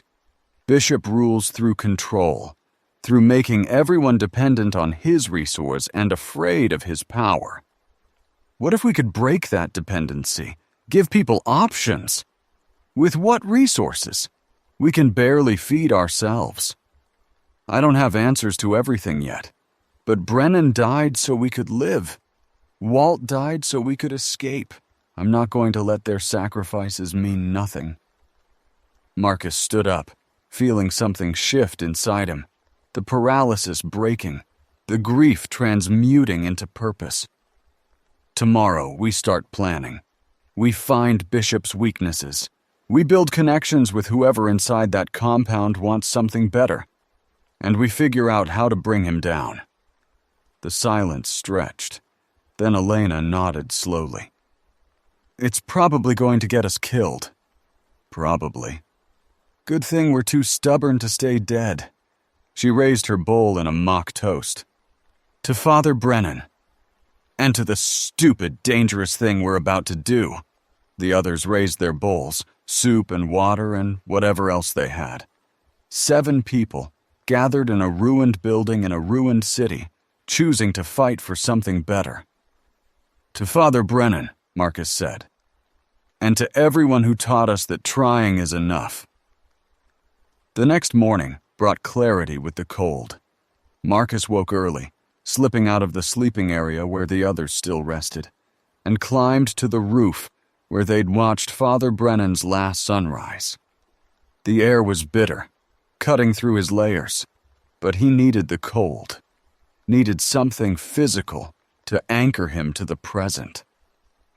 From this height, he could see Superior spread out below, the ruins of a city that had fallen fast and hard, its streets empty of the living, its buildings shells of what they'd been. And there, maybe 2 miles away, the black smoke rising from Bishop's compound, the heart of the enemy's power. Couldn't sleep either? Lily had followed him up, wrapped in blankets, her breath fogging in the frozen air. She stood beside him, looking out at the same view. I was thinking about what to do next, Marcus said. Attack Bishop's compound. Fight the bad guys. Save the day. Lily's tone was matter-of-fact, the casualness of a generation raised on superhero movies. I heard your speech last night. It's not going to be that simple. Nothing ever is.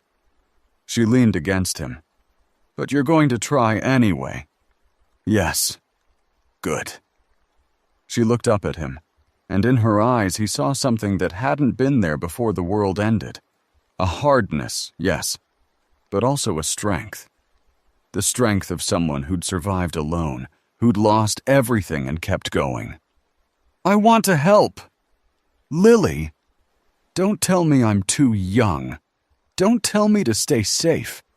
I've been surviving on my own for weeks while you were looking for me. I know how to be careful. I know how to be useful. Her jaw set. And I'm not going to sit in this station while everyone else risks their lives. Marcus wanted to argue, wanted to wrap her in blankets and hide her somewhere Bishop's hunters would never find her. But that wasn't possible anymore. Had never really been possible, even before the collapse. Children grew up. They made their own choices. And in this new world, the old rules about protecting them from danger had become meaningless. Okay, he said, but you train with Elena first. You learn to defend yourself properly. And you follow orders, mine, hers, whoever's leading the mission. Deal. Lily's smile was fierce. We're going to take him down, Dad. Bishop and his whole operation. We're going to make them pay for everything they've done. Maybe. Or maybe we'll die trying. Marcus put his arm around her. But at least we'll die fighting for something that matters. They stood together on the roof, father and daughter, watching the smoke rise from their enemy's stronghold. Below them, the others were waking, beginning the routines of survival that had become as natural as breathing. Ahead of them lay battles they might not win, losses they might not survive, challenges that would test everything they believed about themselves and each other. But in that moment, with the winter sun climbing above Lake Superior and his daughter warm against his side, Marcus felt something he hadn't felt since the world ended. Hope. Not the naive hope of someone who believes everything will work out, but the harder hope of someone who's chosen to keep fighting anyway. The hope that comes from love and loss, and the stubborn refusal to give up. The weight of winter pressed down on them all.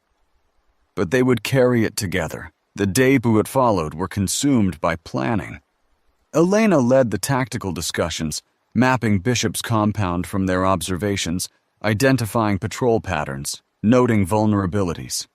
Dex contributed his knowledge of criminal operations, how people in power maintained control, where the weak points tended to be. Vera calculated logistics with clinical precision. Food requirements, medical supplies, the resources they'd need to sustain any kind of extended operation. Marcus found himself in an unfamiliar role. Not the leader barking orders, but the synthesizer, the one who pulled disparate threads together into something coherent. He listened to everyone, asked questions, helped them see connections they'd missed. "We don't have the numbers for a direct assault," Elena said for the 20th time. "Even if we could arm everyone here, we'd be 7 against 100. "Then we don't assault directly." Marcus was staring at Lily's hand-drawn map, seeing something he hadn't noticed before. "Look at this. The compound is built around control. Walls, checkpoints, clear lines of authority. But what holds it together?" "Fear," Dex said. "Bishop keeps people in line by making them afraid of what happens if they step out." "Exactly. And fear only works as long as people believe the threat is real." Marcus traced the compound's perimeter.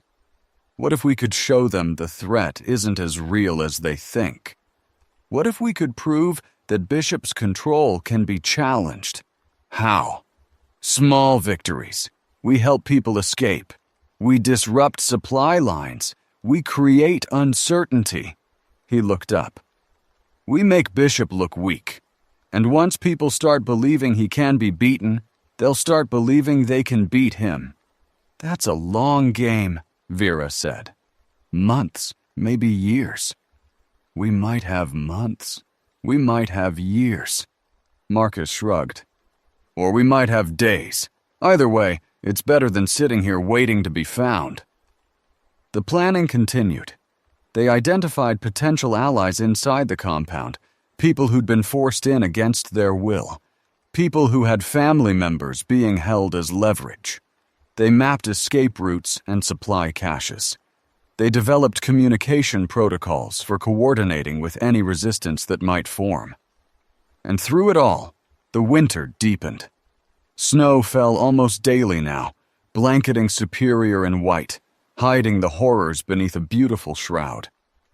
The cold became a constant companion, seeping through walls and clothing, demanding attention every waking moment. They burned whatever they could find for warmth, rationed their fuel with painful precision, learned to function in conditions that would have been unthinkable a month ago.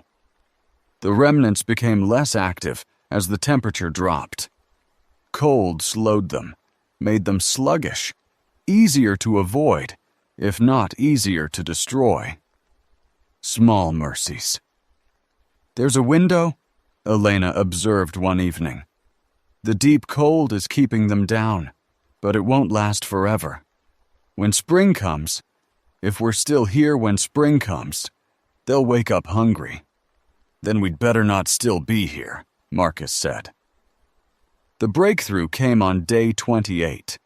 Jalen had been on the roof, sketching as he did every day, when he spotted something unusual.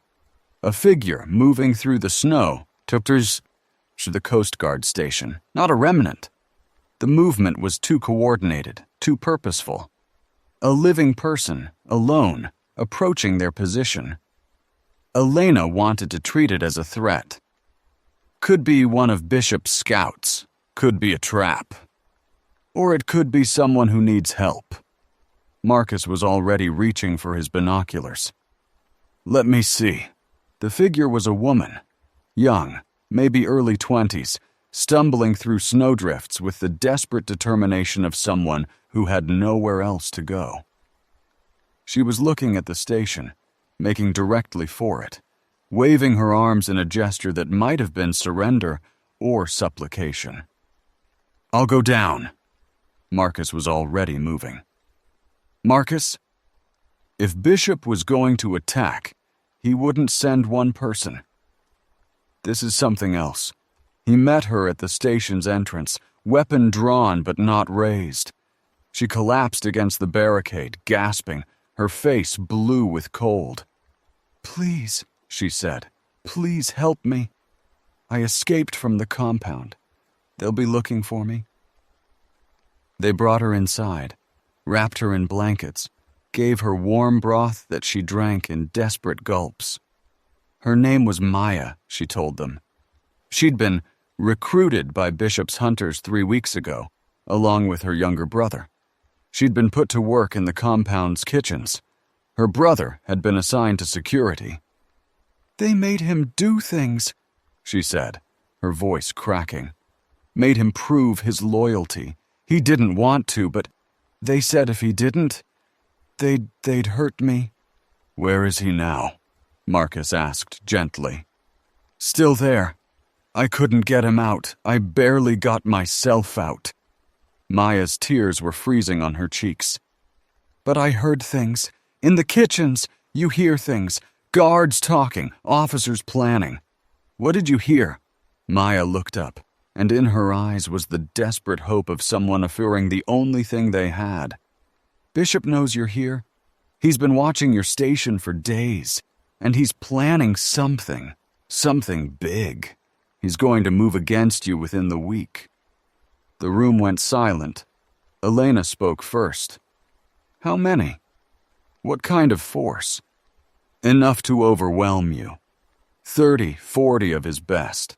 They're going to surround the station and give you a choice. Surrender or die.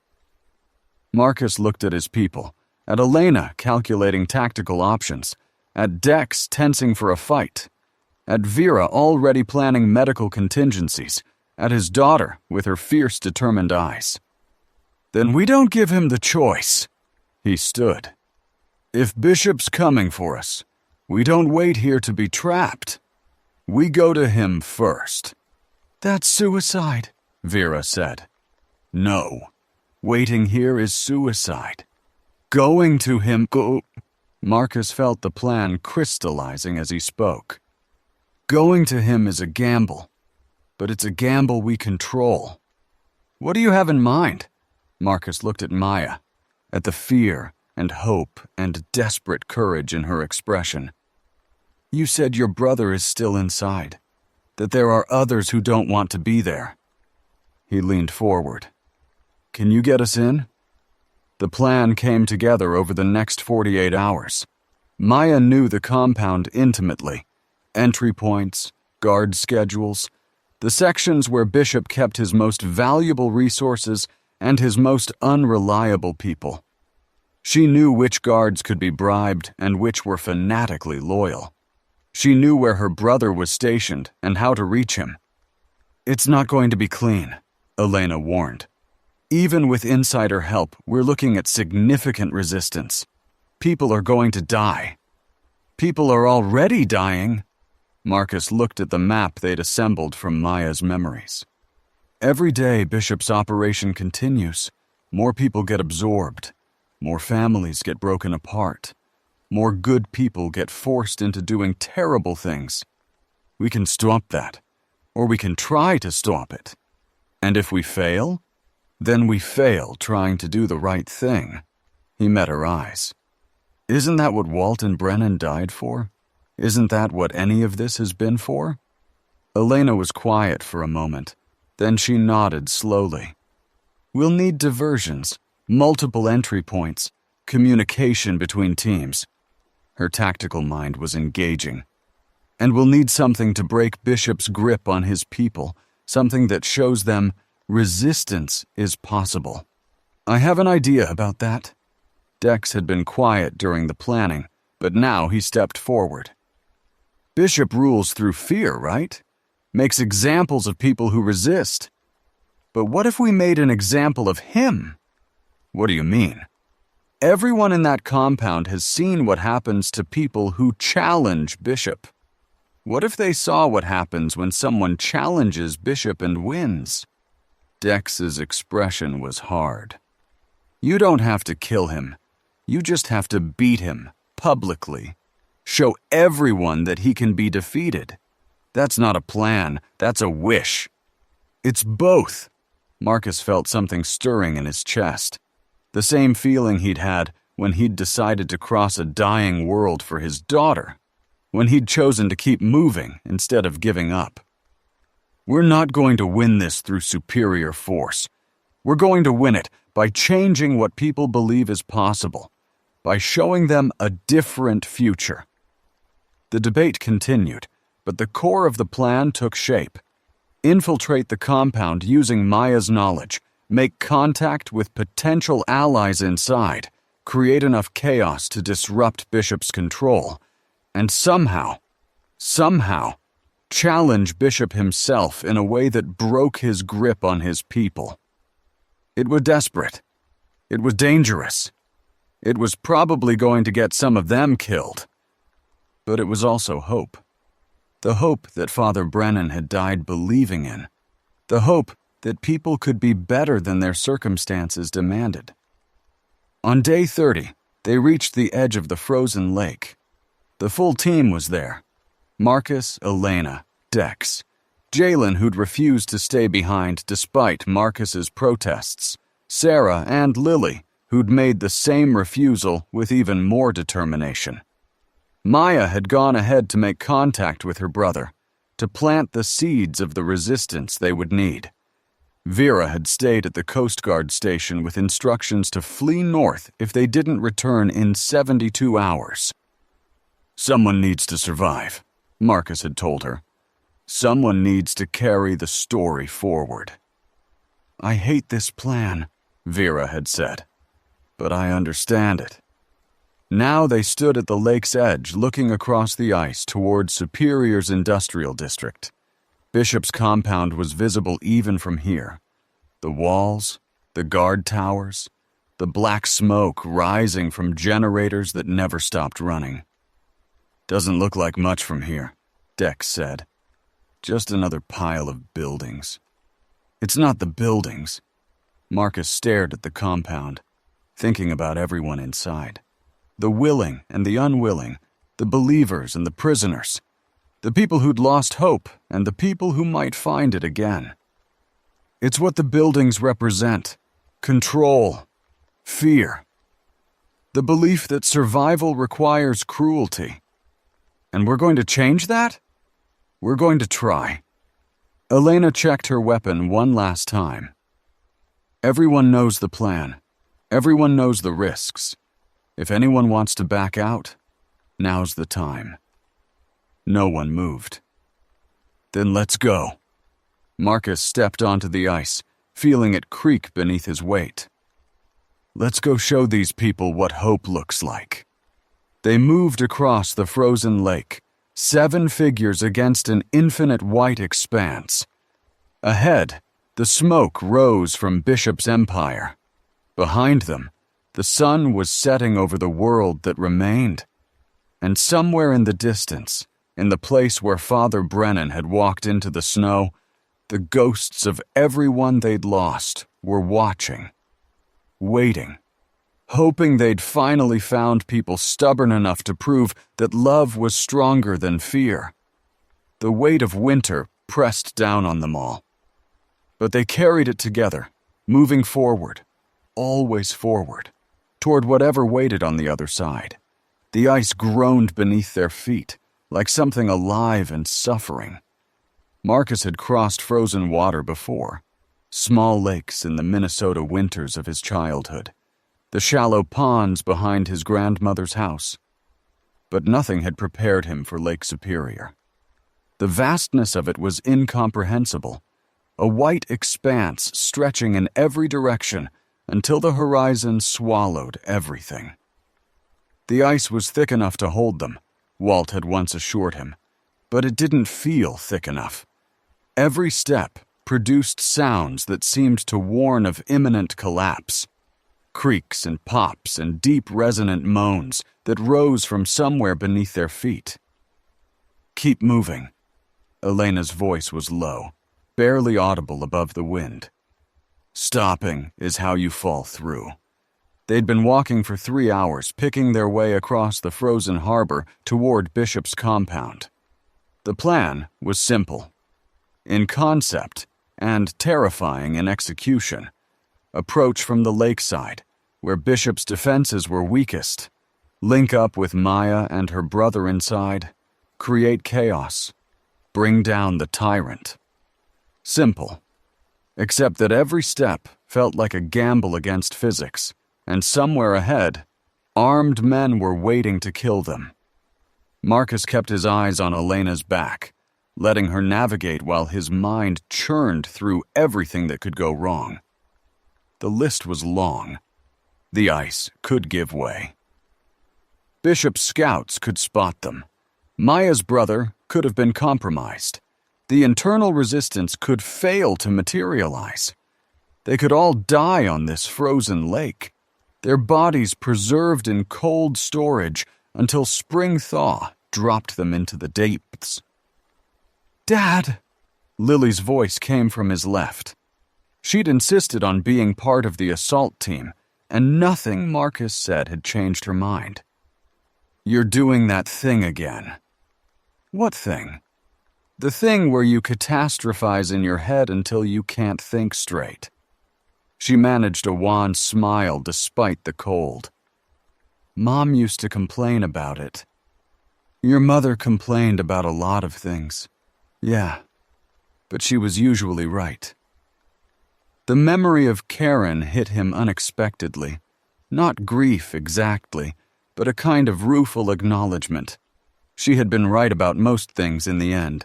He'd just been too stubborn to admit it while she was alive. "Stay close when we reach the compound," he said instead. "No heroics. Nope. I know, Dad. You've told me 17 times. 18. I'm telling you 18 times. Love you too." The compound materialized slowly through the pre-dawn gray, resolving from vague shapes into concrete reality. Walls made of shipping containers stacked 3 high, guard towers at each corner, silhouetted figures visible against the lightening sky. The industrial district that Bishop had transformed into his personal empire, built on fear and the broken backs of everyone he'd absorbed. Elena raised her fist, the signal to stop. They crouched in the shadow of an ice-locked fishing boat, one of dozens that had been trapped when the freeze came, now serving as cover for their approach. "Guard rotation in 4 minutes," Elena whispered. "Maya said there's a gap in the northeast corner, supply entrance. That's our way in. And if Maya was wrong, or compromised, then we improvise." Her smile was thin and cold. "That's what we've been doing since the world ended." They waited. The cold seeped through every layer, finding the gaps in their clothing, turning exposed skin numb within minutes. Marcus thought about Father Brennan, about his final sunrise, about the peace he'd found in facing death on his own terms. Would they find the same peace? Or would this end in the messy chaos that seemed to define everything since the outbreak? Movement. Dex's voice was barely a breath. 2 guards, heading south along the wall. They watched the guards pass, their breath fogging in the cold air, their weapons held casually. These weren't elite soldiers. They were survivors who'd chosen Bishop's protection over the uncertainty of independence. How many of them truly believed in what they were doing? How many were just scared? Now. Elena moved, and they followed, a line of shadows flowing across the ice toward the gap she'd identified. 20 feet of open ground, then the wool. Then whatever waited inside. Mike Redhawk was waiting for them at the supply entrance. He'd arrived separately, having scouted overland routes while they prepared for the crossing. His face was as unreadable as ever, but there was something in his eyes that Marcus hadn't seen before.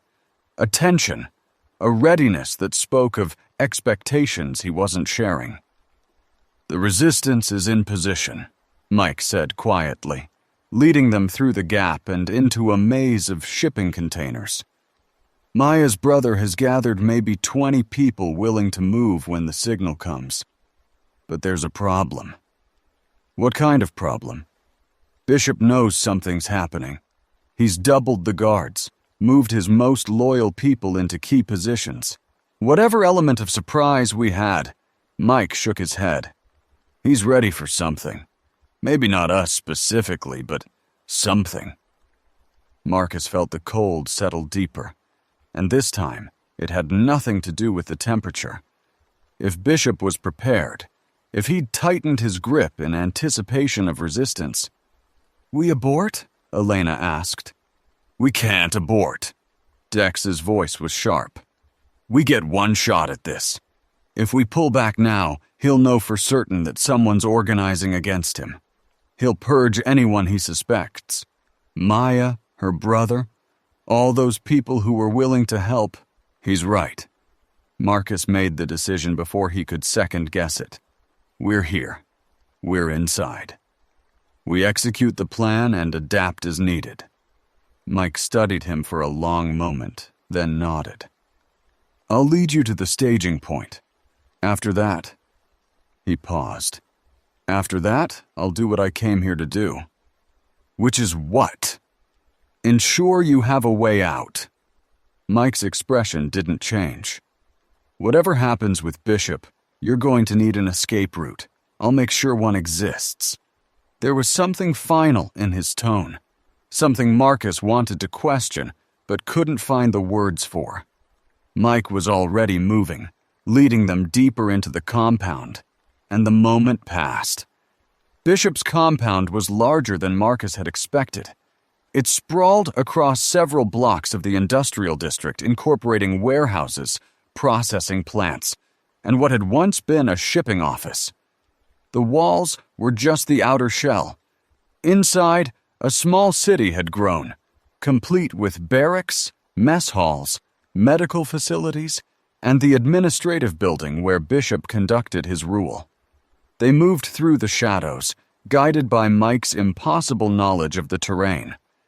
How had he learned the layout so quickly? When had he had time to scout? Questions Marcus couldn't ask and wouldn't get answers to. The staging point was a storage building near the center of the compound, close enough to Bishop's headquarters to matter, far enough from the walls to avoid the guard concentrations.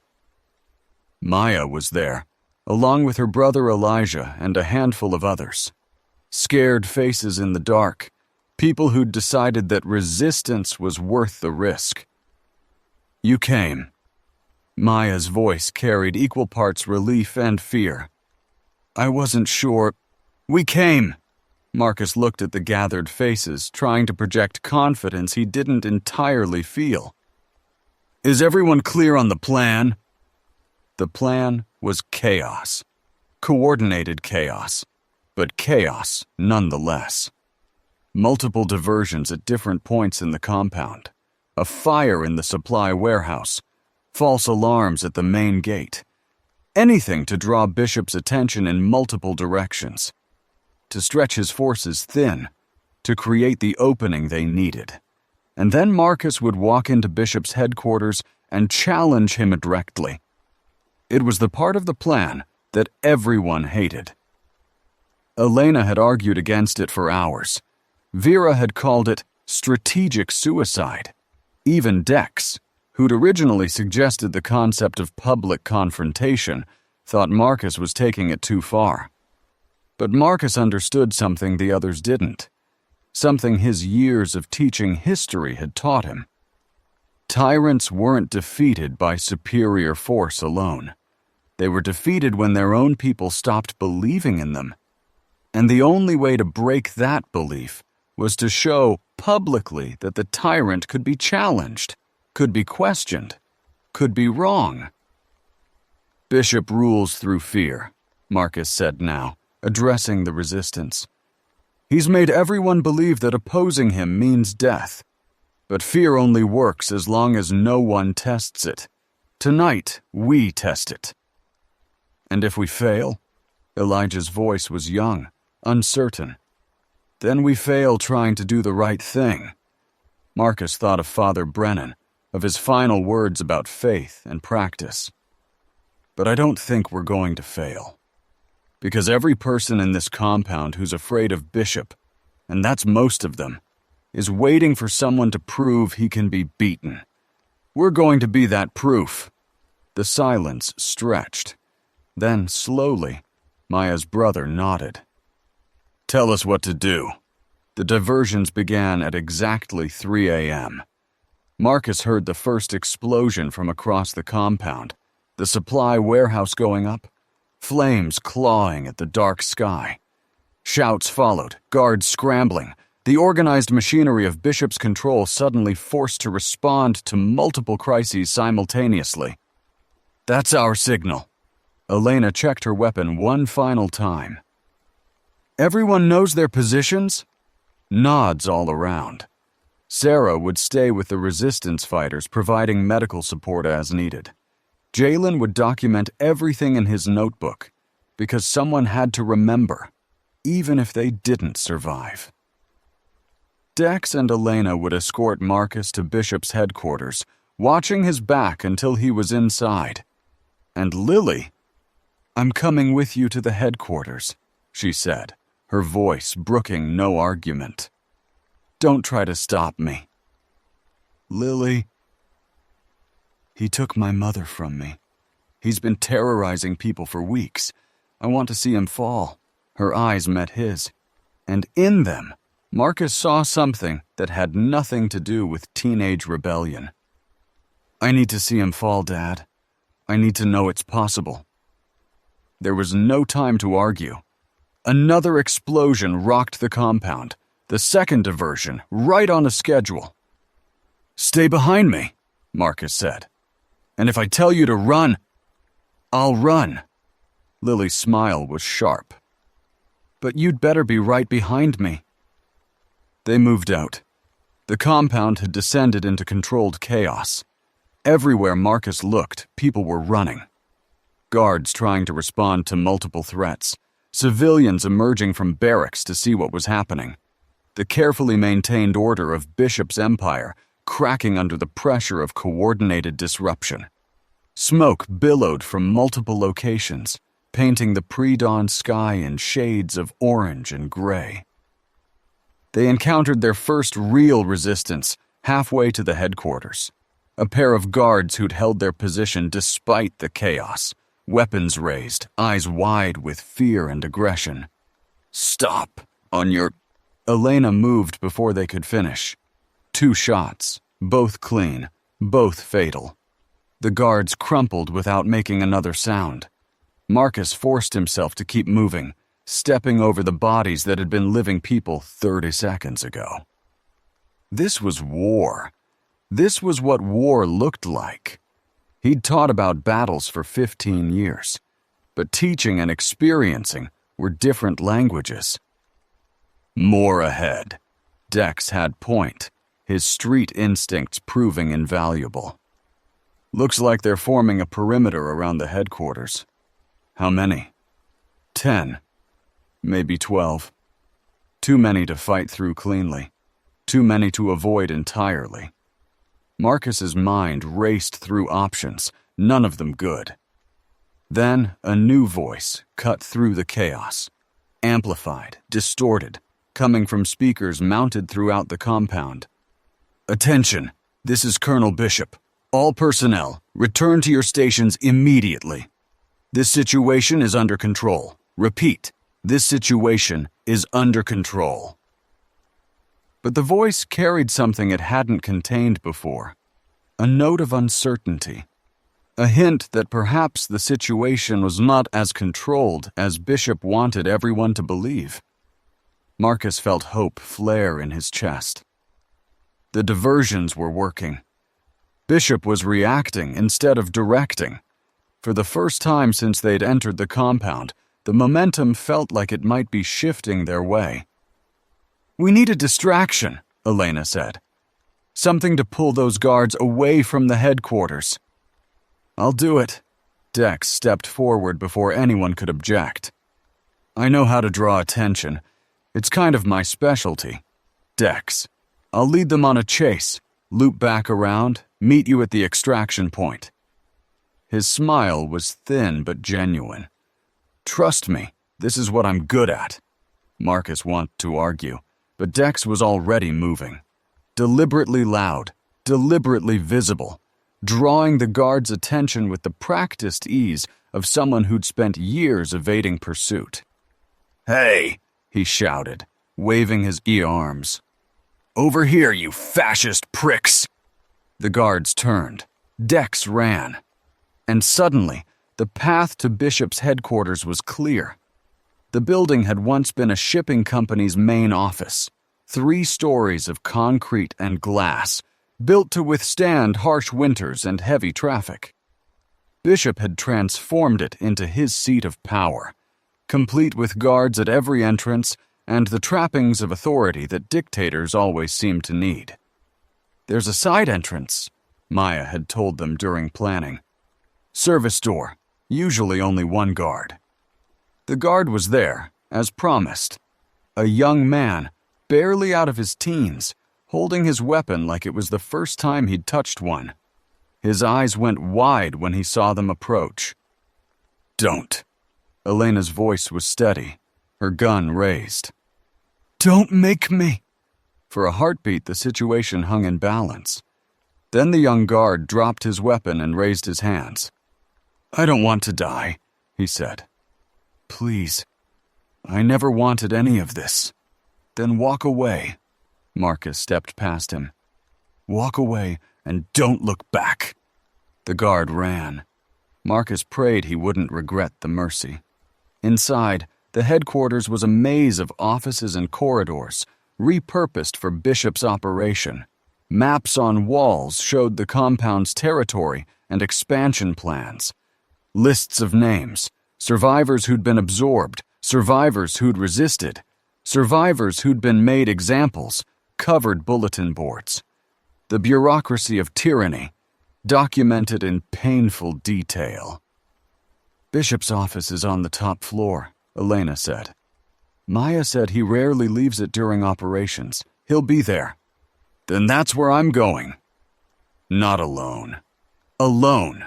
Marcus turned to face her. "This part has to be me. If I walk in there with armed backup, I'm just another warlord challenging another warlord. But if I walk in alone, unarmed, willing to talk instead of fight, you're dead. That's what you are. Maybe. Or maybe I'm showing everyone watching that there's a different way." He put his hand on her shoulder. "I need you to trust me, Elena. I need you to watch Lily and be ready to extract us if this goes wrong. But I need to do this myself." Elena stared at him for a long moment. Then slowly she nodded. "If you're not out in 15 minutes, I'm coming in." 15 minutes. "And Marcus?" Her voice softened. "Don't die in there. I've gotten used to having you around." He managed to smile. "I'll do my best." Then he climbed the stairs toward whatever waited above. Colonel Nathan Bishop was exactly what Marcus expected. He sat behind a massive desk in what had clearly been the shipping company CEO's office, surrounded by the trappings of authority. Maps, weapons, the kind of military memorabilia that suggested service and sacrifice. He was older than Marcus had imagined, his face carrying the weathered look of someone who'd seen too much and decided to become part of the problem. But it was his eyes that stopped Marcus cold. Gray and flat and utterly certain. The eyes of a man who'd convinced himself that his cruelty served a greater good. Mr. Chen. Bishop didn't rise, didn't reach for any of the weapons within easy reach. I've been looking forward to meeting you. You know who I am? A history teacher from Duluth. Divorced. One daughter. Bishop smiled, and the expression carried no warmth. I make it my business to know the people who threaten my operation. I'm not here to threaten you. No? My compound is burning. My guards are scattered. My authority is being challenged by a rabble of malcontents. Bishop leaned forward. You've done significant damage tonight, Mr. Chen. I'm curious to know why you think you'll survive long enough to enjoy it.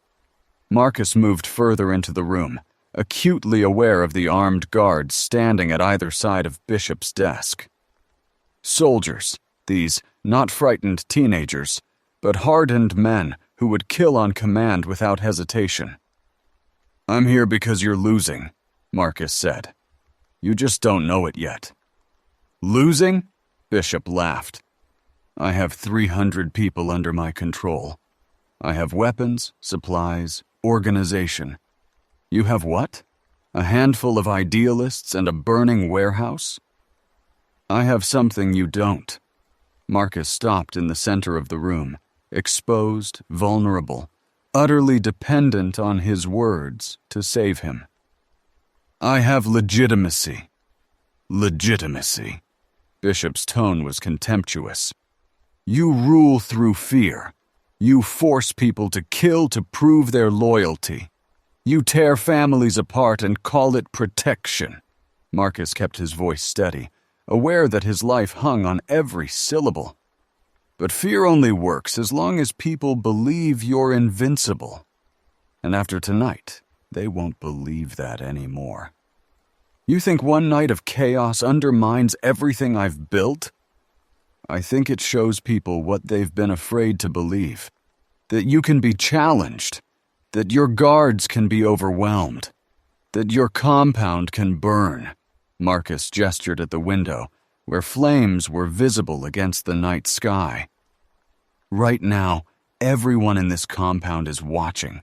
They're seeing that resistance is possible. And once that idea takes hold, you can't kill it no matter how many examples you make.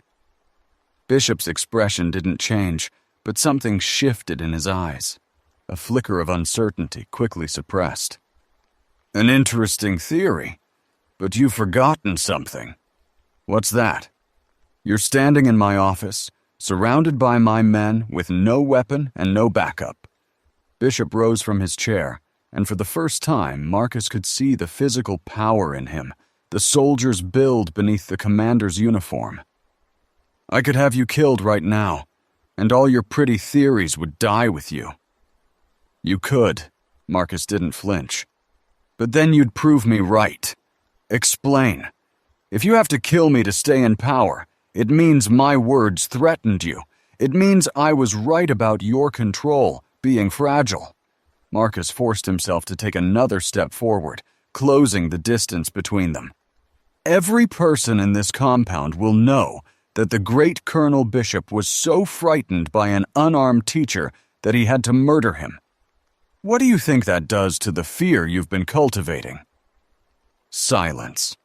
The guards shifted uneasily, sensing the tension in the room, uncertain what was happening but aware that something had changed.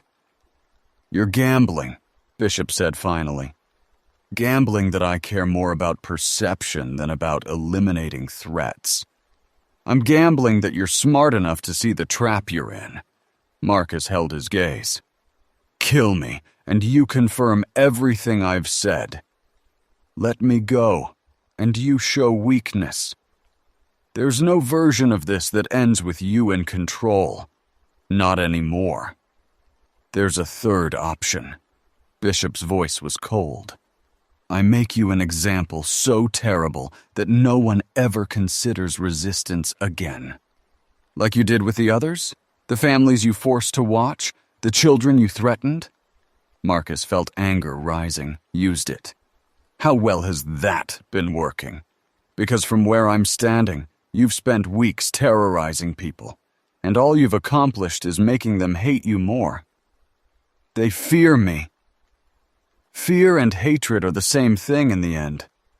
They both want you dead. Marcus spread his hands.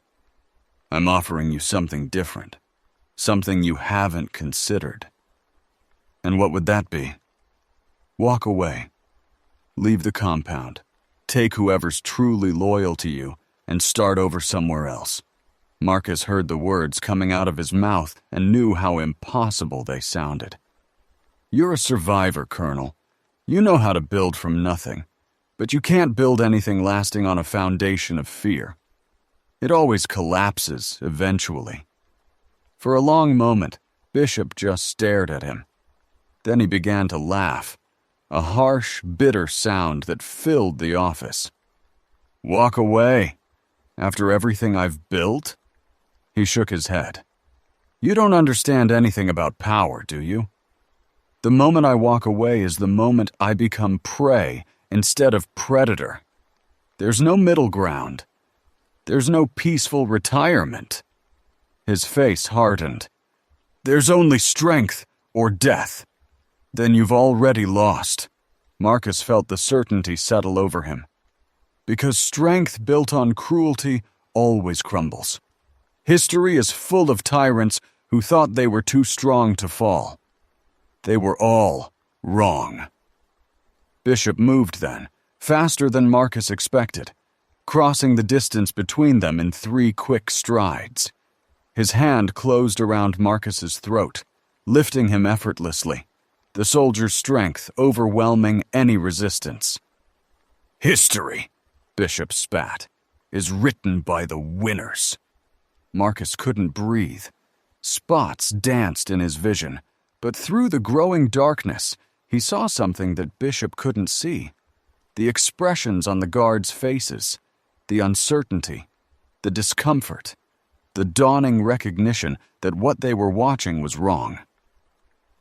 Sir. One of the guards stepped forward. Sir, maybe what?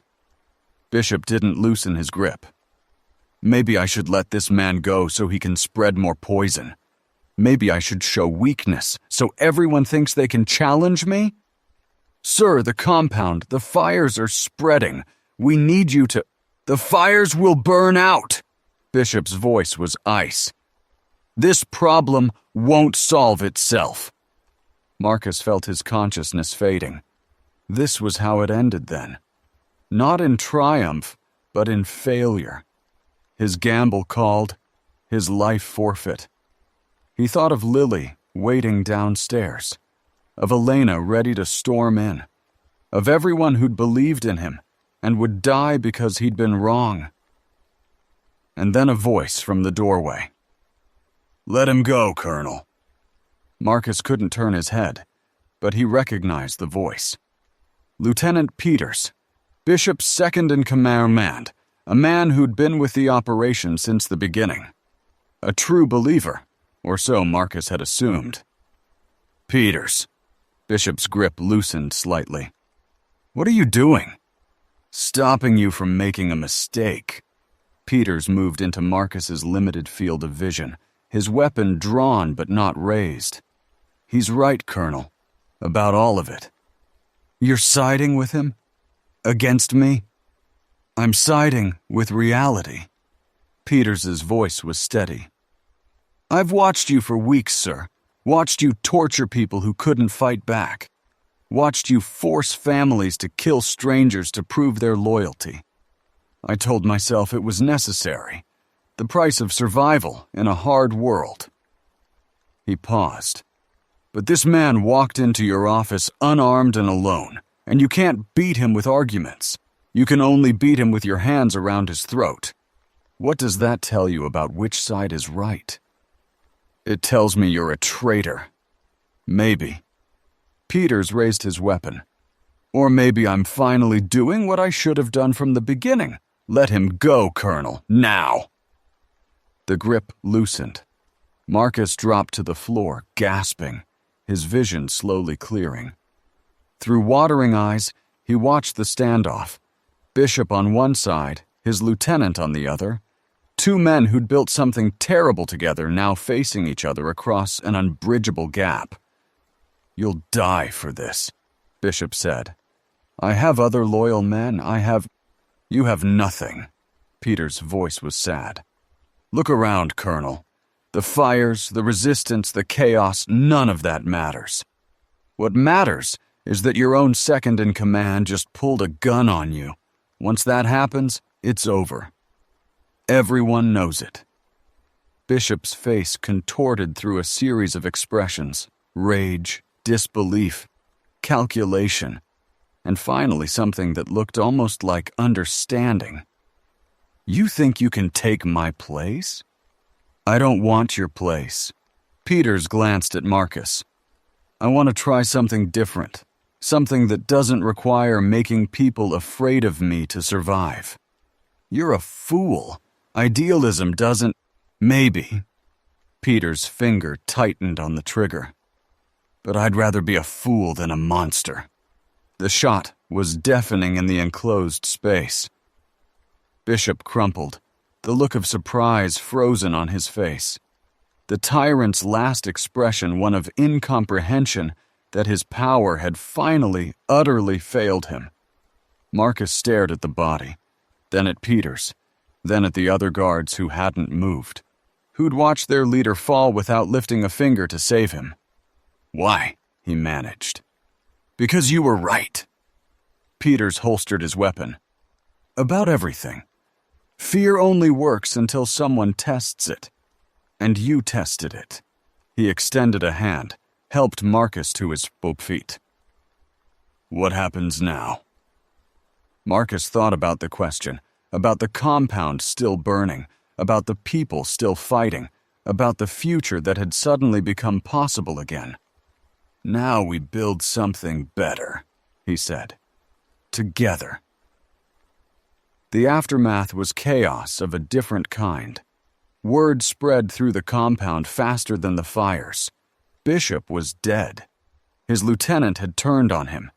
The teacher from Duluth had walked into the tyrant's office and walked out again, alive, having somehow defeated the undefeatable.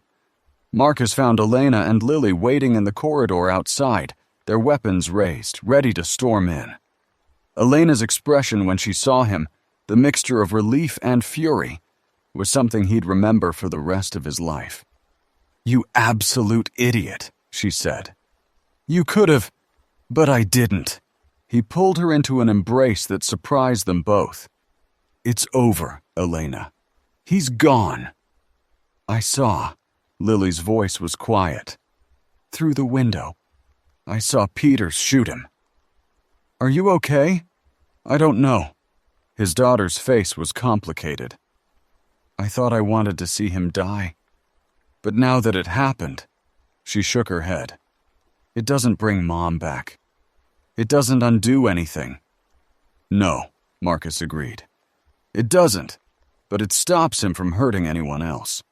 That has to count for something." They made their way through the compound, gathering survivors and resistance fighters, trying to impose order on chaos.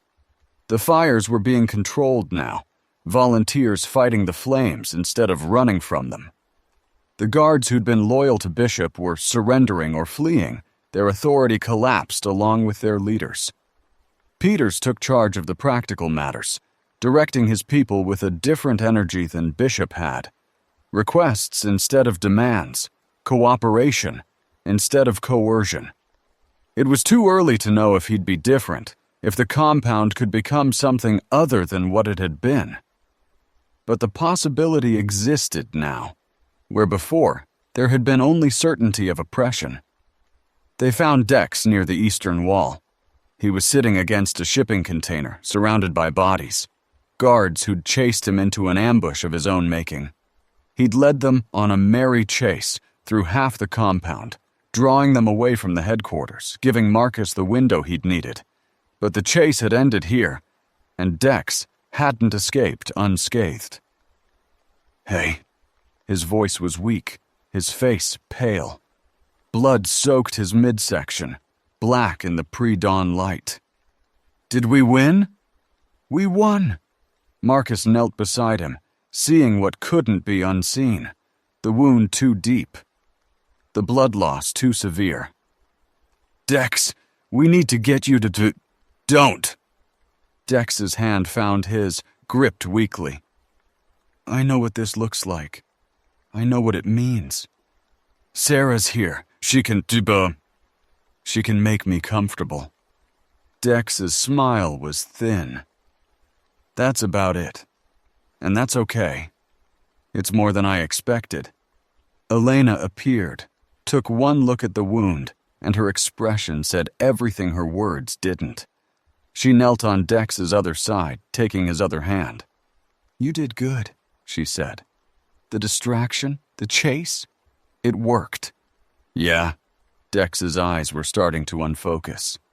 "Feels good to be useful for once, to do something that mattered." It mattered. Marcus felt tears burning.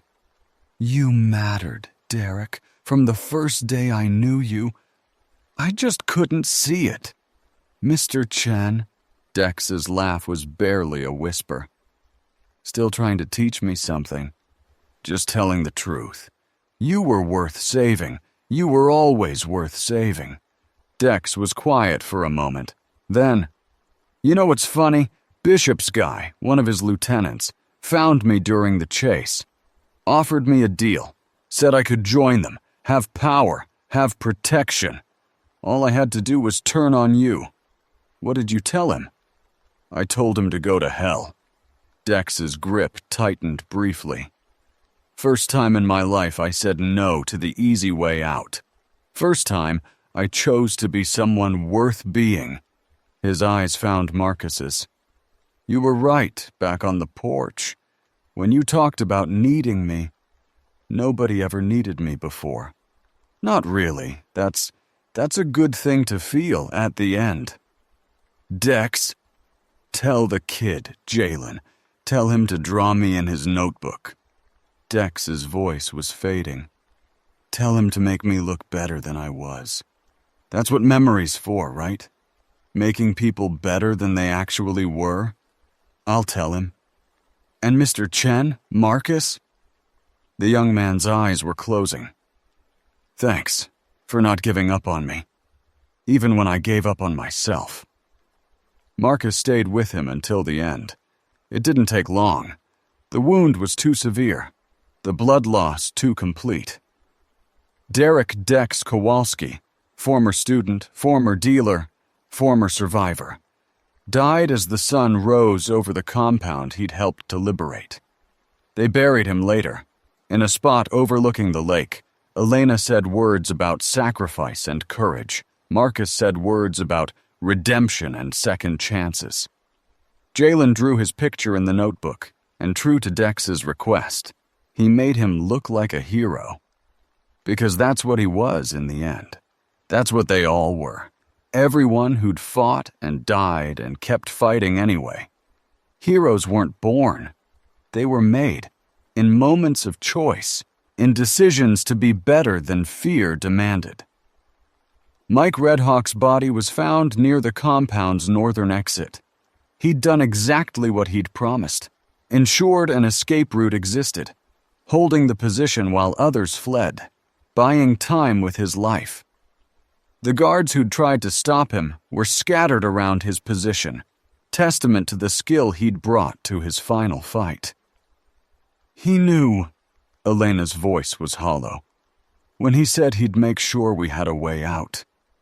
He knew he wasn't coming back." "Maybe." Marcus looked at the fallen warrior, at the peace on his face despite the violence of his death. Or maybe he just understood what Walt understood, what Father Brennan understood, that sometimes the best thing you can do is make sure others survive. They carried him away from the compound, found a place in the forest where the ground wasn't frozen solid. Jalen drew his picture too, Mike Redhawk, watching over the lake, at peace with the land that had been his people's home for thousands of years. His grandmother used to tell stories, Marcus said at the burial, about spirits who returned from death because they couldn't let go. I think Mike let go a long time ago, when his daughter died in the outbreak. He's been walking toward this moment ever since, looking for a way to make his death mean something. Did it? Sarah asked. Mean something? We're alive. We're free. The route he held open. That's how the survivors got out when things went wrong. Marcus looked at the grave, at the simple marker they'd made from forest wood. He saved lives. That means something. That has to mean something. The forest was quiet around them, snow falling gently, covering the evidence of violence, making the world white and clean and new. The days after Bishop's fall were a blur of activity. Marcus found himself at the center of something he hadn't expected. Not leadership exactly, but facilitation. People came to him with questions, with problems, with the 1,000 small decisions that went into building a community from scratch. He listened, he asked questions, he helped people find their own answers. Lieutenant Peters, just Peters now, the military title abandoned along with the military structure, proved to be genuine in his desire for something different. He worked alongside the former resistance, dismantling the systems of control Bishop had created, replacing them with something that looked more like consensus than command. It won't be perfect, Peters admitted during one of their planning sessions. People are scared and traumatized, and they don't know how to trust each other. Some of them won't ever trust again. Then we build trust slowly, Marcus said. One day at a time. One decision at a time. That's how communities form, not through grand plans, but through the accumulation of small kindnesses. You really believe that? I believe it's the only thing that's ever worked. Marcus thought of his students, of the years he'd spent trying to make history matter to teenagers who'd rather be anywhere else. People don't change because you tell them to. They change because they see something worth changing for. The compound itself needed transformation. The walls that had been symbols of control were repurposed as protection against the remnants that still wandered the frozen landscape. The warehouses that had hoarded supplies were opened, their contents distributed according to need rather than loyalty. The barracks where the fearful had huddled became homes where people could begin to imagine futures again. And through it all, Marcus watched his daughter bloom. Lily had arrived at the Coast Guard station as a traumatized survivor, hollowed out by loss and isolation. Now, in the strange hothouse of post-crisis community building, she was becoming someone new. She helped with the medical station, learning from Sarah what she could. She organized the younger survivors, giving them tasks and purpose. She sat in on planning meetings and offered ideas that sometimes surprised everyone, including herself. She's strong, Elena observed one evening, watching Lily lead a group of children in some kind of organized game. Stronger than she knows. She's her mother's daughter. Marcus felt pride and grief in equal measure. Karen was strong too. I just didn't appreciate it while she was alive. Regrets? Plenty, but they don't help anyone. He turned away from the window. The best thing I can do for Karen is take care of Lily. Be the father I should have been. That's what she would have wanted. And after that? After that? Marcus considered the question. After that, we keep building. We find other survivors, Vera and the others who went north. Anyone else who made it through. We figure out how to survive the winter and the spring and whatever comes after that." He paused. "We make something worth surviving for." Elena was quiet for a moment. Then, "You know what I thought when you walked into Bishop's office alone? I thought you were the bravest man I'd ever met. Or the stupidest. Probably both. Definitely both." She almost smiled. "But it worked. Somehow, impossibly, it worked. It worked because you were there. Because Dex drew the guards away. Because Mike held the escape route. Because every person who took a risk tonight believed we could win." Marcus met her eyes. "I didn't defeat Bishop. We did. All of us." Still, Elena's hand found his, squeezed briefly. "You walked in there alone. That took something I don't have a word for." "Faith," Marcus said, surprising himself. "It took faith." "In what?" "In people. In the possibility that they'd choose better if they were given the chance." He thought of Father Brennan, of his final words about practicing faith until it became real. "I didn't know it would work. I just believed it might. And sometimes, belief is enough." The integration of the two communities took weeks. Vera arrived with the northern group on day 38, having waited as long as she'd promised before assuming the worst. Her face, when she saw Marcus, alive, unharmed, standing in the middle of what had been Bishop's compound, was something between fury and relief. "You're supposed to be dead," she said. "I know. I'm as surprised as you are." "Don't ever do that again." "I'll try." The northern survivors brought resources the compound needed. Food stores from the mining complex, medical supplies Vera had hoarded, expertise that filled gaps in their capabilities. In return, the compound offered shelter, organization, and the beginnings of something that might actually last. Jalen showed Vera his notebook, the drawings of everyone they'd lost, the visual record of their journey from Duluth to Superior. She studied each page without comment, her clinical mask firmly in place, but Marcus caught her wiping her eyes when she reached the picture of Father Brennan. "He'd be proud," Marcus said, "of what we've built, of what we're still building. He'd be annoying about it."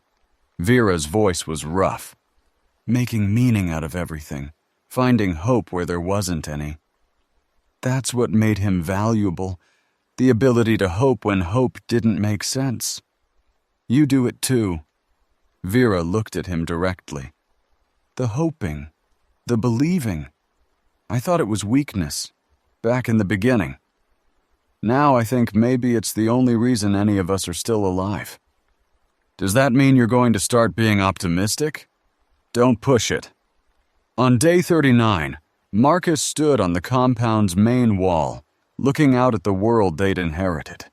Superior, Wisconsin spread below them, a city of the dead, its streets empty, its buildings dark, testimony to how quickly everything could fall apart. Beyond the city, Lake Superior stretched toward a horizon they couldn't see, frozen now, locked in winter's grip but promising thaw and spring and something like renewal. Lily joined him, wrapped in layers against the cold, her breath fogging in the morning air. "I keep thinking about Mom," she said, "about whether she'd be proud of what we did." "She'd be proud of you." Marcus put his arm around her. "She always was, even when you drove her crazy." "Do you think she's gone? Really gone? Or do you think maybe some part of her is still out there?" It was the question Marcus had been avoiding, the question they'd all been avoiding. The remnants carried echoes of the people they'd been, memories that drove them toward places and people they'd loved. Was Karen out there somewhere, wandering, drawn by fragmented love to locations that had mattered? I don't know, he said honestly. I hope, if there's any part of her left, that she's at peace, that she knows you're safe. Do you think the dead can know things? I think. Marcus paused, choosing words carefully. I think love is stronger than death, not in a supernatural way, just in the way it persists in us. The people we lose are still with us, in our memories, in the ways they changed us. He squeezed her shoulder. Your mother is part of everything you are. That doesn't go away because she's gone. Lily was quiet for a long moment. Then, I want to stay here. Help build something. Be part of what you're creating. You don't have a choice about that. You're my daughter. Where I go, you go. I mean really part of it, not just the kid who gets protected. I want to contribute. I want to matter. You already matter. Marcus turned to face her fully. But yes, you can contribute. You can help build. That's what we all do now. We build something worth having, one day at a time. And if it falls apart, if everything we're building gets destroyed, like everything else, then we build again. Marcus thought of the history he'd taught for 15 years. The rise and fall of empires. The endless cycle of construction and destruction. That's what humans do. We build, we lose, we grieve, and then we build again. It's not weakness. It's what makes us who we are. That sounds exhausting. It is. He smiled. But it's also beautiful. The fact that we keep trying despite everything. That's the most human thing there is. They stood together on the wall, father and daughter, watching the sun rise over the world that remained. Below them, the compound was coming alive. People emerging from shelters, beginning the day's work, continuing the endless project of survival. It wasn't the world they'd known. It wasn't the world they'd wanted. But it was theirs, bought with blood and sacrifice and the stubborn refusal to give up. And that, Marcus thought, was enough. The final integration happened gradually, then all at once. Within a week, the boundaries between the different survivor groups had blurred beyond recognition. People who'd been Bishop's followers worked alongside people who'd resisted him. People from Duluth shared stories with people who'd never left Superior. The trauma of everything they'd been through became a shared language, a bond that transcended whatever differences remained. Peters proved to be as good as his word, a leader who led through collaboration rather than coercion. He and Marcus developed an unlikely partnership, the soldier and the teacher finding common ground in their commitment to building something different. You could be in charge, you know, Peters said one evening during one of their planting sessions. People would follow you. After what you did with Bishop, I don't want to be in charge. Marcus thought about the question. I want to help people make good decisions. That's different than making decisions for them. Seems like a fine distinction. It's the most important distinction there is. Marcus leaned forward. Tyrants decide what's best for everyone. Communities decide together. The second way is harder, messier, takes longer. But it's the only way that actually works. You really believe that? I believe in what the evidence shows. Every society that's lasted has done it through consensus, not command. Through trust, not terror. Marcus paused. Bishop could have built something that lasted. He had the resources, the organization, the will. But he chose fear instead of trust, and fear always collapses eventually. Then let's not choose fear. Peters raised his cup. Water, carefully rationed, precious as gold. To building something that lasts. To building something that lasts. Jalen finished his notebook on day 40. He showed it to Marcus on the wall where they'd stood so many times, flipping through pages that chronicled their entire journey, from Duluth to Superior, from the first outbreak to Bishop's Fall. Every person they'd lost was there, rendered in careful pencil. Walt with his ice-blue eyes, Father Brennan with his kind smile, Dex with the hardness finally softened from his face, Mike looking toward a horizon only he could see. "It's not everything," Jalen said. "There's stuff I couldn't draw. Feelings, moments, things that don't have shapes. It's enough." Marcus studied each page, feeling the weight of memory. "It's more than enough. This is how we remember them, Jalen. Through art, through stories, through the things we create to honor what they gave. Do you think they'd like it? The drawings, I mean? I think they'd be proud." Marcus handed the notebook back. "I think they'd be glad someone's remembering." "What happens when I fill it up? The notebook, I mean." "Then you start a new one, and another after that. And you keep drawing until there's nothing left to draw. And if I run out of paper, then you find more. Or you draw on walls, on fabric, on whatever you can find." Marcus met the boy's eyes. "The world needs people who remember, Jalen. People who keep track of what happened so others can learn from it. That's your gift. Don't ever let anyone take it away." Jalen nodded slowly. Then he opened to a fresh page and began to sketch something new. The compound as it was now, transformed from prison to home, full of people building instead of hiding. The future, Marcus thought.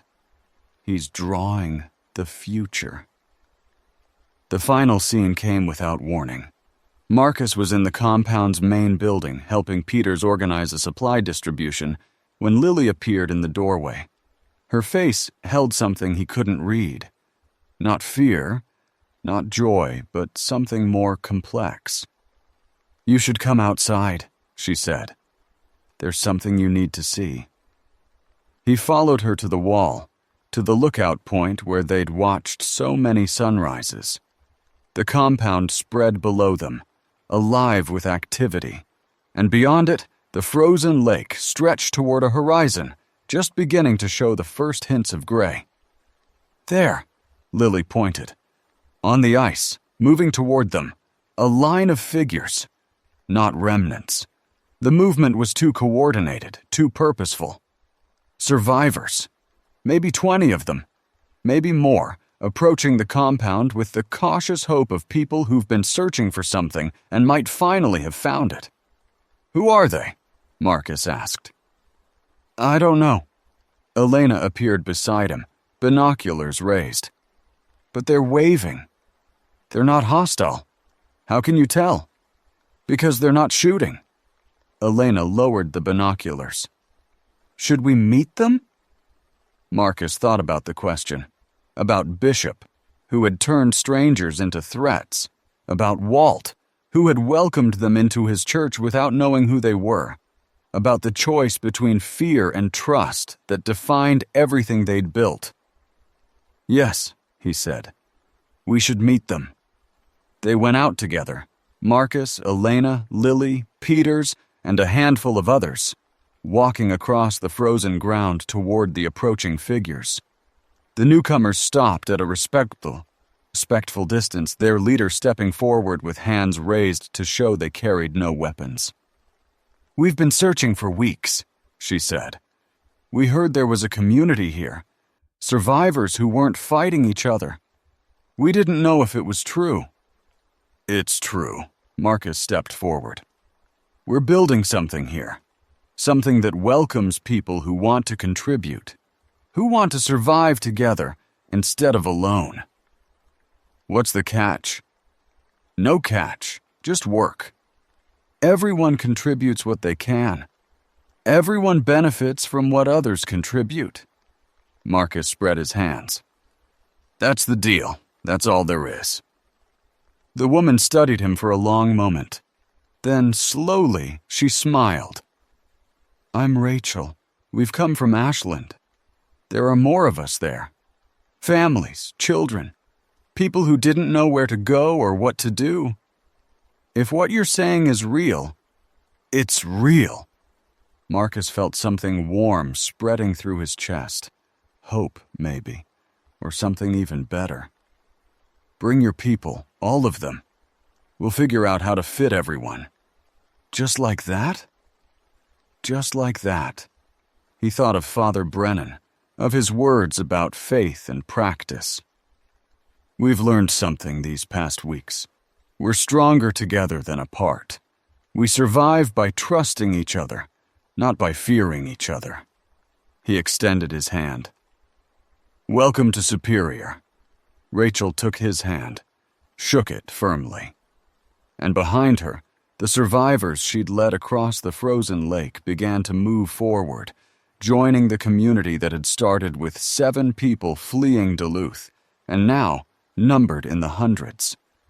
The weight of winter pressed down on them all, but they carried it together, and somehow that made it bearable. That night, Marcus stood on the roof of the compound's main building, looking out at the stars. The same stars that had watched every tragedy in human history. The same stars that had shone on Rome's fall and the Black Death, and every moment of darkness humanity had endured.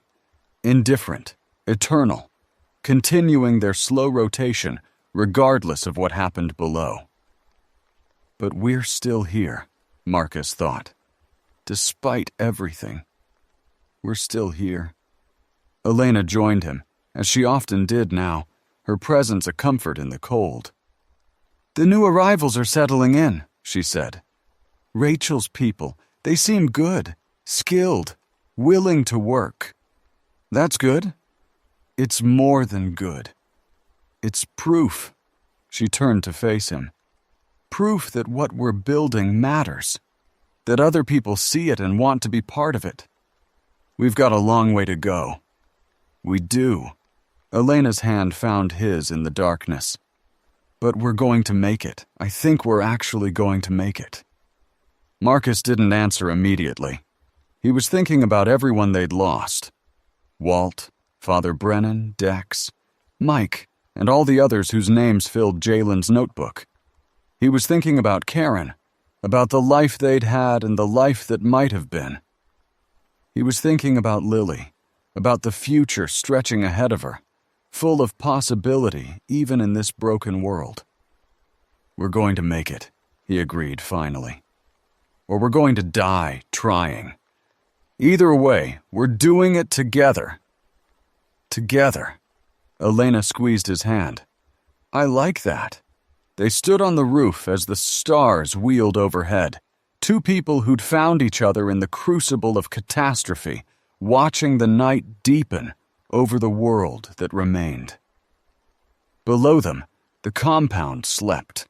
The survivors of Superior and Duluth and Ashland and a dozen other places, united by necessity and choice, dreaming of the future they were building. Tomorrow, there would be more work to do, more decisions to make, more challenges to face.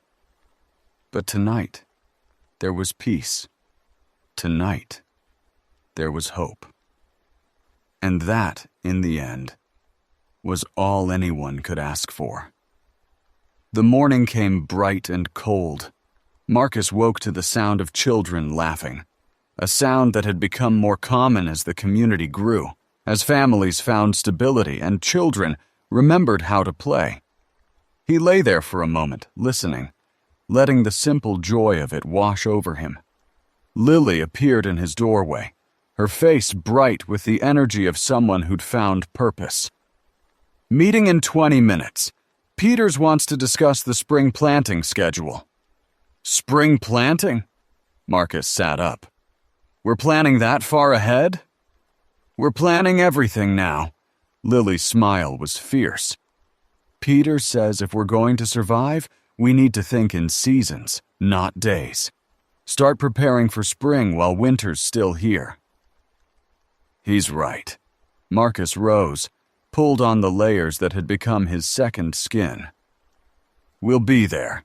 Lily nodded and disappeared, already on to the next task, the next responsibility, the next piece of the future she was helping to build. Marcus stood at his window for a moment, looking out at the compound that had become his home. The walls that had been symbols of Bishop's control were now lined with watchers, not guards exactly, but community members taking their turn, protecting what they'd built. The buildings that had housed prisoners now housed families. The streets that had been patrolled by tyrants were walked by children on their way to lessons that survivors took turns teaching. It wasn't perfect. Nothing was perfect anymore, and maybe nothing had ever been. But it was real, and it was theirs, and it was growing every day. He thought of the history he'd taught for 15 years, the rise and fall of empires, the cycles of construction and destruction that defined human civilization. He'd always taught it as something that happened to other people, in other times, as if the modern world had somehow transcended the patterns of the past. Now he knew better. Now he knew that history wasn't something that happened to other people. It was something that happened to everyone, always, in every moment of choice between fear and trust, between cruelty and kindness, between giving up and going on. The survivors of Superior had made their choice.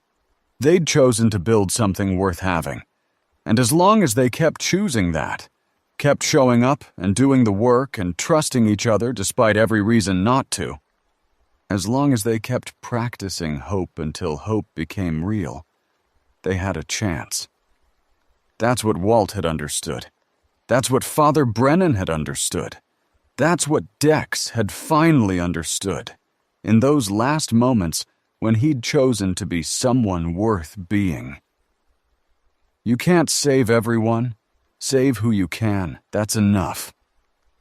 Marcus pulled on his boots and headed for the meeting, ready to plan for spring, ready to build the future one day at a time. The weight of winter was still there, pressing down on them all.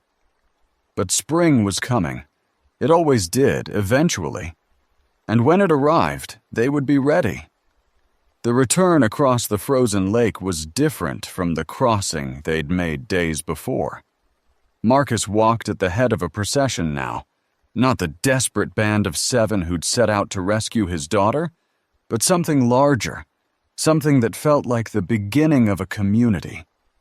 Behind him came the survivors they'd freed from Bishop's compound, Rachel and her people from Ashland, families who'd been trapped by fear, individuals who'd forgotten what freedom felt like until someone reminded them. The ice groaned beneath their weight, the same sounds that had terrified him on the way over. But now they seemed almost musical, the lake singing its ancient song of winter and patience and the slow turning of seasons. The sky above was clear for the first time in days, a brilliant blue that seemed almost obscene in its beauty, as if the world hadn't noticed that everything had changed. Lily walked beside him, her hand occasionally finding his in the silence.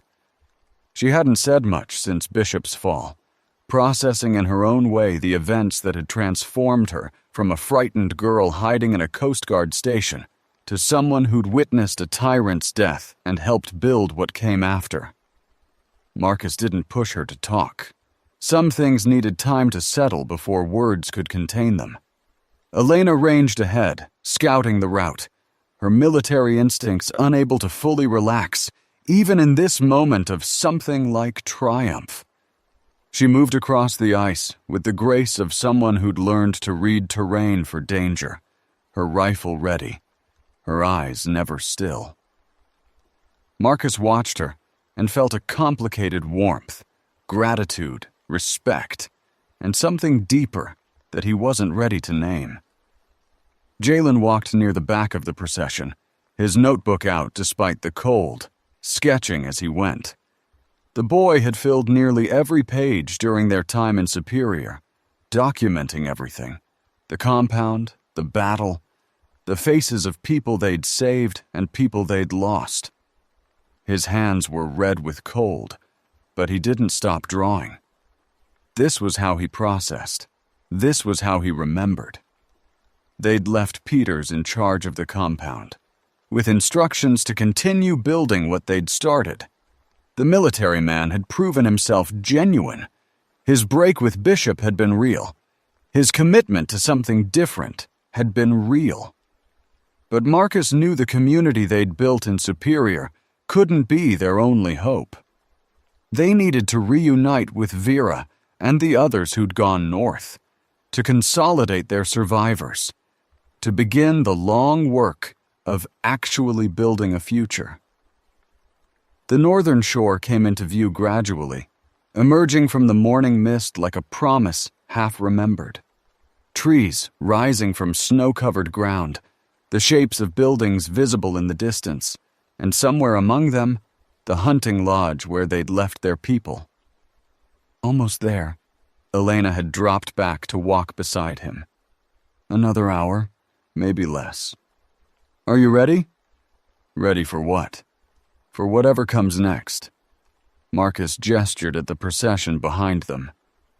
We're bringing 40 new people to a camp that was barely holding together with 30. That's going to change things.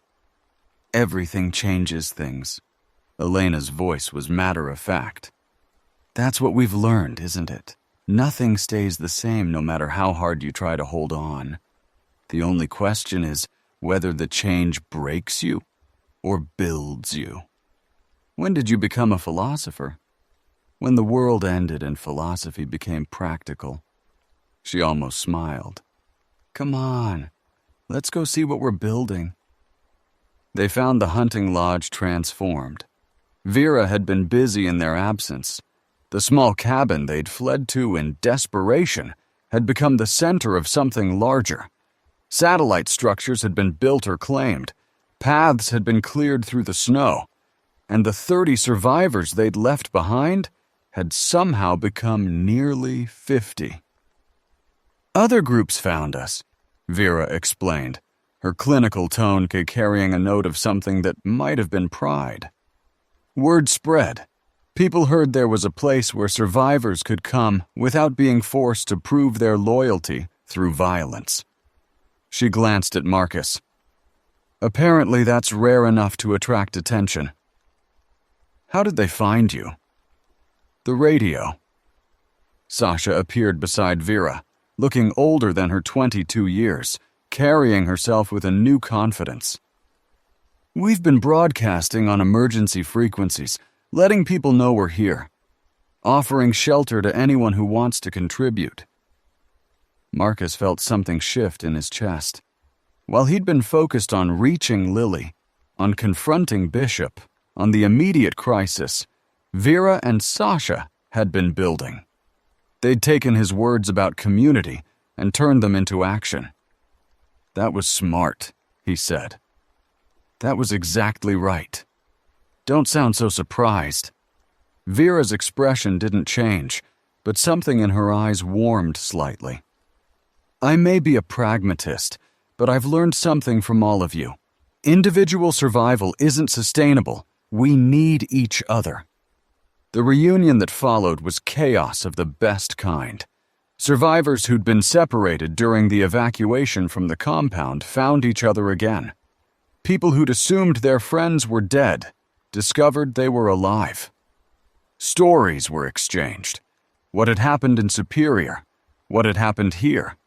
The 1,000 small dramas of survival that had played out in their separate spheres. Marcus moved through the crowd, accepting embraces from people he barely knew, answering questions about Bishop's fall and what it meant for their future. He felt like a returning hero, which was wrong. He hadn't done anything alone, hadn't accomplished anything that wasn't built on the sacrifices of others. But the survivors needed heroes, needed stories of triumph to counterbalance the endless weight of loss. And if they wanted to cast him in that role, he couldn't bring himself to refuse. "You did it." Mrs. Peterson found him near the lodge's main building, her weathered face streaming with tears. "You actually did it. You brought her back." She was looking at Lily, who stood with a group of young survivors, animated for the first time in days, describing something with gestures that suggested the battle at the compound. The girl caught her father's eye and smiled. Not the practiced smile of a teenager managing her parents, but something genuine, something that acknowledged what they'd been through together. "We did it," Marcus said. "All of us. But you led. You didn't give up when everyone else would have." Mrs. Peterson gripped his arm. "Thomas would have been proud. Father Brennan, I mean. He always said you had something special in you." The mention of Brennan hit Marcus harder than he'd expected. The priest's loss was still raw, still present every time he saw someone praying or heard words of comfort offered in that gentle way Brennan had perfected. The dead didn't fade quickly here. They stayed close, their absence a constant presence. "I hope he would have been," Marcus said. "I hope they all would have been." The counting of losses happened that evening. They gathered in the lodge's main room, nearly 100 people now, packed into a space meant for maybe 30, and they spoke the names of those who hadn't made it. Not just from the compound battle, but from the entire journey. Everyone who'd fallen since the world changed. Margaret Chen, who'd walked into the snow rather than become something she feared. Walt Johansson, who'd led Bishop's forces away from his friends and died alone in the wilderness he loved. Father Thomas Brennan, who'd taken a bite meant for Elena and spent his final hours giving grace to everyone he could reach. Mike Redhawk, who'd held the escape route until the last breath left his body, dying as he'd lived, in service to others. Derek Dex Kowalski, who'd finally become the person he'd always wanted to be, and paid for that becoming with everything he had. And others. So many others. The families who'd been caught in the first wave. The survivors who'd made it part way and fallen short. The strangers whose names they'd never learned, whose stories had ended before they could be told. Marcus led the remembrance not because he wanted to, but because no one else stepped forward, and silence in the face of such loss felt wrong. He spoke about each person he'd known, their strengths, their fears, the moments that had defined them. He spoke about Walt's patient teaching and Father Brennan's stubborn hope and Dex's desperate need to matter. He spoke about Mike's quiet competence and Margaret's cookies and all the small things that had made people, people, before they became memories. "We carry them with us," he said finally, his voice rough with emotion.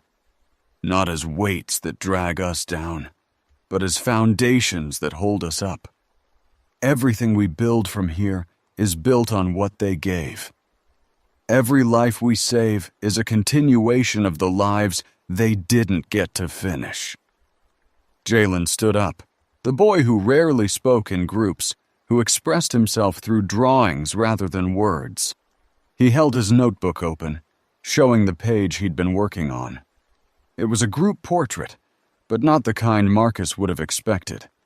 The living and the dead were mixed together, distinguished only by subtle differences in the way they were rendered. Father Brennan stood next to Elena, his gentle smile a contrast to her fierce determination. Walt looked over Jalen's own shoulder, his weathered face full of pride. Dex stood with arms crossed, but his expression was peaceful rather than defensive. Mike watched the horizon, and Margaret held out a plate of cookies that would never be eaten. "This is how I see us," Jalen said quietly. "All of us together, because they're not really gone. They're in us, in what we do, in what we remember. The silence that followed was different from the silence that had preceded. Not the absence of sound, but the presence of something too large for words. Marcus looked at the faces around him, grieving, hopeful, terrified, determined, and felt the weight of responsibility settle more firmly on his shoulders. These people were his now, in a way that went beyond leadership or authority. They'd trusted him, followed him, lost people with him. Whatever came next, they would face it together. The argument started the next morning. Marcus should have expected it. Grief gave way to anxiety, and anxiety demanded decisions. The expanded group needed to figure out what came next. Not just day-to-day survival, but longer-term planning. Where would they live? How would they organize? Who would lead? The hunting lodge is defensible but not sustainable. Vera had taken charge of the practical discussion, her clinical mind cutting through sentiment to focus on logistics. We have maybe 2 weeks of food for this many people, less if we're not careful. Water's not a problem. We can melt snow, but heating fuel is limited, and winter's barely begun. What about the compound in Superior? Rachel asked. She'd emerged as a natural spokesperson for the Ashland group, her steady presence calming anxieties that Marcus hadn't even noticed until she addressed them. You said Peters is holding it. That's got to have more resources than we do here. It does, but it's also more exposed, more visible. Elena was studying the maps they'd assembled. If other groups like Bishop's exist, and they probably do, Superior is an obvious target. The wilderness here provides natural protection. Protection from what? This from a man Marcus didn't recognize. One of the survivors who'd found the lodge while they were in Superior. The dead things are slowing down in the cold. By spring, they'll wake up hungry. Vera's voice was sharp. The cold is buying us time, not solving the problem. Whatever we build needs to account for what happens when the temperature rises. The discussion went in circles, each suggestion generating objections, each solution creating new problems. Marcus listened without speaking, letting the group work through its anxieties, watching the dynamics that were emerging. Vera was the voice of pragmatism, focusing on resources and logistics. Elena thought in terms of defense and security. Rachel advocated for the displaced families, prioritizing stability and safety for children. Sasha had become Vera's second, bringing medical concerns into every calculation. And threading through it all was a tension Marcus had seen before. The pull between those who wanted strong leadership and those who feared what strong leadership might become. We need someone in charge. The man who spoke, his name was Henrik, Marcus remembered now, had the bearing of someone used to giving orders. Former military maybe, or corporate management. Democracy is great in theory, but in crisis, you need clear command structure. Command structure is how Bishop happened. This from Maya, who'd been quiet since arriving with her brother. One person in charge, everyone else following orders. We saw how that ended. Bishop was a tyrant. That's different from having leadership. Is it? Maya's voice was bitter. Because from where I stood, it looked a lot like one thing leading to the other. Marcus felt the moment when the argument was about to become something worse. The escalation from disagreement to conflict. The tribal lines forming that would be hard to erase once drawn. He stood, and the movement drew attention, created a pause. Can I say something? The room quieted. Faces turned toward him, expectant, uncertain, carrying projections of leadership that felt too heavy to bear. I've been teaching history for 15 years. mostly to teenagers who'd rather be anywhere else, but sometimes to people who actually listened. He managed a small smile. In all that time, the question I got asked most often was, why do civilizations fall? What's the answer? Henrik asked.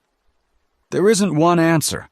Civilizations fall for different reasons: disease, invasion, climate change, economic collapse.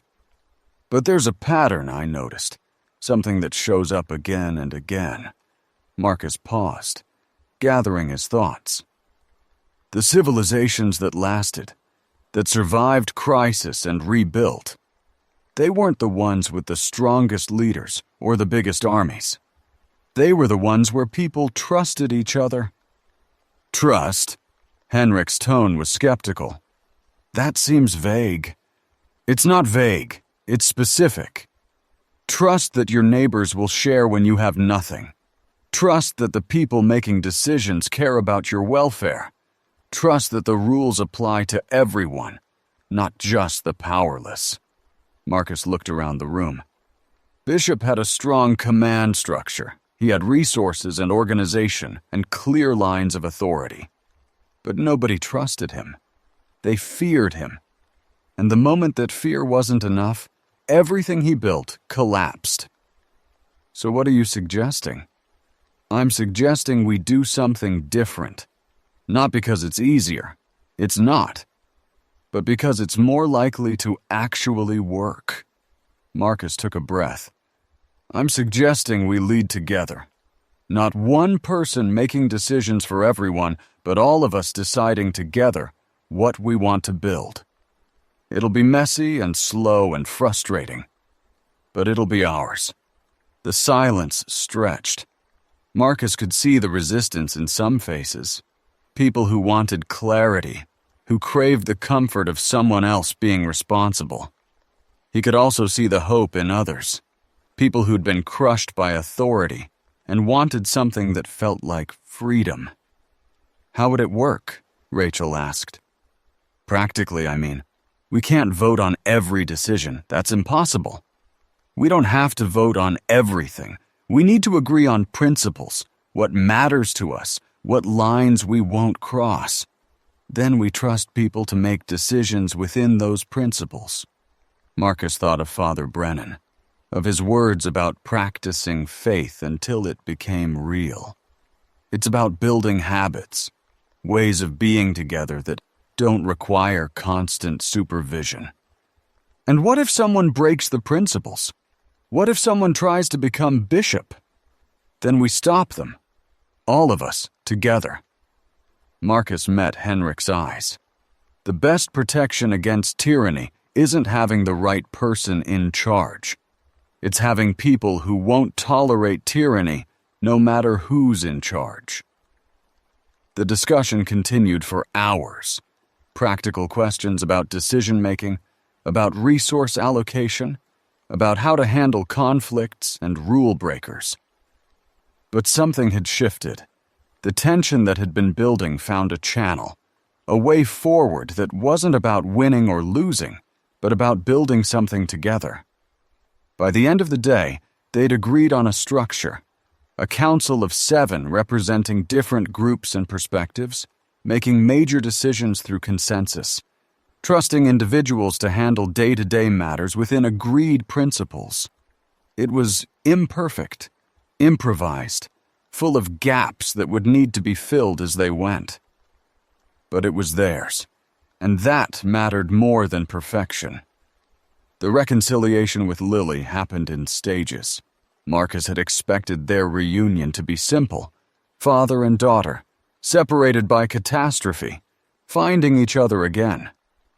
But nothing was simple anymore, and the distance between them was measured in more than miles. You should have come sooner. Lily's voice was flat, her eyes fixed on the lake visible from the lodge's main window. They'd found a moment alone, finally, in the chaos of settlement and planning. When it first happened, you should have found a way. I tried. The bridges were closed. The city was falling apart. I didn't know. You didn't know where I was. You didn't know if I was alive." She turned to face him. "But I knew. Mom was dead, and I was alone, and I kept thinking, Dad will come. Dad will find me. And days went by and you didn't come. Lily, I survived." Her voice cracked. "I figured out how to barricade the doors and find food and stay hidden from those things. I survived by myself for weeks because I had to, because no one was coming to help me." Marcus felt the words like physical blows. He'd been so focused on reaching her, so consumed by the obstacles in his path, that he hadn't fully considered what she'd been experiencing. The terror, the isolation, the slow erosion of hope as days passed and no rescue arrived. "I'm sorry." The words felt inadequate, but they were all he had. "I'm so sorry I wasn't faster. I'm sorry you had to face that alone. I know you tried. I know you crossed the whole lake and fought Bishop and did all these heroic things." Lily's tears were falling now. "But part of me is still angry. Part of me is always going to be angry that you weren't there when I needed you most." "That's fair." Marcus stepped closer, slowly, giving her space to retreat if she needed it. "You have every right to be angry. I failed you, not because I didn't try, but because trying wasn't enough. It's not your fault. Maybe not. But it's still true. You needed me, and I wasn't there." He paused. "I'm here now. I can't change what happened, but I can promise you that I'm not going anywhere. Whatever you're feeling, angry, scared, sad, I can handle it. You don't have to protect me from it." Lily was silent for a long moment. Then, slowly, she stepped forward and pressed her face against his chest, the way she had when she was small and the world felt too big. Marcus wrapped his arms around her and held on, feeling her shake with sobs she'd been holding back for weeks. "I missed you," she whispered. "I missed you so much." "I missed you too, sweetheart. Every minute of every day." They stood like that until the tears subsided, until the tension that had been building between them found some release. It wasn't resolution. That would take time. Maybe years, maybe forever. But it was a beginning, a foundation they could build on. Elena found them later that evening, still sitting together by the window, watching the last light fade over the frozen lake. "Am I interrupting?" "No." Lily wiped her eyes. "We were just talking." "Good." Elena settled into a chair across from them, her posture relaxed in a way Marcus had rarely seen. "You two needed time. I've been running interference with the council, but they're going to want you back eventually." "The council?" Marcus shook his head. "I still can't believe we're calling it that. What would you call it?" "I don't know. A committee? A board?" He laughed. "It sounds so formal, like we're planning a bake sale, not trying to rebuild civilization." "We are trying to rebuild civilization." Elena's voice was serious despite the lightness of the moment. "That's literally what we're doing. The names matter because they help us remember what we're building toward." Lily had been watching Elena with curiosity, the child's instinct for adult dynamics, the awareness that something existed between her father and this woman that she didn't fully understand. "Are you and my dad?" She let the question trail off, leaving space for whatever answer might come. Elena glanced at Marcus, then back at Lily. "We're friends, people who've been through things together. Beyond that," she shrugged, "we haven't figured that out yet." "But you might." "We might." Elena's smile was small, but genuine. "Would that bother you?"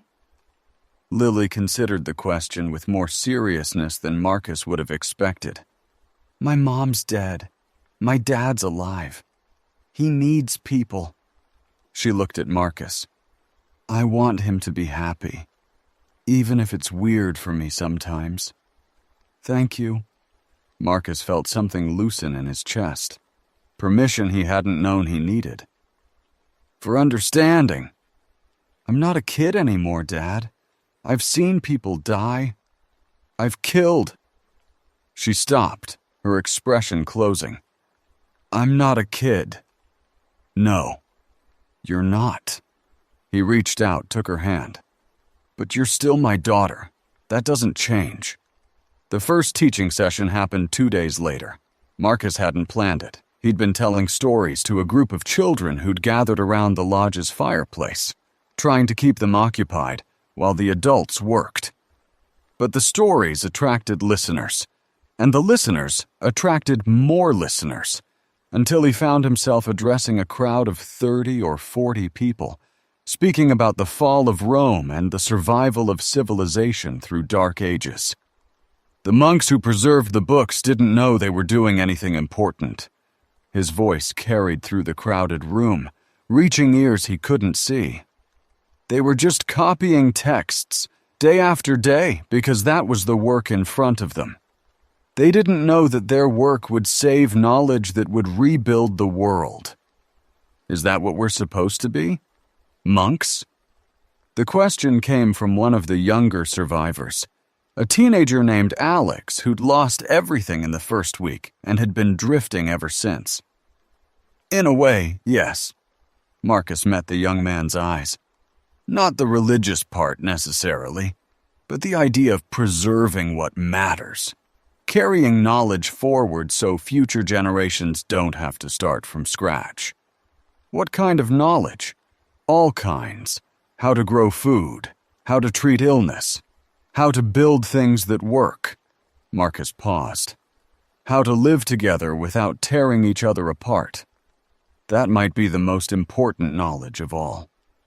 The session went on for 2 hours, morphing from history lesson to philosophy discussion to practical planning. People shared what they knew: farming techniques, medical treatments, construction methods, the accumulated wisdom of lives lived before the collapse. They wrote things down, organized them, began creating what Marcus would later call the archive, a record of human knowledge adapted for a world without electricity or mass production. It became a ritual after that. Every evening, people gathered to teach and learn, not just practical skills, but stories, memories, the cultural inheritance that made them who they were. Songs were sung, jokes were told, experiences were shared that might otherwise have been lost. "You've created a school," Elena observed after the third session. "In the middle of the apocalypse, you've created a school." "Is that ridiculous?" "It's exactly right." She was looking at him with something in her eyes that made his chest feel tight. "It's exactly what people need. A sense of continuity, a connection to something larger than immediate survival. I just started telling stories. It kind of grew from there. That's how everything important starts. Someone does something because it feels right, and other people recognize the rightness and join in." Elena touched his arm. "You have a gift, Marcus. Not for leadership exactly, for something more fundamental, for making people believe things can get better." Can they get better? I don't know. Her honesty was one of the things he'd come to value most about her. But I know that believing they can is the first step, and I know that you make people believe. Jalen's final drawing was completed on day 45. Marcus didn't know it was the final one at the time. Final implies a certainty that none of them could feel. But looking back, he would come to see it as the capstone of something, the completion of a cycle that had begun when the world ended. The morning arrived cold and bright, snow falling in gentle spirals that made the world feel new. Marcus stood on the lodge's main porch, looking out at Lake Superior stretched below them. Frozen solid now, a white expanse that connected them to everything they'd lost and everything they'd found.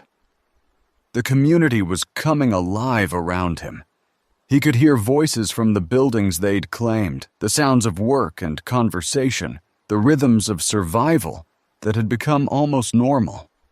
Sasha was teaching someone basic wound care, her voice carrying from the medical station. Vera was arguing with Henrik about supply distribution, their conflict productive rather than destructive. Lily was helping organize the morning meal, working alongside people who'd been strangers weeks ago and were now something like family. Elena appeared beside him without speaking, her presence enough. They'd developed that between them, the ability to share space without filling it with words. She held a cup of something warm, probably the herbal tea that Vera had been rationing carefully, and offered it to him. Big day? Every day's a big day now.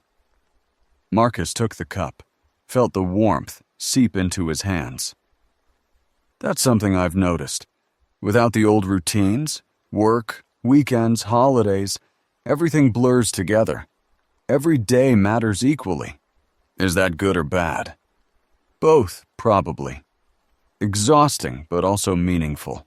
Every decision counts. Every interaction matters. He sipped the tea. I used to sleepwalk through weeks at a time. Now I can't even sleepwalk through an hour. You sound like you're complaining. I sound like I'm observing. He managed to smile. The observation might be a complaint in disguise. Elena laughed, a sound he'd heard rarely in the weeks they'd known each other, always startling in its warmth. You're a strange man, Marcus Chen. You rebuild civilizations but complain about being tired. I don't rebuild civilizations. I help people figure out how to rebuild them together. That's different. Is it? Yes, because it means I can rest sometimes. Let other people carry the weight. They stood together in comfortable silence, watching the snow fall. Somewhere behind them, the community continued its morning routine, the endless work of survival that had become its own kind of rhythm. Vera had started calling it the pattern, the series of tasks and interactions that gave structure to days that might otherwise collapse into formless anxiety. Do you think we're going to make it? Elena asked finally. Really make it, I mean. Build something that lasts. I think we're going to try. Marcus considered the question more seriously. I think that's all anyone's ever done. Try to build things that last, knowing most of them won't. The ones that do, they're not lucky exactly. They're just stubborn. Stubborn enough to keep trying when everything says they should give up. You think we're stubborn enough? I think we haven't given up yet. He turned to look at her. And I think as long as we don't give up, we've got a chance. A movement near the porch steps caught his attention. Jalen was approaching, his notebook clutched to his chest, his face carrying an expression Marcus couldn't quite read. Solemn, maybe, or proud, or something in between.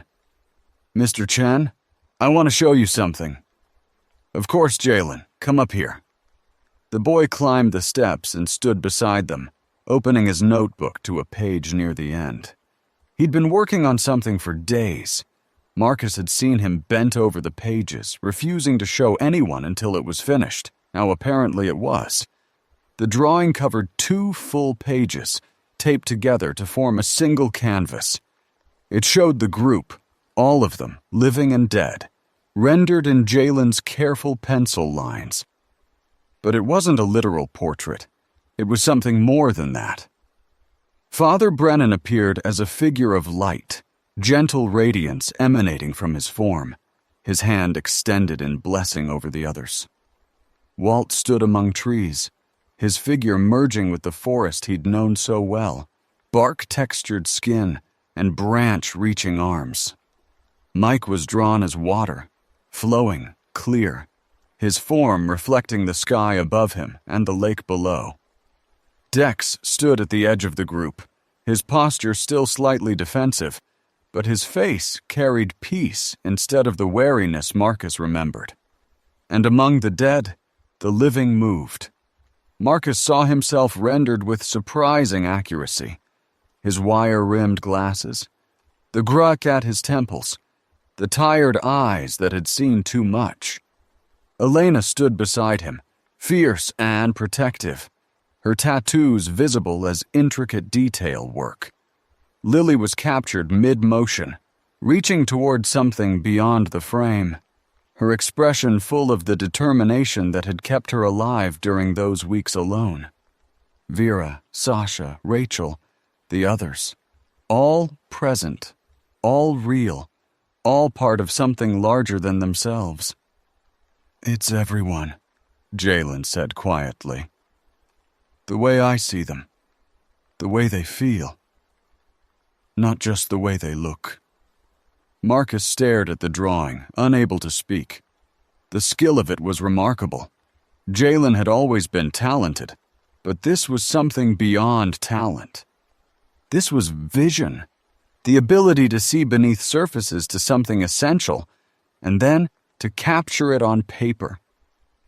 Father Brennan is light because he gave light to everyone around him, Jalen explained. Even when he was scared or sad, he made things brighter. Walt is trees because he belonged to the forest. He understood it in a way nobody else did. Mike is water because he flowed around obstacles, found paths where none existed, kept moving no matter what. "And Dex?" Marcus asked, finding his voice. "Dex is..." Jalen paused, considering. "Dex is redemption, not a thing like the others. An idea. The possibility of becoming different from what you were." "This is beautiful." The words felt inadequate, but Marcus didn't have better ones. "Jalen, this is the most beautiful thing I've seen since everything changed. It's so I don't forget." Jalen's voice was matter-of-fact, but his eyes were bright with emotion. "Any of them. What they were like, what they gave us." He looked up at Marcus. "Someone has to remember. That's what you said when we first met. Someone has to remember what things were like and what people gave up and why it mattered."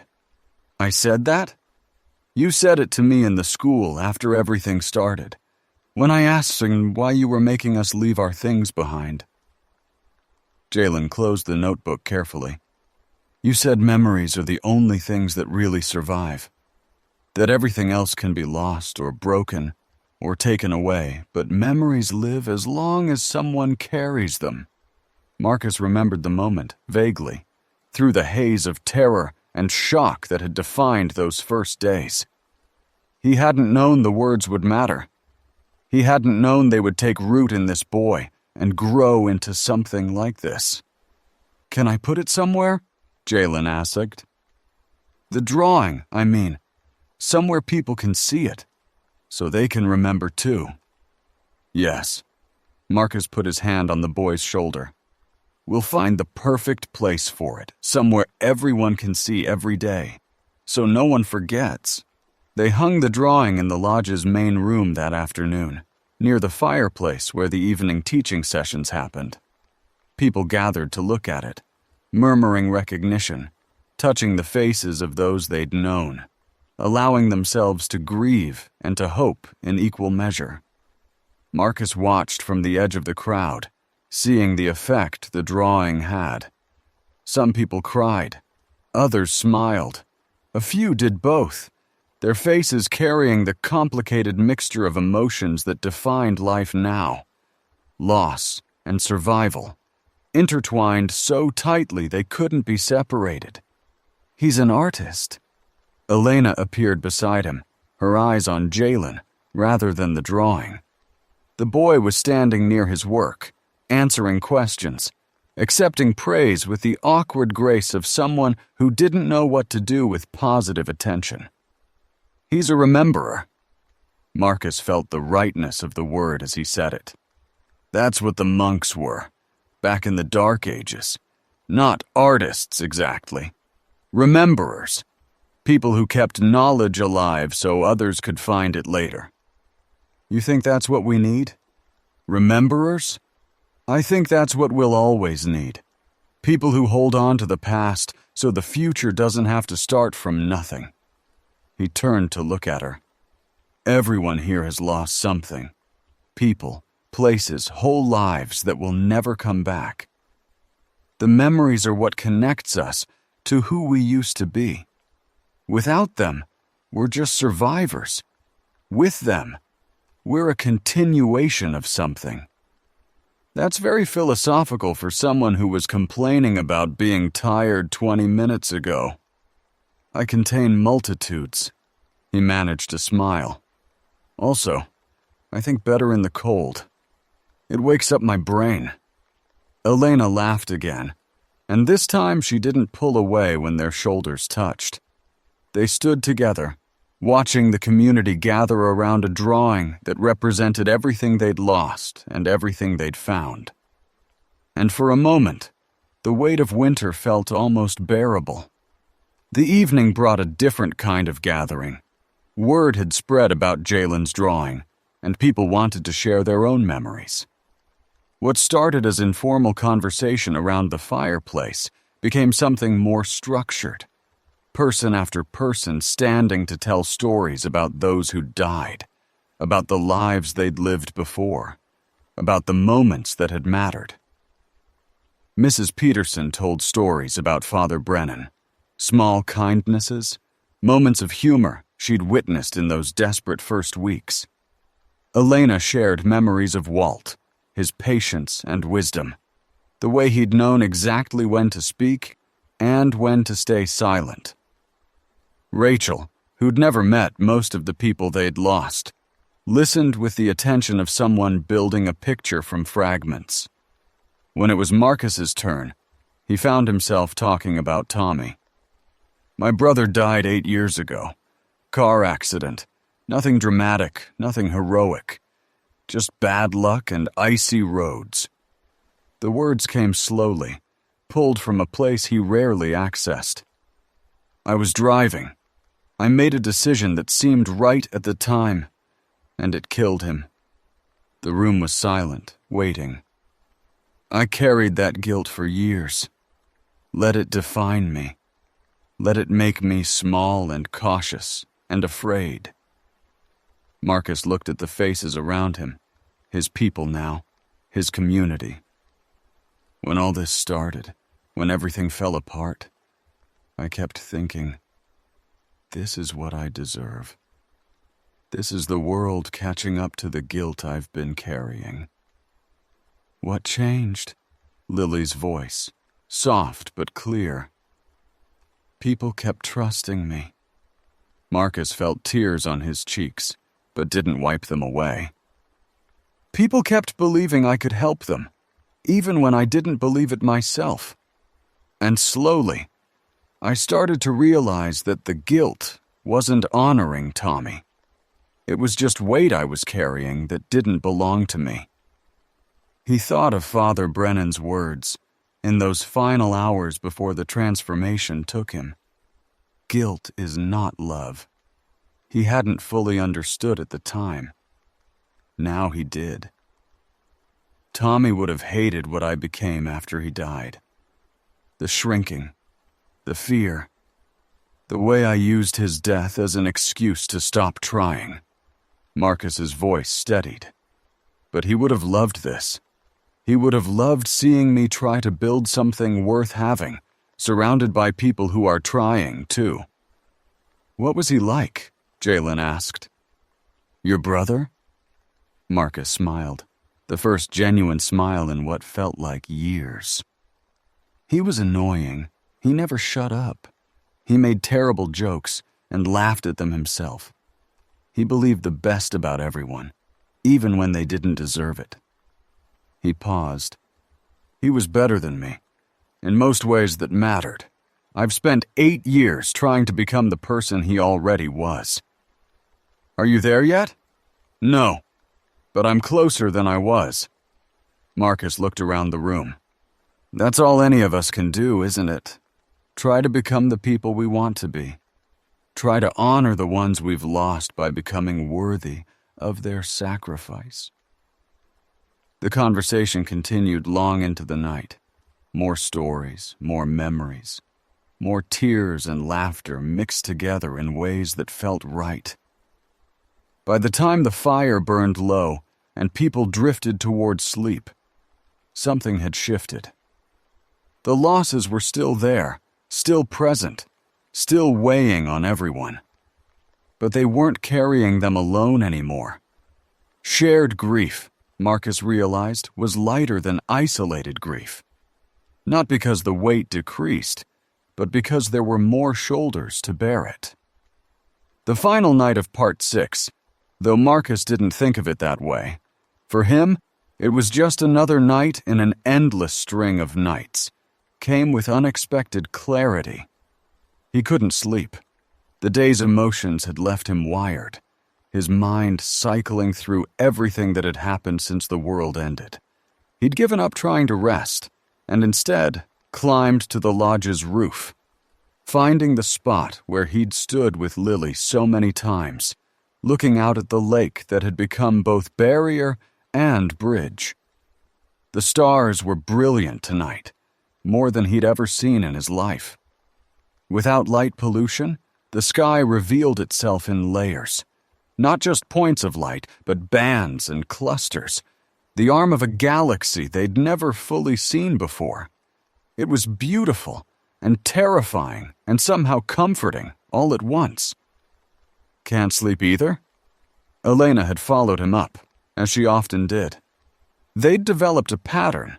Neither could articulate it, but both recognized it. When one was troubled, the other appeared. When one needed silence, the other provided it. When one needed words, the other found them. Too much going on in my head. Marcus made room for her on the narrow ledge. I keep thinking about everything that's happened, everyone we've lost, everyone we've found. It doesn't feel real sometimes. Does it need to feel real? I don't know. I guess I'm waiting for it to sink in. Waiting for the moment when I accept that this is my life now, and the old life is really gone. Maybe it never fully sinks in. Elena sat beside him, close enough that their shoulders touched. Maybe we just keep living day by day, and the acceptance builds up gradually, like sediment, until one day we look back and realize we've built something new on top of the old. That's surprisingly philosophical for you. I've been spending too much time with a history teacher. She was smiling. He could hear it in her voice. It's affecting my worldview. Should I apologize? No. Her hand found his in the darkness. It's been good for me. Having someone who thinks about the big picture. I've spent my whole life focused on immediate threats, immediate survival. You remind me there's more to it than that. And you remind me there's more to it than abstract ideas. Marcus squeezed her hand. I'd probably have gotten us all killed by now if you weren't keeping me practical. Probably. She laughed quietly. We make a good team. We do. The silence that followed was comfortable, easy.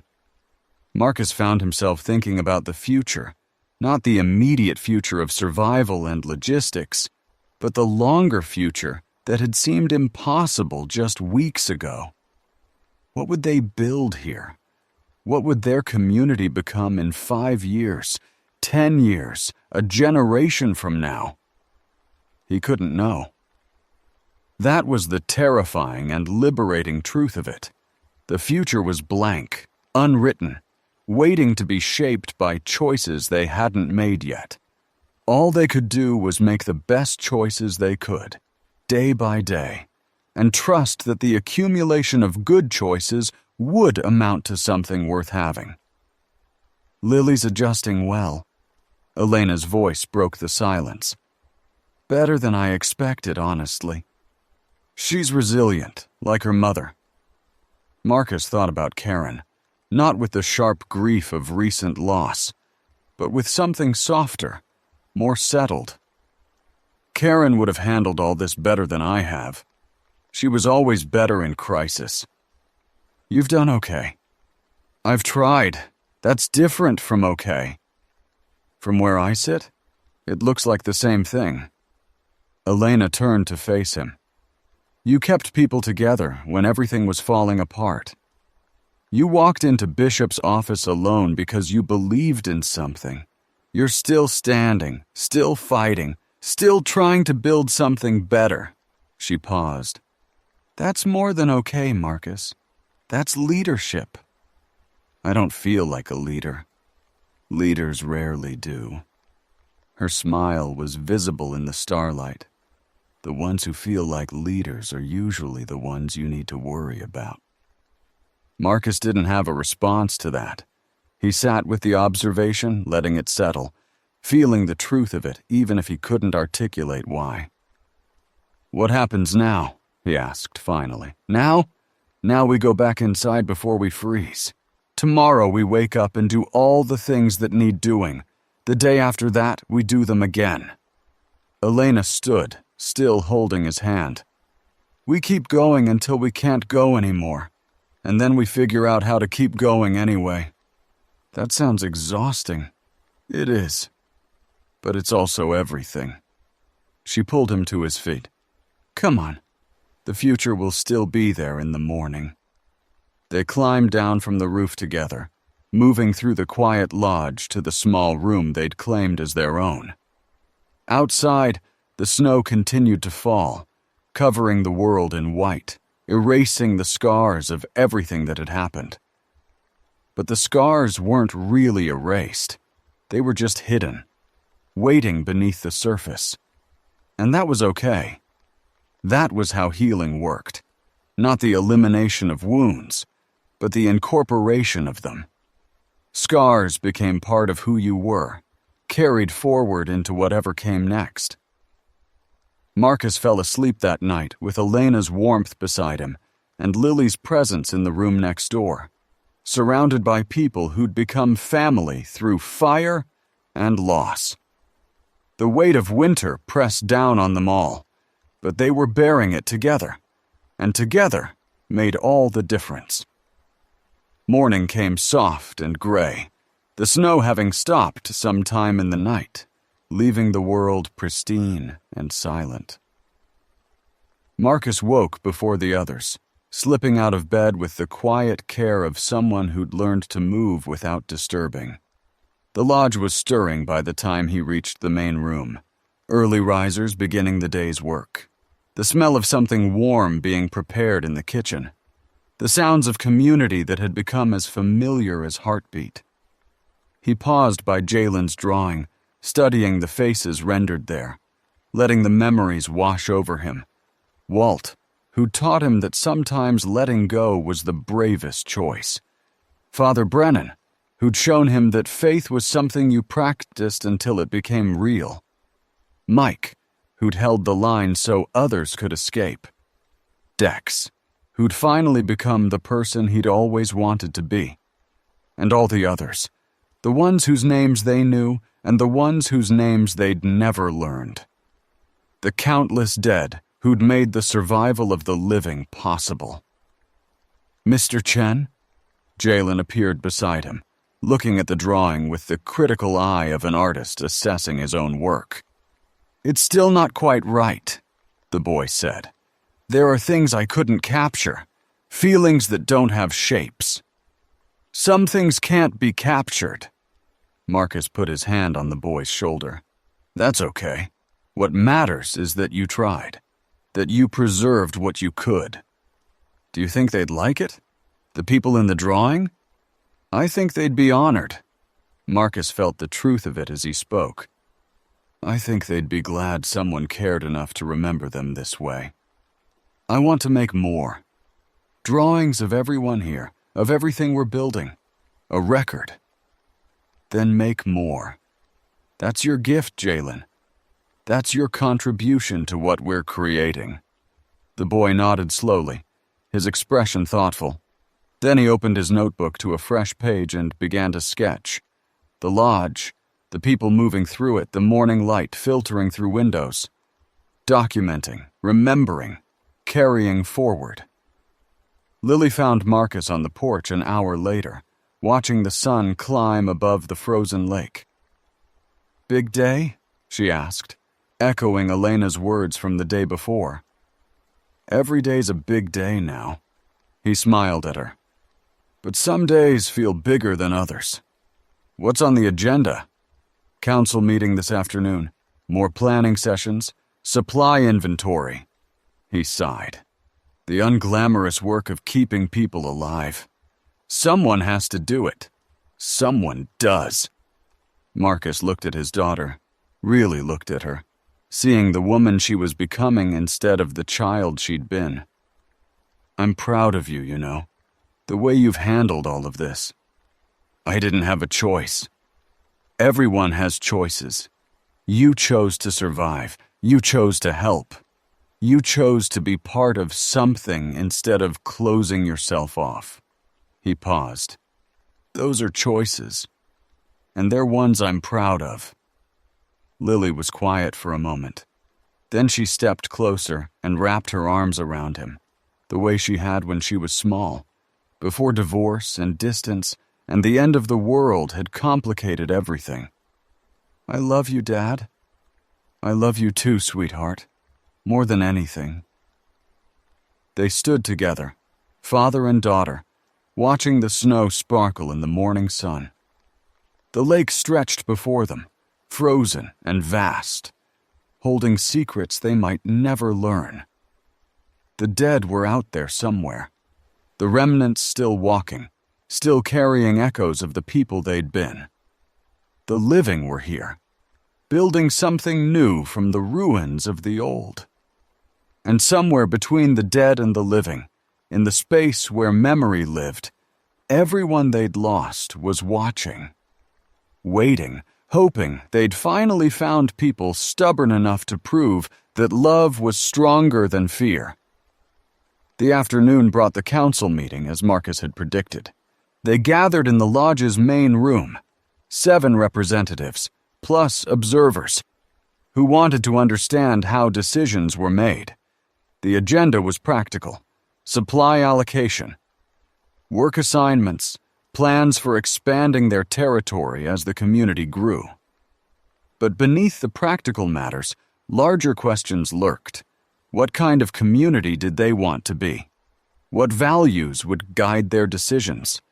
How would they handle conflicts, distribute resources, make room for the different needs of different people? The discussion was long and sometimes contentious. Henrik advocated for stricter resource rationing. Rachel pushed for more attention to children's needs. Vera insisted on prioritizing medical supplies. Elena wanted stronger defenses. Sasha wanted investment in teaching medical skills to others. Marcus listened more than he spoke, letting the debate flow, watching the council find its way toward consensus. This was what he'd wanted. Not a community that depended on him, but a community that could function on its own. He was part of it, but not essential to it. That felt right. The meeting ended with decisions made and action items assigned. People dispersed to their various tasks, the machinery of survival grinding forward as it did every day. Marcus stayed behind, helping clean up, feeling the satisfaction of work that was finished even though so much work remained. "You were quiet today." Elena had stayed too, stacking chairs, creating order from the chaos of assembly. "Didn't have much to add." "Or you were letting others lead." "Maybe both." He shrugged. "They don't need me to tell them what to do. They need space to figure it out themselves." "Is that why you became a teacher? To give people space to figure things out?" Marcus thought about the question. "I became a teacher because I was good at explaining things. I stayed a teacher because I realized that explaining isn't the same as teaching. Real teaching is about creating conditions where people can learn, not about pouring information into their heads. That sounds like something you'd write in a philosophy book. I might, someday, if we ever have books again. He smiled, although I suspect people have more pressing concerns than my opinions about education. You'd be surprised. Elena moved closer. People are hungry for meaning, for understanding, for someone who can help them make sense of what's happening. She paused. That's what you give them. Not answers exactly, but a framework for finding their own answers. Is that what I've been doing? That's what I've seen, and I've been watching closely. There was something in her tone, something beyond the practical assessment she usually offered. Marcus met her eyes and saw the same something reflected there. Elena, don't. She held up her hand. Don't make a speech. Don't analyze it. Just let it be what it is. What is it? I don't know yet. Her smile was uncertain, vulnerable in a way he'd never seen from her. But I'd like to find out, if you would. Marcus didn't answer with words. He answered by stepping closer, by letting his hand find hers, by acknowledging in gesture what neither of them was ready to put into language. They stood together in the empty room, surrounded by the evidence of community building. Chairs stacked, tables cleared, the mundane debris of democracy. Outside, the sun was setting on another day in the world that remained. It wasn't a declaration. It wasn't a resolution. It was a beginning. One of many beginnings that would define their future. One moment in a chain of moments that would eventually become a story worth telling. The final evening came soft and golden, the sun setting through clouds that promised more snow. But held off for the moment, Marcus stood on the porch, his spot now, recognized by everyone in the community as the place where he went to think. The lake stretched before him, frozen solid but somehow still alive, carrying the promise of spring beneath its winter surface. Elena joined him without speaking. They'd developed that between them, the ability to share presence without filling it with words. She held a cup of tea, offered him one, and they stood together, watching the light fade. Behind them, the sounds of community. The evening teaching session beginning in the main room, children's laughter from somewhere nearby. The work songs that had developed among the foraging teams. The pattern of survival, continuing its endless rhythm. It's almost beautiful. Elena's voice was quiet. If you don't think about everything we've lost. I think about it. Marcus watched the colors shift in the sky. But I'm starting to think about what we've gained too. The two don't cancel each other out. They exist together. That's very wise. I've been practicing wisdom, hoping it'll become real. She laughed, that sound he'd come to treasure, rare and warm and full of life. You sound like Father Brennan. I think that's the nicest thing you've ever said to me. Footsteps on the porch stairs. Lily appeared, followed by Jalen and Sasha and several others from the community. They'd come to watch the sunset, Marcus realized. A ritual that had developed without anyone planning it. Every evening, people gathered to mark the transition from day to night, to acknowledge that they'd survived another day. Room for more? Lily asked. Always. They arranged themselves along the porch railing, 15 or 20 people shoulder to shoulder, watching the sun paint the sky in colors that had no business being so beautiful in a world that had gone so wrong. No one spoke. No one needed to. The silence was its own kind of communion, a shared recognition of everything they'd been through, everything they'd lost, everything they were still fighting for. The sun touched the horizon, The colors deepened, and somewhere in the distance, a sound that might have been wind, or might have been wolves, or might have been something else entirely. The dead were out there. The future was uncertain. The weight of winter pressed down on them all. But they were together. They were building something. They were refusing to give up. That was enough. That had to be enough. Later that night, after the others had gone to sleep, Marcus found Jalen in the main room, adding details to his drawing by candlelight. "You should rest," Marcus said gently. "There's always tomorrow." "I know." But the boy didn't put down his pencil. "I just want to get it right. Make sure nothing's missing."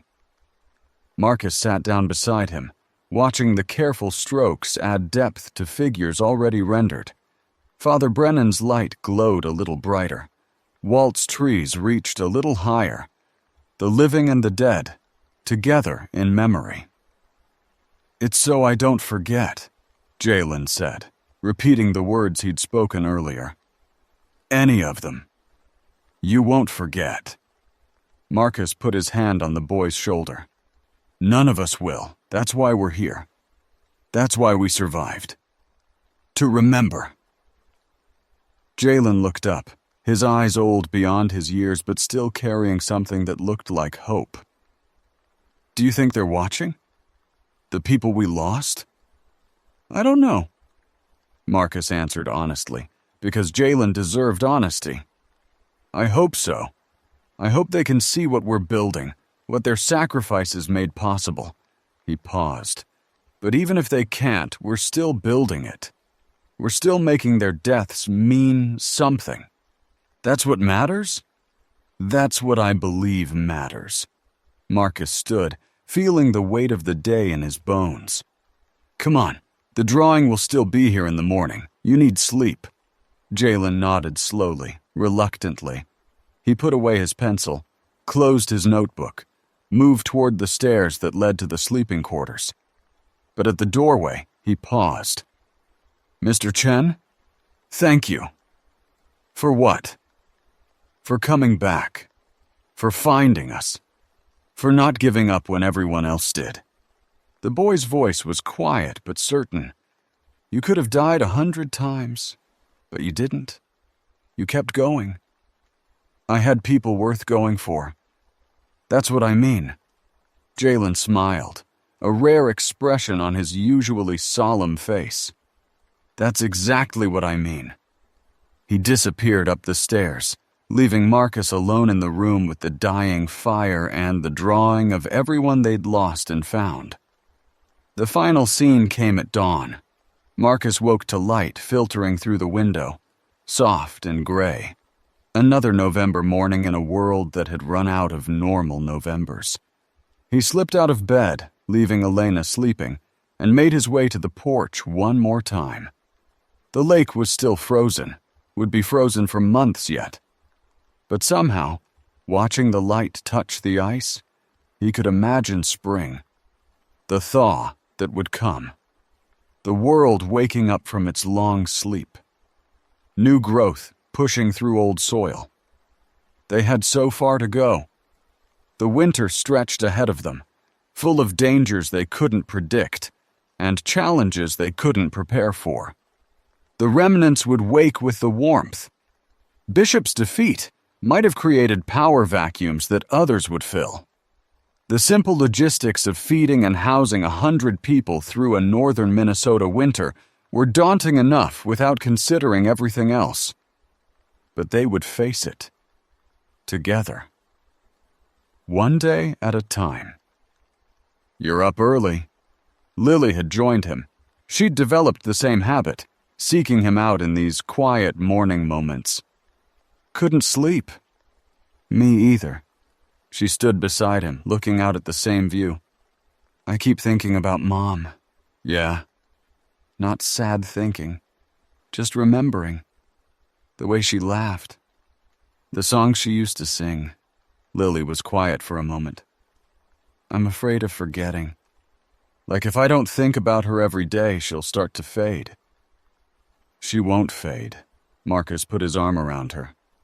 She's part of you, part of everything you do. Even when you're not actively thinking about her, she's there. How do you know? Because Tommy's still there for me. After 8 years, after everything that's happened, he's still part of who I am. He paused.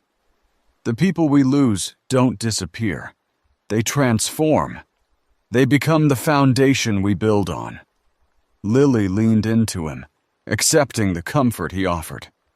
They stood together as the light strengthened, as the community began to stir behind them, as another day in the world that remained began to unfold. Dad? Yeah? I'm glad you came for me. Her voice was soft. I know it was hard. I know you almost died a bunch of times. But I'm glad you didn't give up.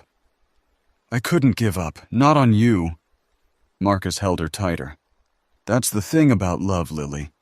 It doesn't let you give up. Even when everything says you should, it keeps pushing you forward. Is that what Father Brennan meant when he talked about faith? Maybe.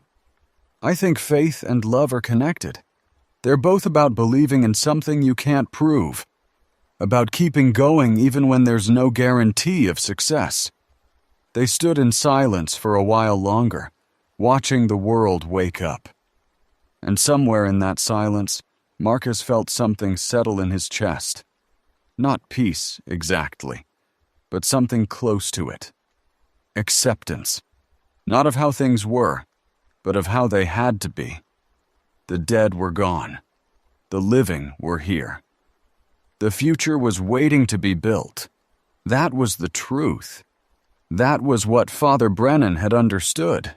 And Walt, and Mike, and Dex, and everyone else who'd given their lives for something larger than themselves. The weight of winter was heavy, but it wasn't meant to be carried alone. Come on, Marcus said finally. Let's go help with breakfast. They turned away from the lake, away from the frozen expanse that held so many secrets. Behind them, the sun continued to rise. Ahead of them, the community they'd built was waking up, preparing for another day of survival and hope. The dead were gone, but not forgotten. The lake held its secrets. The weight of winter pressed down on them all. But somewhere, spring was coming, and when it arrived, they would be ready. The ice broke on a Tuesday. Marcus heard it from the porch, a sound like thunder, rolling across the lake as the winter's grip finally released. He stood watching as dark cracks appeared in the white expanse, as water emerged where only ice had been, as the lake remembered what it was beneath the frozen surface. The community had grown over the winter months. More survivors had found them, following radio signals, following rumors, following hope. They numbered nearly 200 now, spread across multiple buildings, organized into work teams and teaching groups and everything else that a community needed to function. Vera had become their chief medical officer, training apprentices, establishing protocols that would serve them for years. Elena had organized their defense force, not an army, she insisted, but neighbors looking out for each other. Peter sent regular reports from Superior, where the compound had transformed into something worth preserving. Jalen's drawings covered the walls of the main room now, a gallery of everything they'd been through, everyone they'd lost and found. People came from other settlements to see them, to add their own memories to the record he was building. And Lily. Lily had become something Marcus couldn't have predicted. Part teacher, part counselor, part bridge between the generations. She led group sessions for other teenagers, helping them process trauma that adults couldn't understand. She'd found her purpose in a world that had stripped away so many purposes. It's starting. Elena appeared beside him, watching the ice break. The spring everyone kept saying would never come. It always comes eventually. Marcus felt the warmth of the sun on his face. Real warmth, for the first time in months. That's the thing about seasons. They don't care about our doubts. What happens now? Now? Marcus thought about the question. Now we find out what we've built. The winter tested us one way. The spring will test us differently. The remnants are going to wake up. Other communities are going to start moving. Everything gets more complicated.